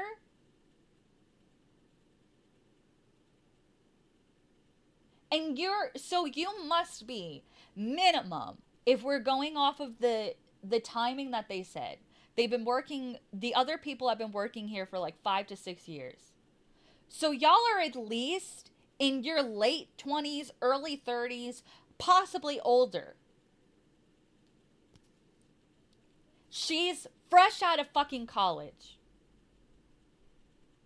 And you've completely ruined her chosen career path. She probably got this one too to pay for the hospital bills, and that happens. Yeah, like, how much of a vindictive piece of utter shit do you have to be to even think of doing this to somebody? How the fuck do you sleep at night? What is wrong with you to even think of this shit? What the fuck, man? Probably very excited to be, you know. I'd rather have someone rip off my cowboy boots and tickle my feet than be told that I've stolen $50,000. How much would the actual sentence for 50,000 be?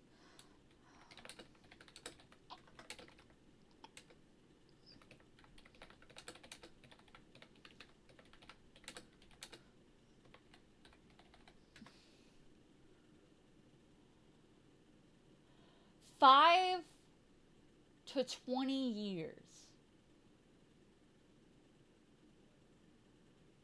Let me look on some other websites.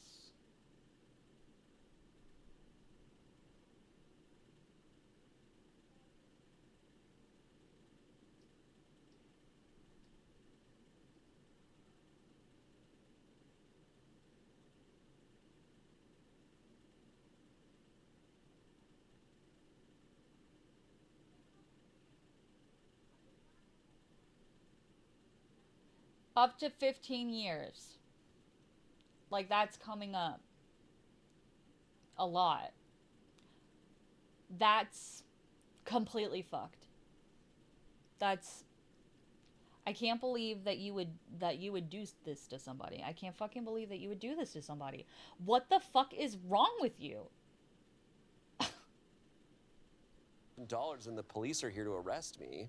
But honestly, at the end of the... If you even make a joke about it... If you reach your hand out, I Trevor, don't! Oh no! Oh no! Oh, I'll be right back. I gotta use the bathroom. That's how fucking pissed I am. Hold on.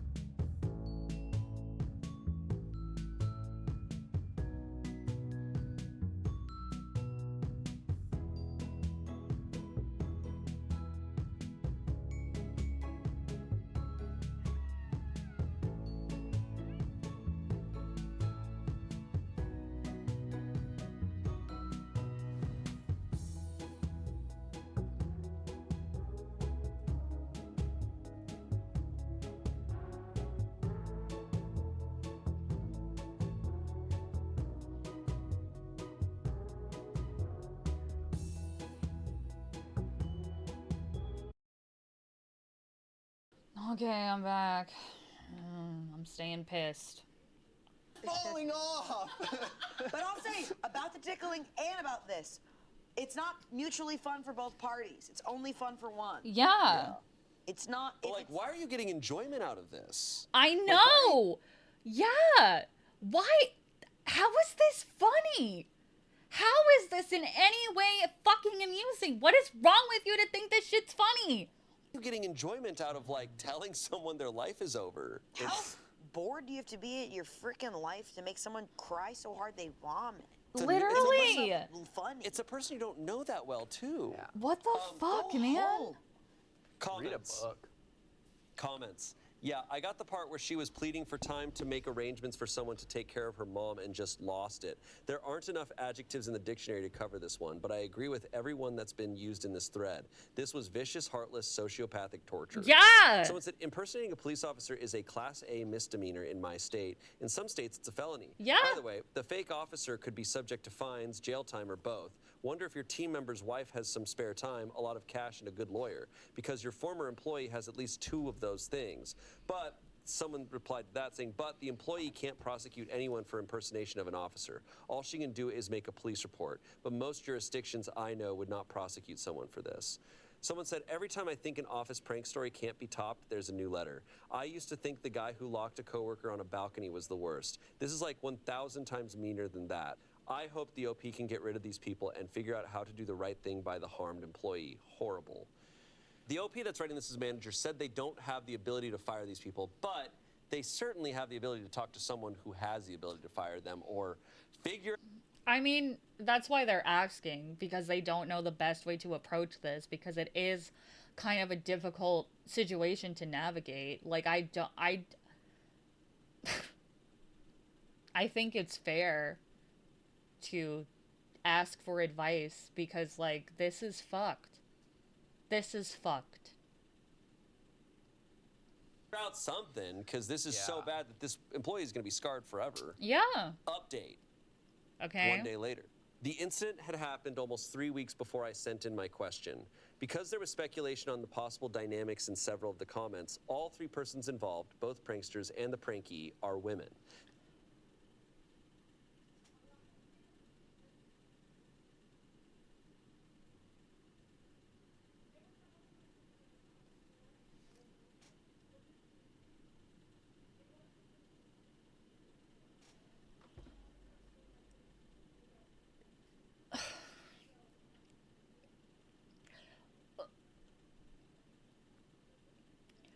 Why?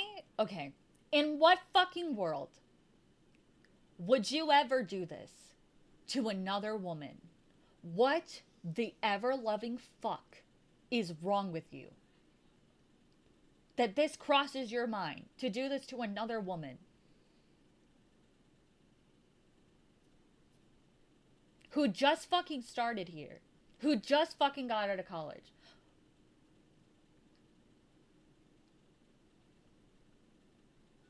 I know that people like to say women are mean to each other, and don't get me wrong, it's true. This is another fucking level. This isn't just you're being mean to another woman, you're being like kind of nasty or whatever. This is fucked completely.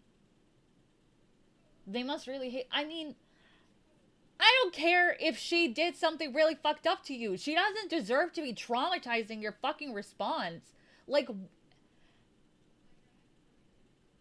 The pranksters are both in their late 20s, and the prankee is in her mid-30s.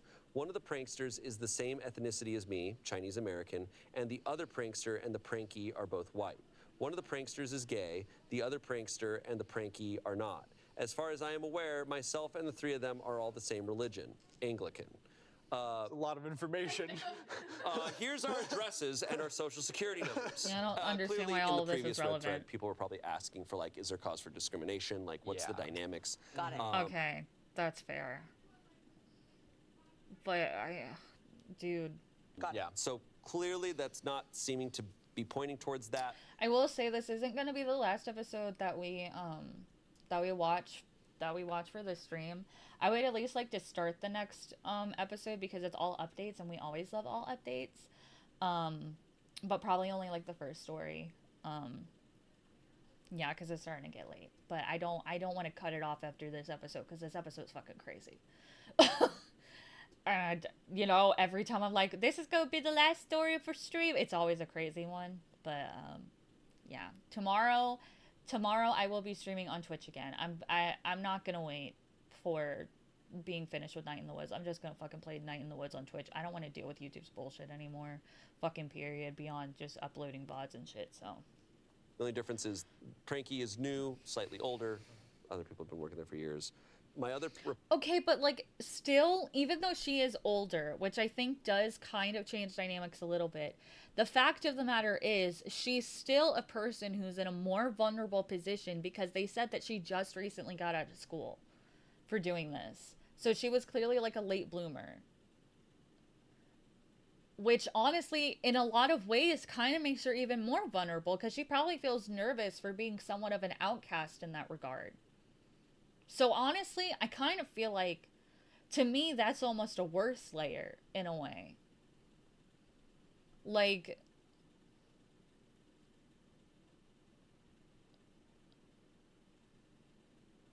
I just can't imagine even thinking of doing this to someone, much less actually fucking doing it. The fact that they're all women too, just not like it would be fucked up regardless. I don't give a shit about what your gender is. I think it's just mostly a case of like in the world that we already have to live in as women and femme presenting people, why do you want to make it harder for fellow women and femme presenting people? Why do you want to go out of your way to actively make our position in society even fucking worse than it already is by default? Like, I don't get it. I don't understand how you think of doing this to someone. And like getting multiple people in on it too. Like, what the fuck, man? Port was on a 2-week vacation at the time, and he had no knowledge of or part in the prank. There were no other witnesses besides my 3 reports. The wife who said they were a police officer there to arrest the employee was not wearing any kind of uniform, and she didn't enter the building. She was standing by her navy blue car outside the building on the public street. The pranksters gestured to her out the window when they told the prankee she was police, and she gestured for the prankee to come outside. She never spoke to the prankee. So this prank happened in the office. They had someone's wife drove to their place of work to just stand outside. The amount of effort. Like, get a hobby. How does No, not a for single real. person like sit down for a second and be like, is this a good idea? Yeah. We don't. like, okay. I I'm the kind of person, I've said this before on stream. I'm the kind of person where I genuinely really do try to always make sure that I'm being considerate of other people's feelings. To a point that I will, in advance, if I feel like an action that I'm doing could be skewed, not necessarily because like you're assuming malicious intent from me, but more so of a place of like I have anxiety, I have paranoias, I suffer with like hallucinations and delusions and stuff. I like to be considerate of other people's brains and where they could go. So I always try to make it clear that, like I mentioned, like you don't have to feel pressured, you don't have to feel obligated to me, or if there's some kind of way that anxiety and intrusive thoughts could skew something I'm saying or an action, I will try my best to make sure that you understand that that's not my intention at all. And that I also don't fault you if that is what you think, because I understand how anxiety and stuff works. Because of that, though, as angry and shit as I can get, even for people who have like seriously fucked me over in ways you wouldn't fucking believe. I've been through enough shit that I am the friend in the friend group that people are always like, I don't fucking know how you're still alive. I don't know how you're still able to function with the amount of shit that people have put you through. But I'm like, I would rather put positivity and kindness into the world. I would rather make the world the place that I want to live in than really dwell on the people who don't fucking deserve my time or attention from me in the first place. I would rather surround myself with people who are like-minded people and want the world to be as kind as I try to make it be. And I try. That's all I can do. I'm not saying point blank I'm a good person or that I'm a kind person. I try to be. And that's what matters to me. And I think there's a big difference between like saying you point blank are a good person and saying that you try. This is the kind of shit that fucks with me though, because it is incomprehensible to me to imagine doing this to someone. Even on my darkest days, where I am in the pits of depression and I'm thinking the most fucked up shit you can think about somebody, I would still never entertain this in a way that was like, I'm gonna do this. If I had the thought of doing this to somebody, I'd sit with myself and be like, what the fuck is wrong with you? Clearly something is wrong with you, because even thinking about this is not okay. Like, there's something going on. There's something deep in you that's very vicious and that needs to be sorted and needs to be dealt with. Like, I don't understand how you even think of doing something like this and live with yourself the next day. Much less actually doing it with other fucking people involved. Yeah, I don't know either. Like, it's so many layers of how much it would affect the victim. Who, like, let's be serious, she is a fucking victim in this situation. She is a victim of a very shitty, fucked up, traumatic thing that was inflicted upon her. Like, how is she even supposed to just be normal after this? How are you supposed to be normal when you live in a world where people are capable of doing this to you? I'll never understand, honestly, pranks in general. I'm not a person who enjoys them. I don't find that kind of content entertaining or funny in any fucking way. I don't think pranks are funny regardless. I don't give a shit if it's a real prank or not. I think they're way too easy to take way too far. But, like, to do something like this, to take pranks of very serious shit that could, like, they were saying it earlier themselves, like Shane and everyone were saying it earlier. Like, the joke is that you are making her think that when she's fresh in this job and her mother is ill, her life is being ruined. Completely uprooted. For something that she knows she didn't even fucking do because it didn't fucking happen. How is that funny? It's not. It's just really fucking insane to even think of doing this to someone. Like, I cannot imagine doing this to someone.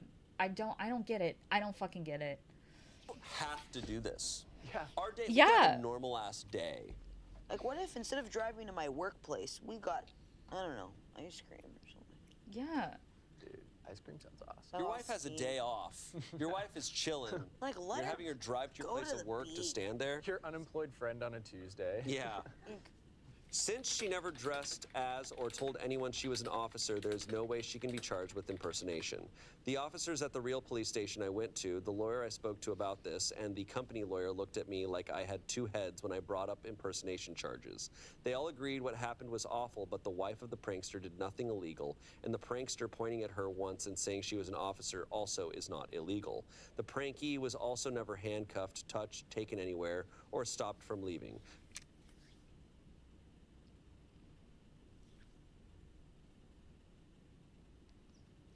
Okay. Okay. If you can't fucking do anything from a legal sense, they still fucking deserve to be fired. Bare minimum. They shouldn't still have a fucking job. So no crime was committed there, as per the police and the lawyers. My reports don't have access to money to steal, making the theft allegation part of the prank baffling. But I understand why the prankee was scared, given how new she was to our workplace. Yeah. We don't deal with money in our work. We work in the compensation and benefits section of HR. We tell employees what benefits and other... No crime committed, but there will be when I'm done with them. Honestly, yeah. Yeah. I honestly would probably react the same way. I cry pretty fucking easily, I'm not gonna lie. But then I would have come back to work the next day and I would probably beat their fucking asses. I'd be like, what the fuck is wrong with you? Why the fuck did you think that was okay to do to me? compensations they are entitled to. They and that's work in all. HR. They work in HR, which does add a layer to this. Rich.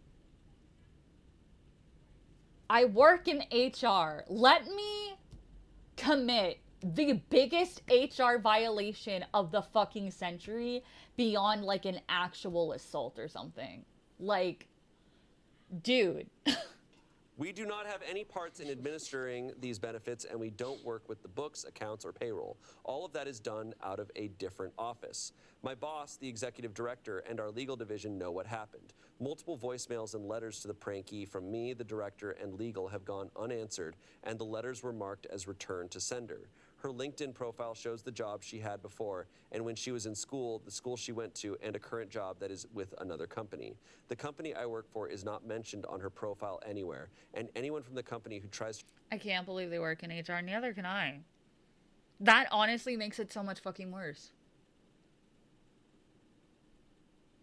You should fucking, like, point blank period, you should know better, but the fact that you work in HR, you should fucking know better. What is wrong with you? You should fucking know better. This is your job to know better. to reach out is not responded to. I have accepted she wants to be left alone, and the company lawyer advised all contact attempts to cease. The executive director's idea of disciplining my reports was to give them a talking to/lecture and to send a memo division-wide saying no pranks of any kind are permitted at work, without giving context since no one else knows what happened. I am going to resign. I wasn't sure at first, but the more I found out about what happened, the more angry I got. I was also angry about not being able to fire the pranksters. I promised my other report a good reference if he ever needs it because he didn't do anything. I was not sure about resigning without another job offer, but my girlfriend told me I would feel better if I did and we could make it work on her income until I found one. Honestly, that's completely fair. I don't think I could keep going to a job like this. I think this would permanently ruin any good rapport that I'd built with this job over the years. I would never. The fact that they weren't fired and that you're a manager but you have no disciplinary action that you can take, good for you. I would quit too. Great girlfriend, yeah, that too. Like, Jesus Christ, I can't imagine. I can't imagine going through this myself, and I can't imagine witnessing this. Like, it would fuck me up for the rest of my fucking life. Even hearing about this alone, like, this is, I know I say this a lot, but every time I say, like, this is a story that's gonna stick with me, I mean it. This one's gonna fuck with me for years. Good for them for quitting, honestly. That had to be hard on them too. Yeah. especially because they don't have another job lined up. But at that point, it would definitely be more detrimental than it's worth. So I've made the decision to leave. I appreciate your answer to my question, Allison. I am grateful to you and see I am not wrong to be angry at what happened. Thanks so much. Wow. Wow, so bad. Wow. They're like, I'm going. I mean, justified. Yellow Jacket will stick with me. Yeah, that too. That one's crazy. I don't think that one's true, though. This one, I absolutely believe. Like, I absolutely believe people are this fucking evil. I wouldn't be able to be normal again after either. I would consider moving entire career paths. If you're working in HR, and this is what your coworkers in HR do, I wouldn't want to stay in that field after that. Because if that's what people in HR are capable of, what the fuck else are people who don't even have HR departments in for, you know? Because there are places that don't have HR. Yeah, there are some stories that are so fucked up that it has to be true, which is so shitty. It is. It really is. Like, that... I hope her mom is okay. I hope that her mom wasn't terminally ill. I hope that she was just having a rough time. And that it was curable or at least treatable and manageable. I hope that she's okay. And I hope that her mom's okay too. Wow. But it is also, you see something that bad happen and you see no action taken. Yeah. You're like, well, I'm not safe here. Like, if something bad happens to me at this Exactly. job, I'm Yeah, on my that's what I own, was getting so I at. should get out of here. Especially the people that report to you. You now have to like tell these people what to do and like work with them on a regular basis. Yeah. And it's like, And again, you're in the field. Like, you're not just in some shitty office job, some dead-end office job where they don't give a fuck about you. You are working in human fucking resources. And this sort of shit is able to be gotten away with. Like, completely you just fucked know up that they're your entire awful. worldview. Like that they just did this awful thing and you're never going to be able to look at them without thinking Yeah. of that. Right. You're never gonna see them Oof. the same again. Wow. I'm glad OP is even taking care of themselves. Like it just like Yeah. yeah, in an environment like that's not good for you. It's No. not. Well, That's the type of situations when people in comics and stuff become vigilantes to hurt people that deserve it. Yeah, honestly, yeah. And it's justified. Like, I can't, I understand the point that, like, the people that, like, the lawyers and stuff that the OP was reaching out to. I understand their position completely. Like, if there's nothing that they can do, there's nothing that they can do. Like, they can't change the fucking law, unfortunately. But the fact... Oh, I hate Batman. I love Harley Quinn. I got beef with Batman. I always try to look up bat shit when it's not Halloween, and it's only Batman shit that comes up instead. Me and Batman are beefing for the rest of my fucking life. Except for Halloween, because then I get real bad shit. But yeah, like... It's just crazy. Like, this is just fucked. I can't fathom thinking about this and then going through with it. Lou doesn't stand Batman. Confirmed. Yeah, no, me and Batman, my wife and I, Harley Quinn, yeah, we got beef with that bitch. We beating his ass. That's it. No more He updates. robs me of bat shit all fucking Okay. year. Time for our final story. Ooh, and this comes from Malicious Oh, Compliance. God. Uh-oh. I Oh, God. love. I love some malicious compliance. Lou stand Batwoman? Yes. I do. Yeah, I mean, I've always told my friends that because they're like, oh, since you like Bat so much, do you like Batman? And I'm like, you know what? No. No, I don't. Because I tried to look up bat shit online. Not bat shit, like the word bat shit, but I mean like bat-themed decor and stuff. And it's always Batman. I just want regular-ass bats. They're my favorite animal. I love bats. That's why they're part of my theming. That's why I even came up with the concept, because bats are my favorite animal and Alice in Wonderland is my favorite story of all time. Put them together and I have a VTuber. And they're like, do you like Batman or not? And like, no, because every time I look shit up, it's like the first thing I see is Batman. And I just want actual bats. I just want real actual fucking bats. But I only get to see them around Halloween. Sucks. I talk about that every year. I'm like, listen, I only get to go to Spirit Halloween once a year, and it's the only time that I get to be surrounded by just straight up bats. Like, actual, the animal.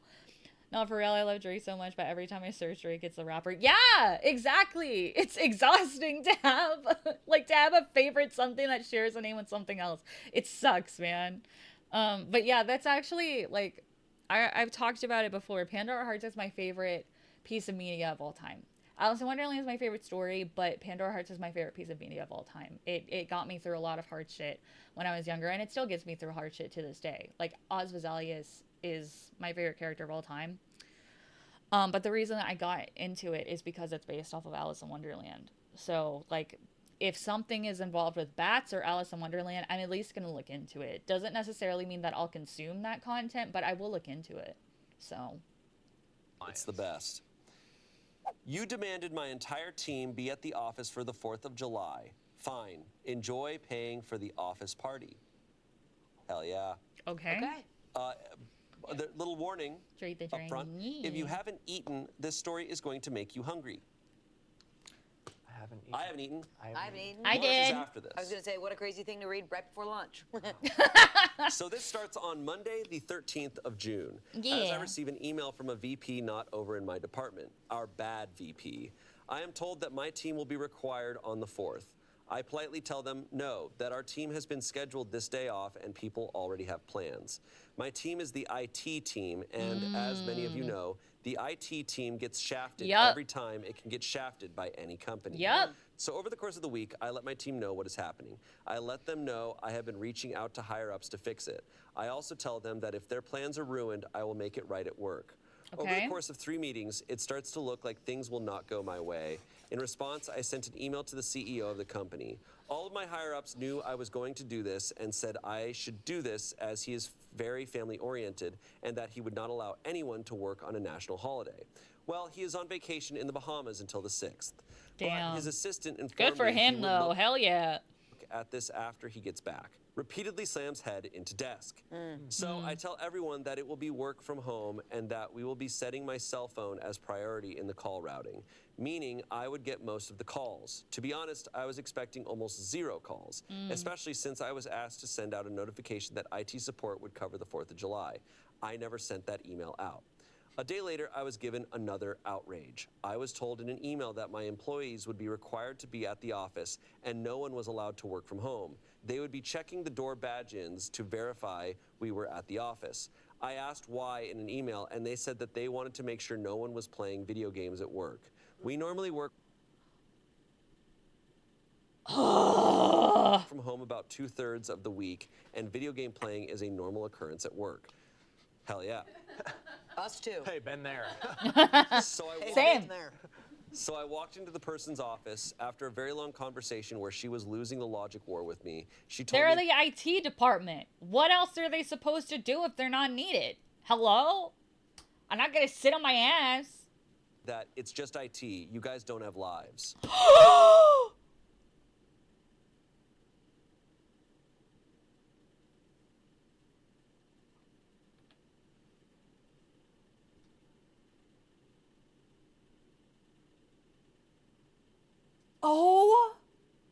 Oh my god? What the fuck? That's She a said that? vice president. She telling- said that? Crazy. Yeah, the vice president told him it's just IT. You guys don't have lives. What? No, I am not kidding you. This is exactly what they told me. I reported this to my VP who said, I will take care of this. It likely won't be until after the 4th, so get creative.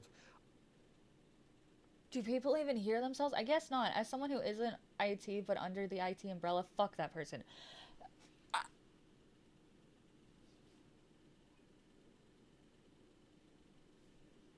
How fucking fucking spectful can you be? What an awful way to see other people, too. What the fuck is... Oh, my God. I know this man well. We have worked together a long time, and get creative is code for corporate f***ery. I asked the He's person. like, light it up. Yeah. As he I should. asked the person requiring us to be at the office if they cared I'm just gonna say villain shit and still think of myself as a good person. if we had an office party. They said no, as long as it did not interfere with the call flow. They even suggested using my new company card to pay for it. Go wild. Pro tip, never tell me to go wild. At this point, it was Tuesday the 21st. I let everyone know what's up, but that I have something planned. I asked who had things planned for that day. 2 people told me they were planning to shoot off fireworks with their family, but the rest were planning barbecues with friends. I write up an email to the VP over my department and the bad VP. I tell them all that I let everyone know. We all were expected to work until 8 p.m. Monday. Per the conversation with the bad VP, I will be having an office party as a sort of sorry to the guys and gals who got shafted by this decision. The bad VP replied again.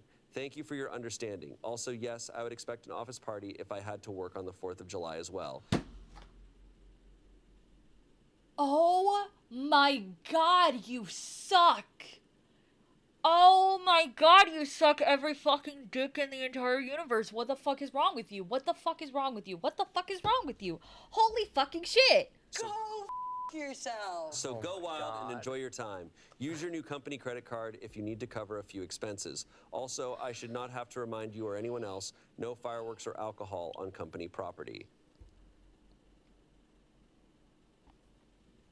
You are an awful person. You are a terrible, terrible person. And you should feel ashamed. You should never be able to sleep at night.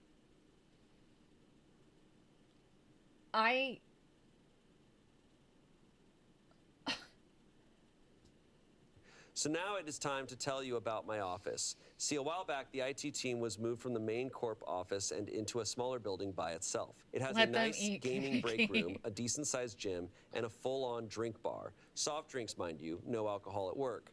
Out back is a big patio that crosses county lines as soon as you cross a small creek. What the fucking bougie bullshit? What the... what kind of bougie shit is this? Whoa! Whoa! What the fuck? Creek that just so happens to have a footbridge over it, leading to an empty field. I start making phone calls. Perfect for fireworks. Perfect. Monday, June the 25th, I call everyone into an hour early meeting that morning. I explain to them all that I will be making it right. I asked everyone to invite their friends and family to the office. No supplies will need to be brought by anyone. I tell them that this will be non-alcoholic, but that I will be planning something for everyone. I told them to expect all food to be provided and they don't need to bring anything unless they want to bring some fireworks. i.e., they won't have to spend a dime. The 4th comes, and the entire day, we did absolutely no work. No tickets, no calls came in. Well, 7 calls did come in, but from the same person, the bad VP. She was calling to make sure we were manning the phones. Oh my All of us were playing god! Bruh! You should not be allowed to ever be in a management position if you're this far up your own fucking asshole. What the fuck? video games or watching movies. What 6 a p.m. rolls around nagger. and everyone was told that the food was ready. People were expecting hot dogs, hamburgers, maybe a bratwurst or 2. What they got was a full-on barbecue feast with pizza. Nag. Calling your office 7 fucking times to make sure their work. I said nagger, by the way. Yeah, dude, my god. And other foods. There was smoked brisket, spare ribs, smoked sausage, smoked turkey, both kinds of tater salad, coleslaw, green beans with bacon and onion, potatoes au gratin. Yes, the original potato chip. Pizza from 2 different places, excellent hamburgers, and bratwurst hot dogs. On the dessert side was cake, very good cookies, 4 different kinds of pie, and about 2 pounds of fudge. Families and friends started showing up at around 6 to 6:15-ish. Some brought alcohol, but I told them they would need to leave that in their cars as I was not that crazy. Some were not too happy about that, but agreed as it was free dinner for random strangers. So let me set the scene for you. I am out there with all calls routed to my cell phone, and everyone is just having a good time. We have a ton of people there just enjoying the fun night, chatting about random stuff, eating the food, and occasionally lighting off some sparklers or throwing firecrackers into the stream. It's not stocked and only 1 foot deep. My VP, not the bad VP, mind you, showed up with his family and brought some water balloons for the kids and man-children. Around 8:30ish, it's getting dark and people want to shoot off more than the simple sparklers and fireworks we had been using. The VP over the IT department had everyone cross the footbridge, over county line and off company property, mind you, and we set up a big wooden board using it as our launch pad. We fired off what we had for an hour or two and sort of just hung out for a little while. At around this time, people were tired and ready to go home. I told people to take home leftovers within reason. We all clocked out at 8 and no one left until about 10:30 p.m. The bad VP did call once more while we were out back at the party. It was 7:50 and she called asking for a status update. Leave them alone! God! My exact words were, well, you were the only one to call us today. The rest of us are on the back patio enjoying the 4th of July shindig. She simply acted like my boss and said, as long as no alcohol or fireworks are on company property, I do not care. We ate roughly half of the food catered. The rest was taken home. A small group volunteered to stay behind to clean up, including my VP. We had a funny conversation about how this will make waves with the bosses, but he said he had my back and asked how much this would cost. I just gave him a sideways look, which made him laugh. Tuesday morning, I submitted the expense report to my VP. This email would inevitably make its way over to the bad VP and up the chain to the CIO of the company. It would be a bad idea to give out the exact cost of the party, mind you, but I can tell you that because of this 4th of July party, new rules were put into place. Any expenses of over $4,000 or more must be approved by the direct supervisor, VP over the department, and the full expense report must be sent to the finance department for review after the fact. 4,000, pretty. Hell And yeah. the party cost over $6,000. Holy shit. Hell yeah! The barbecue was the most expensive part. I did not order from a low or mid-tier place. The place I ordered from has consistently been on the top 10 in the DFW listing for the last 30 years. Hell yeah! Oh, is Texas This barbecue? is Texas barbecue. Oh I my ate at that god. place so much I made friends with the owner. The best barbecue I've ever had. The pies and cakes were custom made by a bakery and the cookies were made by a boutique cookie place. I had 10 12 packs of Coke, Coke Zero, Dr. Pepper Zero, Pepsi, and Pepsi Zero. Damn. I bought 5 pepperoni, 5 sausage, 5 cheese, 2 Hawaiian, 55 tacos, 55 hot dogs, Oh my god. and 3 cheeseburger pizzas from one place and nearly the same number from another Oh place. my god, that all sounds so good. They weren't lying. Excluding does the make you cheeseburger hungry. ones, I subbed out those for a different specialty pizza from the other place. The burgers were from an excellent burger place that did catering. I know that owner well. He brought his kids for the night of fun after he heard what was going to be happening. This He was also rules. the one who brought the brat dogs, as he recently added those to his menu. Hell This was yeah. the most expensive office party in the history of the company. The only things more expensive than this were some business meetings that the CEO rented. Yeah, they're private making me so hungry. I would kill for a cheeseburger pizza right now. Are you fucking kidding me? Ooh. rooms in high-end restaurants for. As for the CEO, he was outraged. Not at the cost of the party, mind you. He knew that the party would not have been necessary if people had been allowed to go home. He was outraged that IT was the only group required to work on that day. When I submitted the log showing how we received no real phone calls, no service requests, and that we basically watched movies / played video games during our shift, he had heard enough. He apparently sent out a scathing email about work-life balance and the importance of our holidays to every upper management. It was kind of funny as people wanted me to get in trouble for what I did, but the reality is other departments have done similar things in the past, just not on the scale that IT did it. The bad VP was admonished quite effectively and sent me an apology email. I forwarded it to the team with a strong hint to not reply. Then my VP let the CIO and the CEO know what the bad VP said. You guys don't have lives. The bad VP did actually confirm she said it in a meeting with her EVP. It did not go over well. I have never heard people yelling in an office meeting like that before. Oh my god.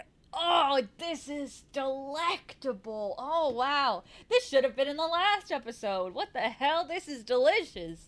CEO of the company came to our office and yelled at her. Hell yeah. Not sure if she was fired, but she is not at work today. In Active Directory, she does not have the down arrow of death, so not 100% what happened to her. I know she lost whatever clout she had at this company with her attitude. Hell yeah. If anything more happens, I will update. But so far, it looks like the fallout from this is that I caused a new rule to be put in place about how much you are allowed to spend at one time. The bad VP may or may not be let go / forced to resign. I know she got yelled at. Strangely, there is now no longer any pushback for my bid to get everyone back to working from home. Edit. Please stop asking me where the restaurants are. I'm not doxing myself. Oh my God. Damn. Outstanding work. Outstanding. Incredible. That was a book. Yeah. And you A killed good it. one, That too. worked out well on all fronts. Perfectly, yeah. That was, yeah. That was That was spectacular. incredible. Kind of like 0 consequences for that, which is pretty awesome. Yeah. And I mean, this does walk that revenge line we were talking about, right? Where you're like, there is some revenge here. This is malicious compliance is this weird thing where it's like, all right, you're telling us to do this. I kind of have no problem with because I'm like, We're following the rules. This VP clearly like this is just fun for her that she Yeah, gets to I have mean, power. yeah, she's definitely the type of person where she only pursued this sort of position in the first place because she would have power to take advantage of other people. Like this is absolutely deserved. People that have these types of mentalities should never be able to be in positions of higher power in the first place because they do get a big head about it and they do take advantage of it. This is lit. I'm all for this. This is incredible. Over Yeah. people. Yeah. The fact that she's calling 7 times just to be like, you're at work. Yeah. You guys are at work. Like I'm something's wrong. Insane. Why do you care so much? Like, Checking the badge, check-in, like the logs. Like, There's smoke where there's insane. fire. Like she's freaking out because she knows what she did was wrong, and so she needs to make sure Yeah. they're there for a reason. this is Yeah. a power trip. Yeah. I don't know any other explanation other than it's a power trip. Yes. Like you're calling at 7:50 p.m. to get a status report, Yeah. just to make sure they're still at work when you know they Dude. received no calls that day. I'm like, you just wanted to send them all. I'm like, what there. barbecue are you at, lady? But no, like I'm like, Yeah, oh, like, do you have nothing better to do on fucking 4th of July? Like, and you said that they have no lives? Girl, you need to look in the fucking mirror. The only one who doesn't have a life here, bitch, is you. if I'm losing my 4th of July, we're throwing a f***ing party. Like Yeah. And we're following the rules. This is It's being definitely a power trip with her saying you don't have lives, getting off on being an elitist villain. Yeah. resourceful. Yeah. $6 grand. $6 Incredible. grand. That's Over $6 incredible. grand on the food and drinks Iconic. alone. I No love it. I know, that's a lot of soda. Alcohol's where you rack Yeah. the prices up. Yeah, the menu sounded a little bit like a Mr. Beast video. Yeah. 100 pizzas. No. 50. Yeah. Truly silly levels. It must have been a rager. Yeah. It was There had to probably been the so many best people party there, ever. 'cause, Y'all I mean, didn't how even many- need alcohol. Did it say how many people were like in the department? There was like, I don't know, but they have their own building. yeah, they have their own building So- and like a bunch of friends and family like Yeah. being invited. Like, Even the chefs bringing in their kids. Yeah. Come on, that's And awesome. the fact that restaurants were like, whoa, we're going to this Yeah. party. and then only eating half the food. Yeah. Yeah. Like that, they had to have been so. Oh, my Texas God. barbecue. Be like, what are you man. doing this July 4th? I'm hanging out with a bunch of IT people. They party hard. Yeah. And there's not even alcohol there. Yeah, Yeah. exactly. And it's going to be a rager. There's Pepsi Zero, That's Pepsi awesome. Diet Pepsi, Coke Yeah. Zero, Vanilla Coke. Comments, can I work for you? This is f***ing magical. Hell Someone yeah. said, everyone wants a day off to spend time with friends and family relaxing. I'm in IT and spend most of my time on the computer at work and at home. I still had the 4th of July off and spent the day hiking and just enjoying life to its fullest. Everyone deserves to be treated with respect, full stop. We all have lives outside of work. Just because I enjoy video games doesn't make my time worth less than someone who enjoys watching football. Yeah. OP, mad respect for how you handled that. Someone said, this is how to be a manager. Have your teams back. I just wrote in my annual review how much it means to me that my manager takes my physical and mental health seriously. Tell him I can be reached by phone on vacation. No, you cannot. Direct anyone who bugs you to me. Feeling burnt out from debugging assembly code and binary data files for most of the day, maybe you should take a walk for the rest of the day. It's not good to be sitting too long, you know. It Wow, that's genuinely makes me awesome. feel okay to say yes to new projects and to keep pushing and expanding my expertise. I love my job and my manager is a huge part of that.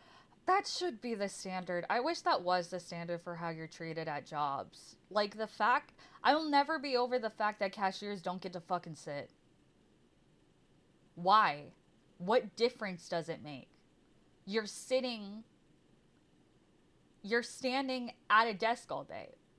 What difference does it fucking make to let them sit? I wish that was the standard everywhere.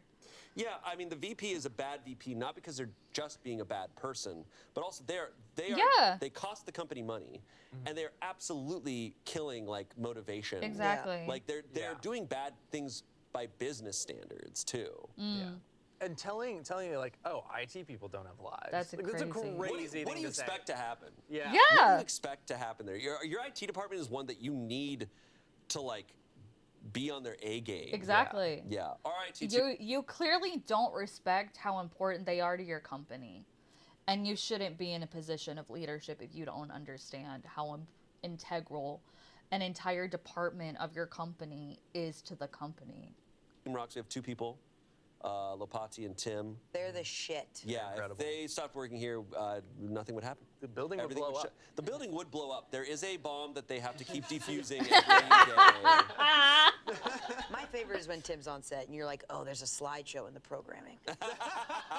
Oh, that's awesome. Hell yeah, there's going to be a transformer in this one. Yeah, IT departments are huge for what we do. Anyways, that's it. Crazy. I mean, IT departments are huge in any fucking field. They also make sure that you have proper like cybersecurity and shit, so leakage and shit doesn't happen. Like, I can't imagine saying that to a department, an IT department. That's crazy. Stories. Dude, we should throw a $6,000 party. Yeah. Okay. I won't do it without alcohol. I don't care how much barbecue there is. There's no alcohol. Not really a meat. For Texas barbecue, I don't need alcohol. If you tell me there's gonna be a bunch of Texas barbecue somewhere, I'm like, I'll show up. See, I'm like. Honestly, fair. Have you had like genuine Texas I barbecue? don't think so. Oh, dude, it's a game changer. Really? It is a full game changer. I luckily, the last time I had Texas barbecue, I was in Austin and I was with mythical chef Josh. Yeah. Ooh. Crazy day. He ordered everything on the menu, and he of course he orders everything. We eat everything, and then he's also like, oh yeah, the chef is letting us come back and check out the barbecue. Oh my And then walk into the god. pit. We're just in Yeah. this So cool. big tank just in there. That's awesome. Holy shit. Amazing. That's so cool. Hell No, yeah. it's truly like unlike anything. Yeah. It's the best. That's Good beef for cheek. y'all. Y'all deserve my that. God. You're Hell eating yeah. things you've never heard of before. That and f***'s a cheek. beef cheek. That beef cheek burger. you're just having stuff that you're like, I guess I'm gonna eat this, and it's delicious. Oh, wow. I can't explain it. They come Well, out with tickle like me fancied. Yeah, and I'm not gonna tickle you. tickle me fancy. We're not gonna tickle each other, but Let's go to lunch, yeah? yeah, I am ready for lunch now. I am hungry, and I think I want a Coke Zero. Dude, I could go for a little Pepsi Max right now. Whoa. Max? What's Pepsi Max? All right, Max. Crystal Pepsis for everyone. Crystal Pepsi. Thank you both for being here.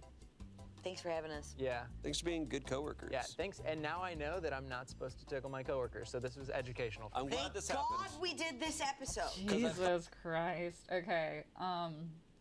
We're gonna watch the first story of the next episode, and then I'm gonna wrap up stream. Hi, welcome to Smosh Reads Reddit Stories. I'm Shane, and today's theme is updates. Yes. So buckle up. Oh my for some- god! 2 episodes in a row with the Wonderland Fit. Hello, Ian's Pants. Let's fucking go. Good stuff. We got a lot of updates coming your way, and I'm joined by 2 people who have updates to tell me, Ian and Tommy. Slay! Slay! Pregnant. Whoa! Oh! You gotta top that. We're pregnant. Pregnant update. Ian, God. you were here for the last updates episode, Okay. which had the story about the butter. Oh, brother. The story about the butter. butter. Yeah. OP, her boyfriend kept disappearing to the bathroom with a stick of butter, and then Oh! he didn't have the butter. I didn't need to be reminded of that one. I'm good. I'm good. I don't want to talk she would about hear that. moans Yeah. from the bathroom. Was I in that Stop! episode, or did I just Stop! It was Damien who was in it. Stop! listen? Because You probably have I'm a heard fan. Ugh. It's crazy. It's crazy. Yeah. One of many crazy stories we read here. But anyways, thought we'd point that out. I don't know if that's going to mean anything. What? There was a note to bring that up. We getting a butt.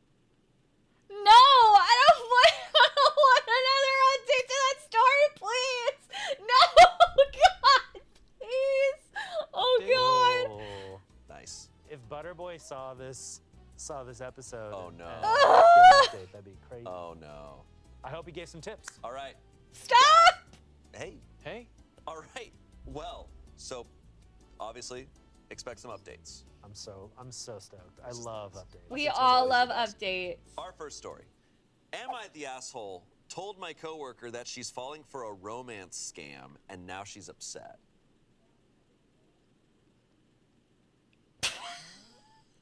Okay. My friend, let's call her N. N Okay. and I have worked together for 3 to 4 years at a hair salon. N is early 30s, kind of an airhead, gullible, but really kind and nice person. She's currently in a relationship with this guy for the last 6 months. He lives in New York. We're in the Midwest. They talk on the phone all the time. He's been out here a couple of times to visit. We've never met, but I have heard a lot about their relationship. This morning, she texted me at 6 a.m. asking to borrow $10,000 because her boyfriend's mom has a family emergency and needs the money soon. She said he's working on an offshore oil rig in Dubai for 2 months and can't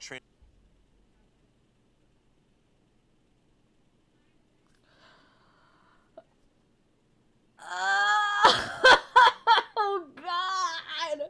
Oh my God! Oh my God! transfer the money until he's back to the States. She doesn't have the money, so she asked if I can ask my relatives for the The scammer came to visit his long con. I know, I was thinking that. I was like, damn, this is some dedication. $10K for her. I told her that this sounds like a romance scam and that if he's asking her for such a big amount of money like that early in their relationship, it's a red flag and that she should reconsider. I told her that since I don't know her boyfriend that well, and if he ghosts her, either me or her will be on the hook for the $10,000. Now she won't answer my text or call. She also took a personal day from work today. Am I the asshole? Should I have kept my mouth shut and minded my own business? No! Yes, she is very naive and gullible. She believes she can talk to ghosts and spirits.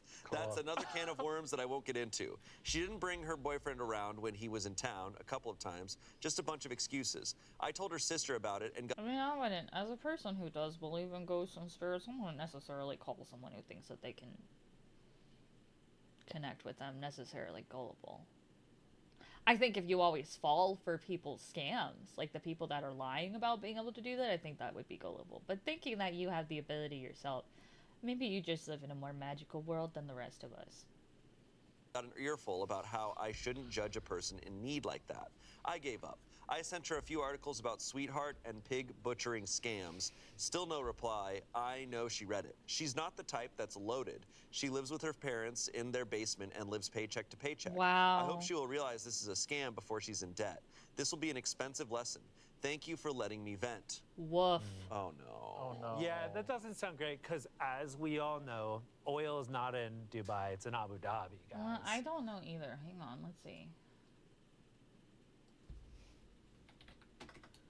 Pig butchering scams.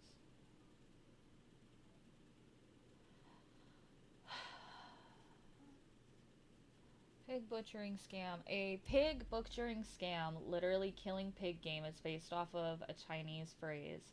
Is a type of online scam where the victim is encouraged to make increasing financial contributions over a long period, usually in the form of cryptocurrency. Such scams are commonplace on social media and dating apps and often involve elements of catfishing, investment fraud, and romance scams. The scammer builds trust with the victim through the online communication, subsequently persuading them to invest in a fraudulent cryptocurrency scheme. The butchering or slaughtering of the victim transpires when their assets or funds are stolen. Perpetrators are typically victims of a fraud factory where they are lured to travel internationally under false pretenses, trafficked to another location, and forced to commit the fraud by organized crime gangs. Damn, that's dark. Holy shit. Wow. I never knew that either. That's crazy. Right. Dubai is purely tourism. And I wish she'd have told her that. You know? Yeah, Dubai's that where they have all too. that chocolate. Exactly. They got the chocolate. It's the chocolate and the big building. It's the first thing you learn in elementary school. Yeah. That's too bad. Yeah. Okay, this sucks. This sucks. She's getting scammed. She She's definitely is. For scammed. sure. No doubt. I kind of have had this like barometer for my entire life, or at least my adulthood, of like relationships like the first 6 months. Yeah. Like, don't do anything extreme in that first 6 Yeah. months. Like, don't. This is me. People, No, I people agree don't with that. have to- I agree with that. I think that's a good like boundary to have. I agree with that. listen to this. Right. But it's just like, whenever I hear about people being like, we're getting engaged, and I'm like, have you been together for 6 months? Like, that's always where I'm like, that to me is always feels like a little fast. Yeah. Right. And I think giving the person you're dating a large sum of money in the first 6 months fits into that. Unless it's like you are hanging out with their family. Yeah. You are there, you've got all the evidence in front of you, but you're talking mostly on the phone with this guy, and he's like, by the way, I need $10,000. It's like, I'm gonna need to see Listen, some more. unless your dynamic is that either of you are the sugar parent of the other, there's no fucking reason for this shit to be happening. And if it is happening to you, then you are fucking being scammed, and you don't deserve that, and you deserve to kick this person to the fucking curb. I'm like, how often does this work? Should I be asking for $10,000? Should I just we are cold missing ask out. for 10? Yeah. Should I Yeah. just be like, Well, I don't have $10,000. Sorry. Like, yeah, I don't even make that in a year for most people. Like, these days, you're lucky if you see that money in a year. throwing it out there? Shoot your shot. Okay. Yeah. Yeah. Be like, I would assume because she has a hairstylist job specifically, like, depending on if you are in like a chain like Supercuts or something like that versus being within a like a homegrown hair salon of sorts, like built from the ground up, and so it's like, you know, exclusive and only owned by one person. It's like their brand and everything. Like, if it's that position, then being a hairstylist can be a very lucrative job. But again, if you're working at like a chain, like it's pretty standard pricing and shit. That's why they have those chains, so that it can be like a cheaper end cut instead of going to like a professional business that's, you know, expensive and all that sort of stuff. So he probably assumed just off the cuff that because she's a hairstylist, she's in a lucrative position, and that's not necessarily the case. So need the new PS5. It's $10,000. it's $10,000. Oh my There's god. then the leap that she's asking a coworker for $10,000, asking Yeah. for if they have relatives. It's becoming a whole MLM. Yeah. Yeah. Because I'm sure she told him like she doesn't have any money, and he's like, no worries. Ask your family, ask your friends. Yeah. Yeah, exactly. Yeah, that's Actually, that doesn't sit right with me at all. I'm sorry that you're that easily manipulated. I hope you learn. Like, I mean that politely. Like, I genuinely hope you learn so people can't take advantage of you anymore. I actually don't think asking your coworkers for $10,000 is crazy, right, James? James, do you? James, what? James, do you have, I asked you if you have James is looking over at Eric, I think. $10,000? Do you have $10,000? God.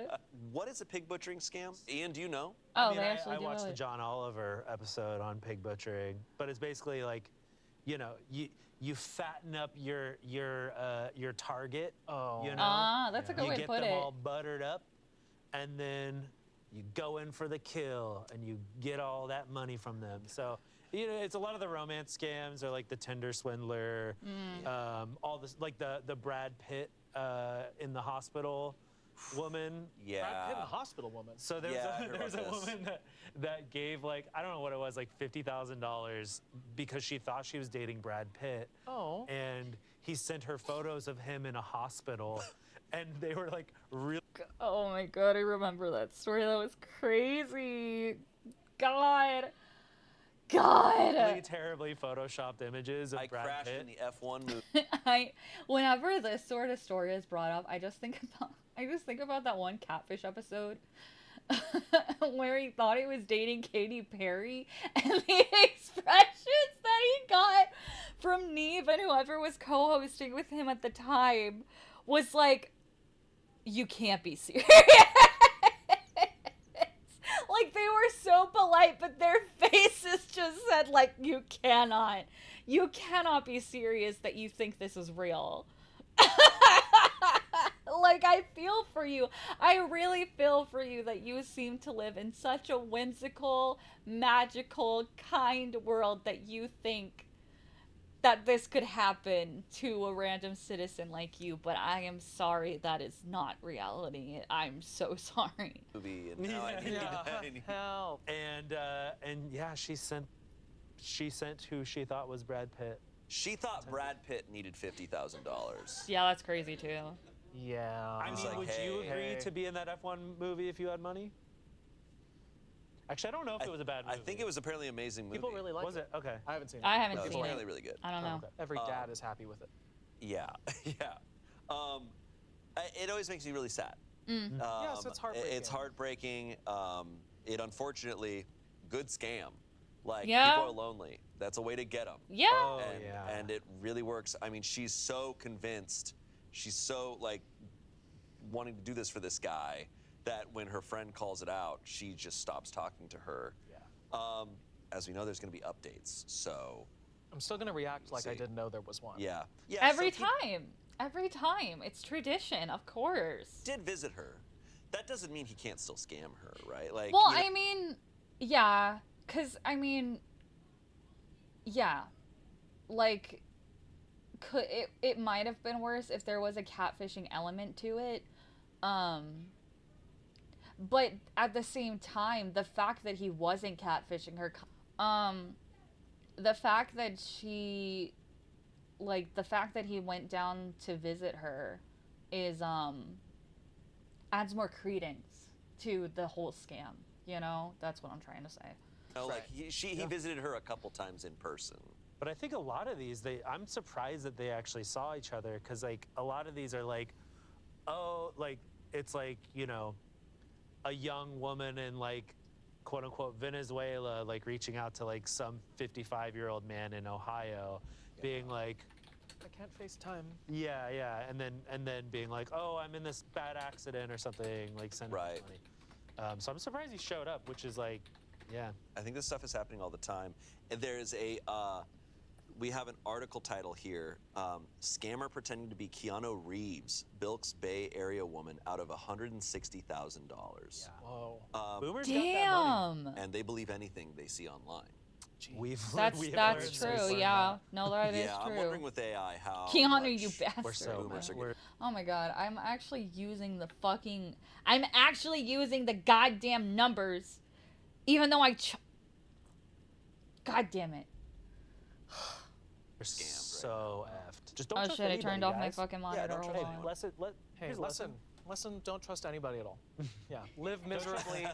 Live miserably, be upset. Yeah. Don't trust anyone online, the anyone power online, button? Hold on. but give me $10,000. But give Ian $10,000. I need it because my foot hurts. No, man. Oh. So, Where's James, my phone? James, my foot hurt. some comments here.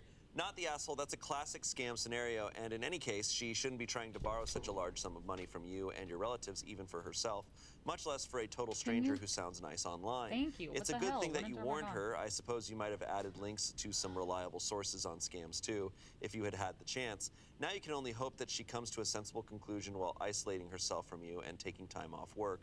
I hope to think and do research. Someone said, not the asshole, and how do people have the audacity to just ask for $10,000 I know.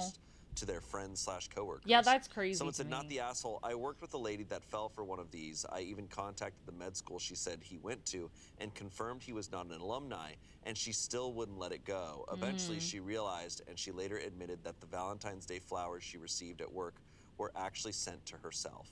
Oh, God. Damn. Someone said, not the asshole. You can take a thirsty horse to the lake, but you can't force the horse to drink the water it needs. You already did your part. It's up to her to do hers. Update. What? Whoa! A few days later. Oh. Okay. Those little tiny mice at the bottom of the screen. She's like, Wait, what's that in Babe. reference? Yes, thank Oh, you. yeah. Yes. Yeah, someone will get it. All right. She just texted and asked for the money under the guise of her sister needing it. It was a flat no. I feel bad for her. I told other coworkers and my boss about it so they can say no to her, and maybe she'll understand from a group perspective that we're trying to protect her. Way to go. Update number 2. Oh shit! What? That's crazy. 2.5 weeks after the original post. What me and many Redditors suspected was true. She was in a romance scam. She has never met her boyfriend in person. They only talk online. Oh, so she was... Girl, you were fucking lying? Girl, excuse me. What the hell? lying about seeing him in person. Bitch! Damn. She said she was lonely and was afraid of being alone. She said her boyfriend stopped contacting her after she couldn't get the money and started asking simple questions like no internet on the rig, satellite phone, etc. After she realized that Y'all he are was both terrible people. I don't feel bad anymore. What the fuck? scamming her, she started telling me about how she had been sending him small amounts of money, like $50 to $500, in the past 6 months Girl! Oh my god! to help him out with some small emergencies. When he ghosted her after she couldn't help him with the $10,000, that's when she realized that she had been romance scammed. I'm glad that she saw it for what it was. Well, at least she didn't do the $10,000 Yeah, part. at least I you mean, didn't get in True. debt. the giant bullet bill, not the little Yeah. ones, but Yeah. you know, the big Aw. one you gotta squat in that little pit for. Yeah. I want another update that was like, Brad Pitt told me I did a great job handling that, and we're gonna go to Italy tomorrow, but he said that God!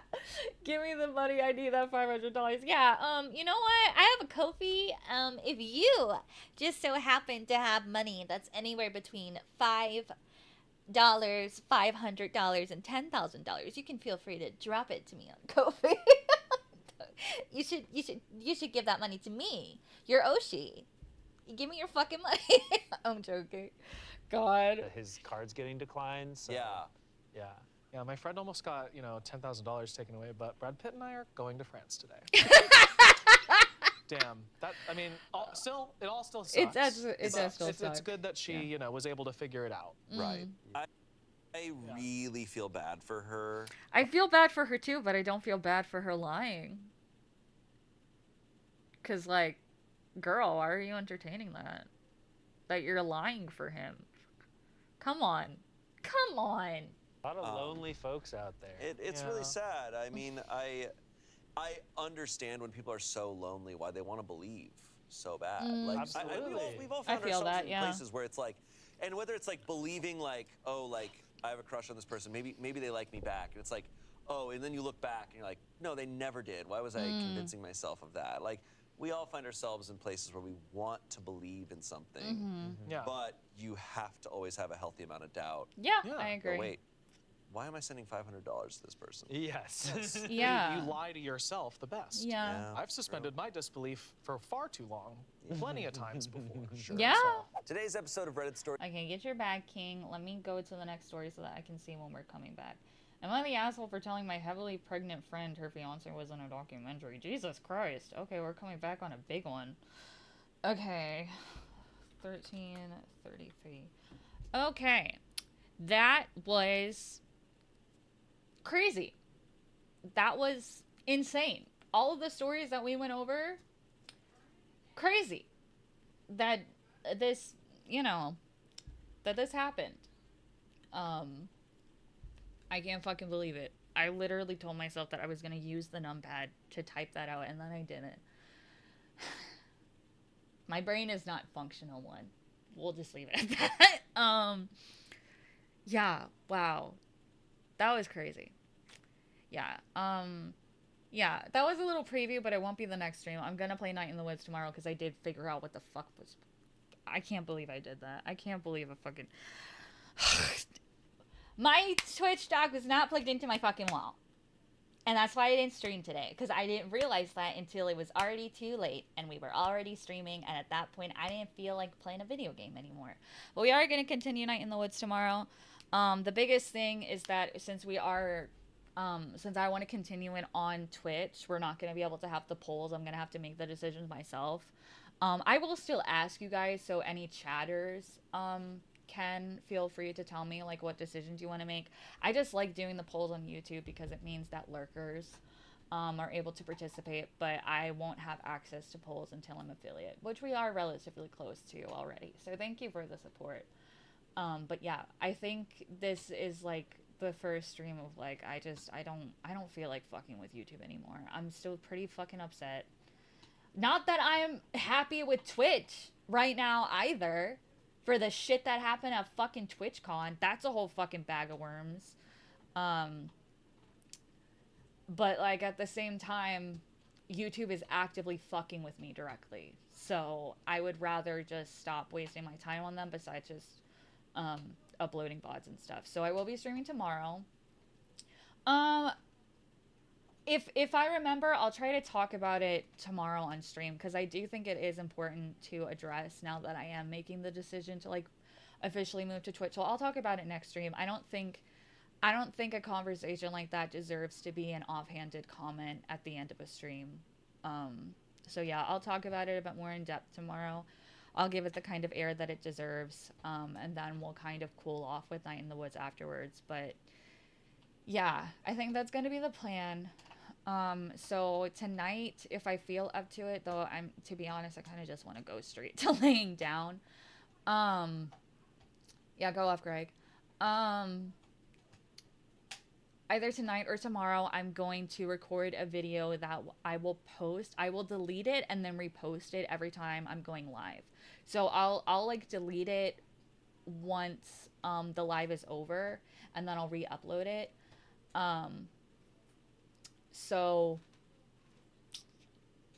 yeah, that'll be the plan for at least the first month, and then I'll just have it be regulated to like the Discord community tab, Twitch and Twitter, Twitter and Blue Sky, my bad. I went and watched that Night in the Woods stream I missed on YouTube. Yeah, I did actually. I finished the dream sequence. The one that I was missing was the first one that they did in the video. So yeah, but I did finish it. I didn't actually like walk up to the little lanterns that they have so that you guys can see the animation at the end, because I think the animations at the end are really fun. But we will be able to continue seamlessly tomorrow. So I'm gonna stream tomorrow. It's gonna be on Twitch. It will be at 3:30 p.m. CST. We will be continuing Night in the Woods. I think this is gonna be like my standard schedule to like stream every Wednesday and then Friday to Sunday, which I think was my schedule before, if I remember correctly.